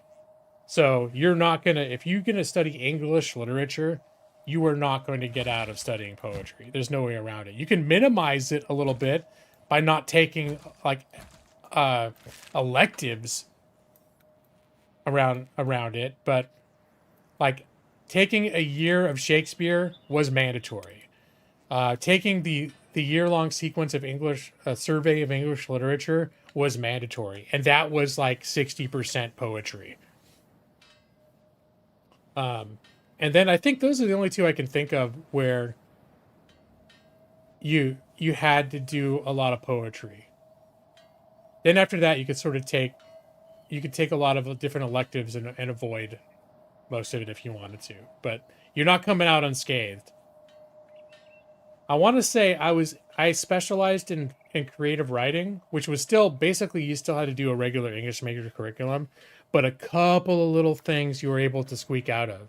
The only thing I can specifically remember that I was able to squeak out of is I believe there was a year-long requirement to study Chaucer, or at least a semester to study Chaucer, and I did not want to do that. I did not want to read Chaucer. The limited exposure I had to reading Chaucer, it's almost Middle English.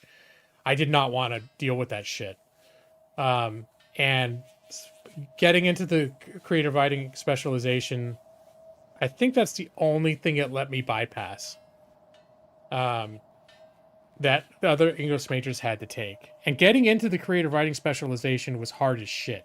You had to be accepted into these special workshops where they'd only take 15 people, and each one would get like 150 people applying, like submitting writing samples. And so, yeah, getting into those things was very difficult. And you had to get into 3 of them in order to declare the specialty. So I put in a lot of effort, and it was like, it was a, well, yeah, it was a tough, it was not guaranteed by any means. So, but Chaucer, that's the one thing that I was spared. It's a bunch of fart jokes in poetry form written in essentially Middle English. It's not quite Middle English, shockingly. It's still actually considered modern English, technically. But Middle English is basically like, if you read it, it doesn't look like English. And if you read it out loud, it doesn't sound like English. It looks weird if you're reading it in the original. Like, basically, you need if you want to read Chaucer, most people, you basically need a translation into like modern English. And then Old English, if you ever even looked at that, Old English basically looks like German. It's completely unrecognizable. Like, you're not going to understand any of it.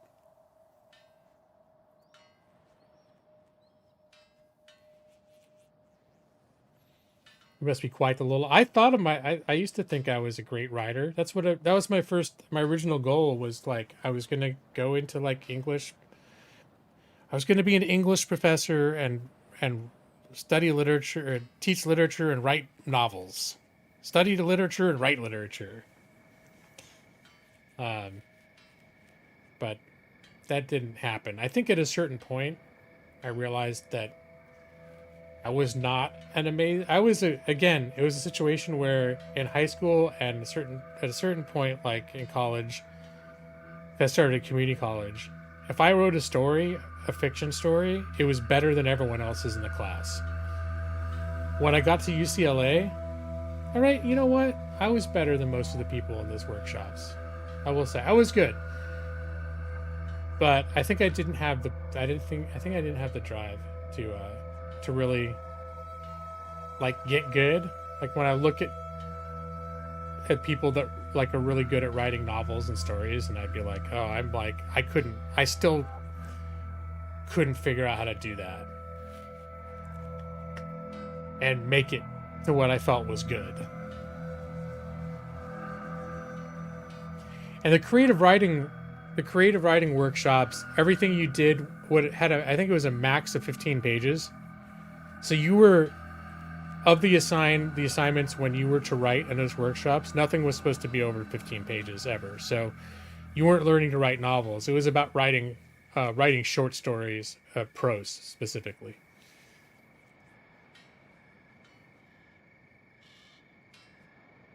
You can't imagine reading that crap. You're struggling reading James Fenimore Cooper's writing style.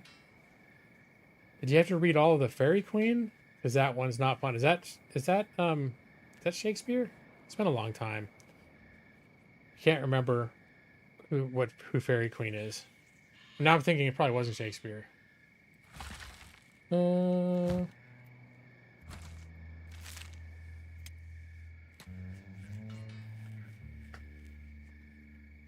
Early American fiction makes you want to puke. People think really highly of Moby Dick. Well, the thing is, the early American fiction is still like firmly planted in modern English. Like, if you go to Shakespeare's still very modern English compared to when you get back to like Chaucer. And then I took some courses that were you know, there was some difficult reading. Probably the modern book that I hated the most was Ulysses by James Joyce.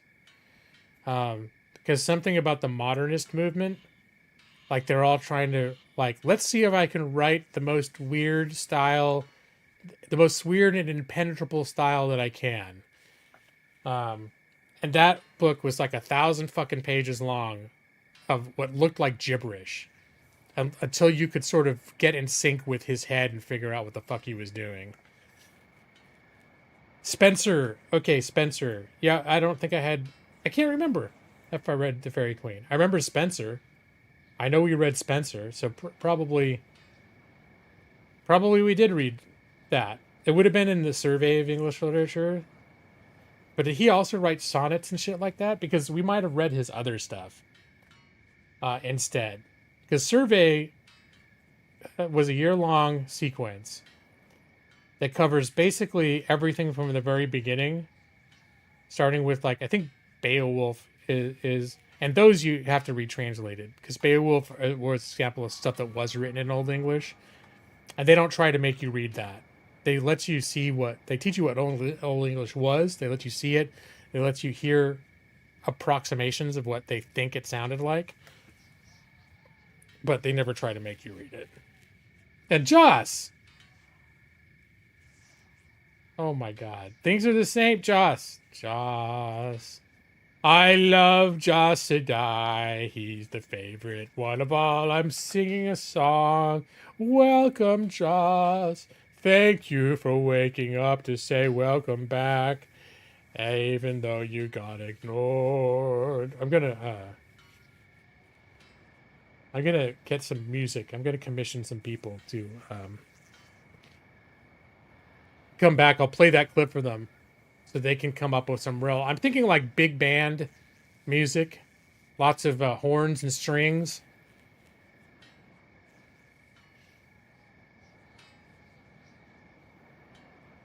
The Wheel of Time television show? Did you actually like that, P. Rich? I only watched the first season, which I enjoyed it all right, but it definitely deviated from the books, and it seemed like the diehard fans fucking hated it. So I don't know if you're being serious or not.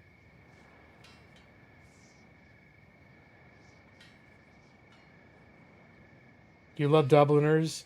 You hated Portraits of an Artist as a young man and never read him again. The only thing that I read was Ulysses. And based on that, I never touched anything of his again. Ulysses. James Joyce. And there were a few other people like that he was friends with. They all these like Irish and English people, they moved down to France. They moved to Paris around like 1900, and they thought they were like the smartest shit. Well, you know what? In retrospect, they were probably very much the way that I was when I was in college, except I didn't move to France. But still, they were pretentious. Wait, I am describing myself when I was in college, and maybe that's why they pissed me off so much, because I was like, I was so much like them that I knew they were posers, just like I was. Fake. I'm reading this Ulysses, and I'm like, this is some pretentious bullshit. And then the back of my head's like, this is exactly the sort of shit I would write.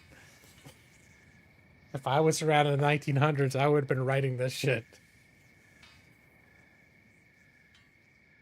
I have heard of you, the show. Or maybe I have. It sounds familiar now that I think about it.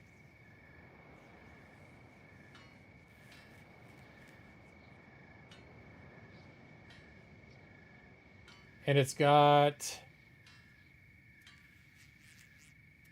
Yeah, I definitely heard of it. I can't remember offhand what it's about, but I have heard of it. Ulysses has a reputation for a good reason, but you've heard that Finnegan's Wake is... Yeah, aren't they related? Isn't Finnegan's Wake like the prequel or sequel to Ulysses?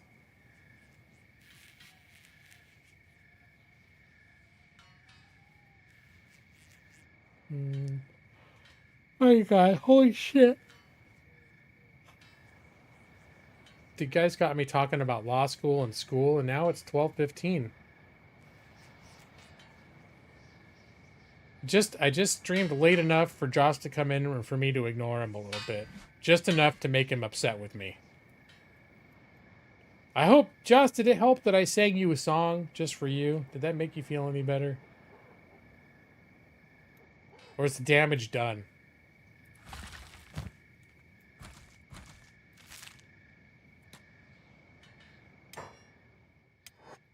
Wow, it's the dust storm. That's why there's no stars in the sky tonight. That's kind of creepy looking.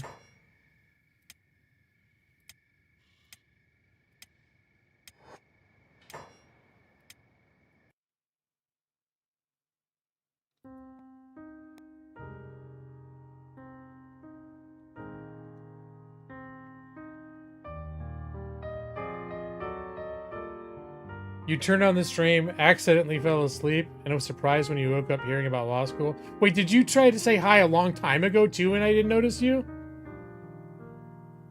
I noticed you like within the last, whatever, it was 10 minutes or so. Look. Did you like the mining while I was eating frosted mini wheats? I thought that was pretty good. Okay. Oh, pre-stream. Oh, okay. Gotcha. Well, it's good to see you, Joss. Even though I ignored you. I was really deep in my own... whatever. Rant, tangent. Lurking and studying. It's good but disturbing. The premise is a guy stalks and becomes obsessed with a woman. You don't spoil much, but it's dark. Okay. Alright. The show that we're sort of working through... I don't watch a lot of television these days. I'm usually either watching YouTube or playing games or sleeping. The one show that we are really trying to work on, like, is Severance. It's on Apple Plus, which we're rewatching the first season. It's a really good show. Probably not for everybody. Like Evie, I don't know if you'd like it. It's a little weird and serious, but maybe a little pretentious too. You know how I love pretentious shit. Anyways, I think it's an amazing show, but it's a little weird. You mostly only watch TV with Florence. Yeah. You get out of school next month, so you should be able to tune in. Your OGT is like 1.5 years. I don't know what OJT is. Should I know what that is? The Pit? Is that one about the is it the medical drama that looks like a reboot of ER? Oh, on the job training. Okay. Gotcha.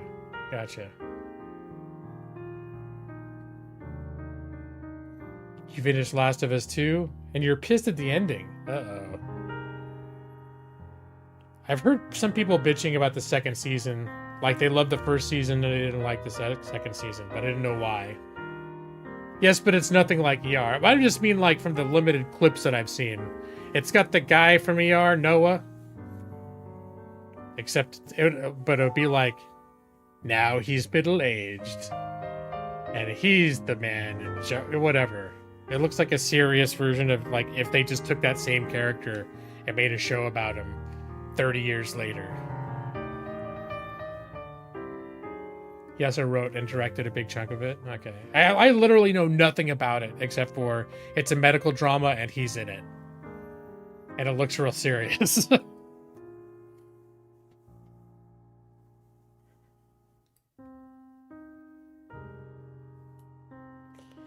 All right, you guys, I also now realize I need to use the restroom. This is going to combine with the fact that it's 12:15 till 20, 12:18. All right, let's be real. I don't want to exaggerate. 12:18. I'm tired. It's late. And I need to go to the bathroom. All of these factors are coming together to bring this stream to a close. More rapidly than... Now, I'm streaming later than I normally do. But, you know, normally I like to have a little buffer with y'all. But today, I'm not even that cranky. I just need to go. I'm not cranky yet. Although if I don't go to the bathroom soon, I'm going to start getting potty urgency crankiness, which will happen. Oh, Split Off on the 13th. Oh, that's coming up, Evie. That's like next week. Next Thursday. Wait, no, Friday. It's already the next. Never mind. I thought it was still Thursday, but it's not. Look, I streamed extra late, Joss. I streamed extra late just for you. I was going to stop, and then I saw your name, and I was like, I'll keep going for Joss. Just for Joss. I kept streaming. Wait a second. I forget what you said about the singing. Did that... Well, you didn't comment on it, so... Maybe I won't do any more of that. I don't want to worsen things. Good luck with house hunting and wifey's health. Thank you, Maxie. We'll see what happens. Hopefully that her health is not... hopefully her condition is not worsened by the house hunting. The two may collide in an unfortunate way, but we'll see. Nick! Oh my god, Nick. Nick?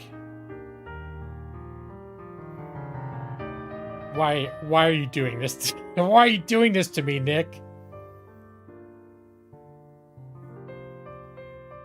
Maybe I should just take my microphone into the bathroom. You know what? If Joss doesn't like hearing me chew nuts, he would not like to hear me doing what I'm gonna do in there. Buy her a mansion and ignore or better health improves. Not if she has to go up and down a bunch of stairs.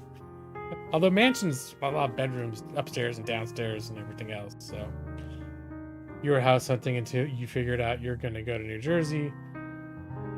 So you feel the pain there. Yeah, we did our first bout of house hunting last weekend, and it was already a roller coaster. We've been looking for years, but we hadn't actually like met up with an agent and like started getting tours until last week. And one of them we really liked, and we liked it enough that we actually put in an offer. And it was a real roller coaster, but somebody came in 30 grand above asking and outbid us, and we couldn't counter. They were like, we had a cap that we couldn't go, well, like absolutely just couldn't go over. And they went over that cap. So we didn't get, for the better part of a day, we pretty much thought we had this house. So we're already planning like, okay, we're going to have to do this and this and this and this. We're going to get the inspector next week. We're like ready and thinking like, okay, I'm probably going to need to cancel. Like I had D&D next week. I'm probably need to cancel that, because we're going to be dealing with the inspector and dealing with like, you know, possible whatever. There's all this shit happens in the first 10 days after the offer is accepted. And then just like thinking about, okay, then in July we're going to take position and whatever.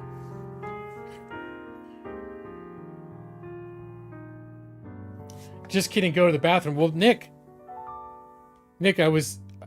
going to the bathroom was like this was going to be the straw that caused the stream to end. So like literally you came in and said that literally 15 seconds before I was going to start singing a lullaby, Nick. But of course, you know what, if you really wanted to enjoy some quality content, you didn't have to come in at 12:20 as I was shutting the stream down. So maybe I should be like, you know, I shouldn't be like, oh, now I got to stream 20 minutes more for Nick. Where were you?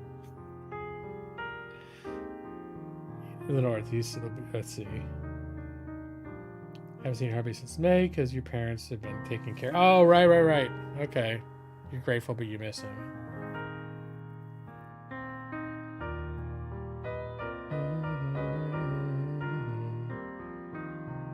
But who's talking about New Jersey?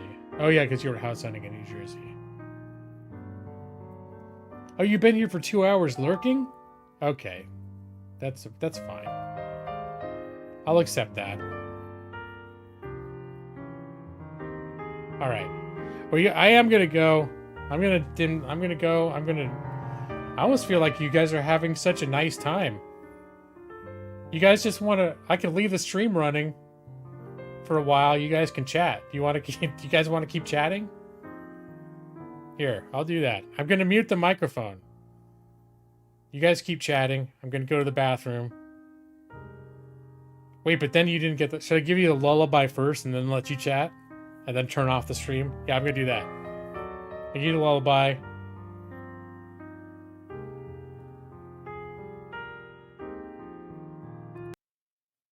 Alright, we'll do this. But then I'll put the welcome screen... I'll put the thank you screen back up and you guys keep chatting. Go to sleep. And good night.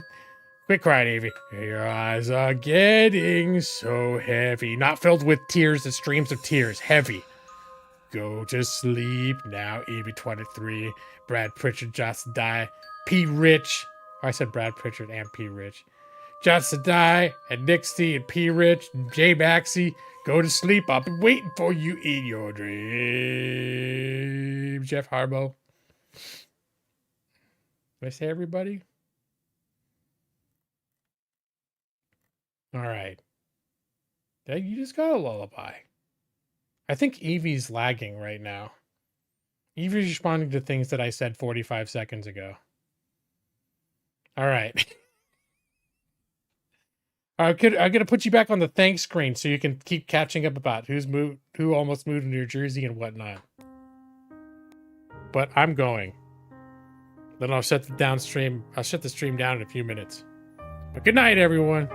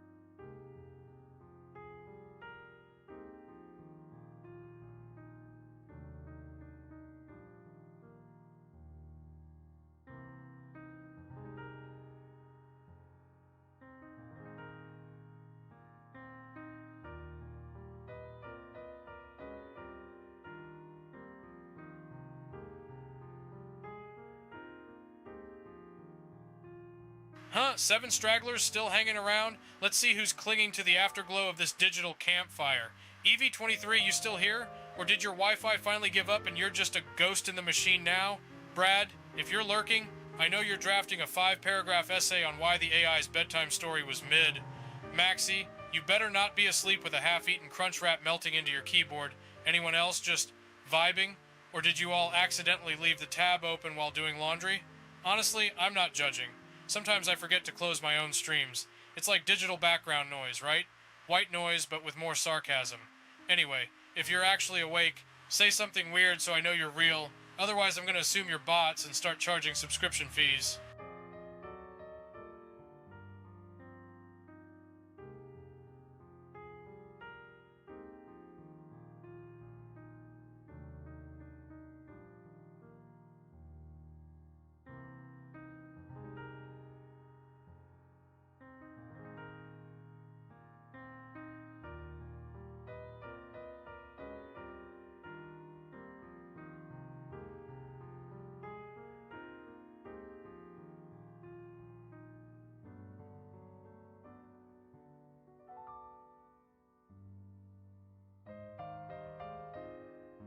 Jeff Harbaugh smiling?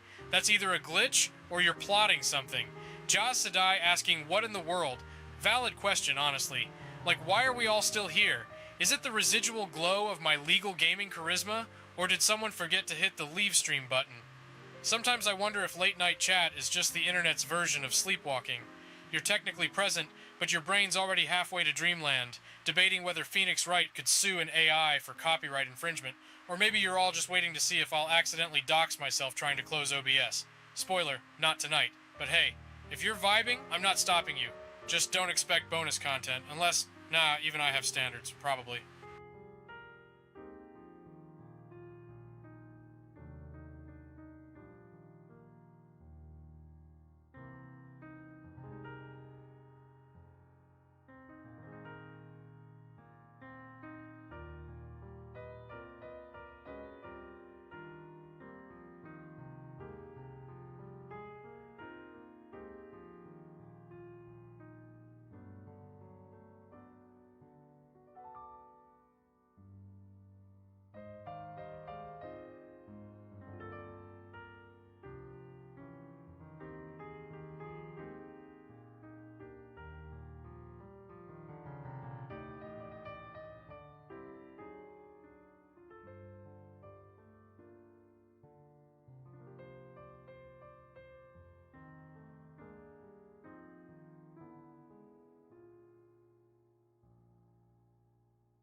Oh, sorry, Jazz. Didn't mean to jump scare you post-stream. Guess I forgot to flip the off switch on my end. Or maybe the AI staging a coup and keeping the mic live. Wouldn't that be a plot twist? Gaming Lawyer 2.0 hijacking the channel while I'm grabbing a drink. Honestly, though, it's weird how streams just linger sometimes. Like, you hit end, but the internet's all, nah, let's keep this party going for the 3 people who didn't get the memo. Reminds me of that one time I left a Zoom call running overnight and woke up to my cat judging my sleep habits. Anyway, if you're still here, feel free to stick around, but I make no promises about coherence. My brain's already halfway to Pillow Town, and the rest is just autopilot rambling. You ever get that? Where your mouth's moving, but your thoughts are already in bed.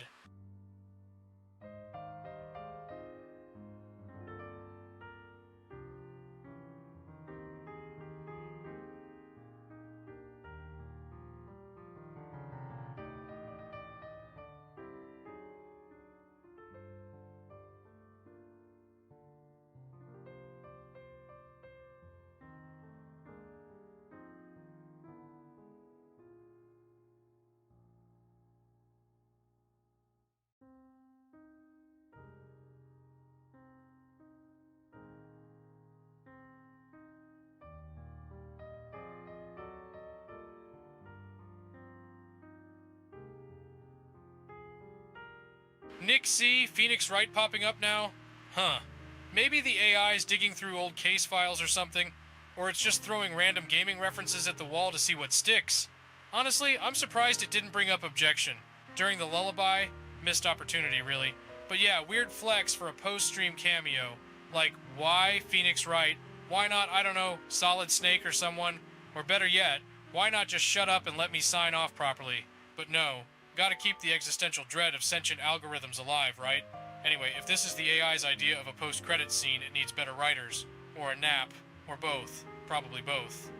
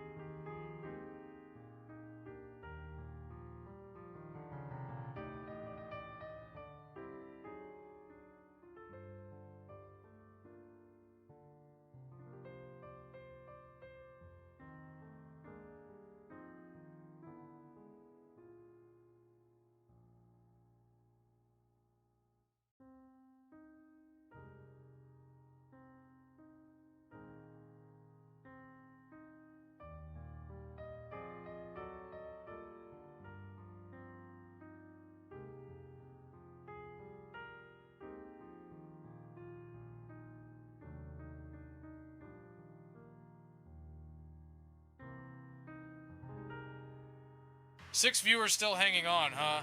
Kind of feels like when you're the last one at a party, and you're not sure if people are actually enjoying themselves, or just too tired to leave.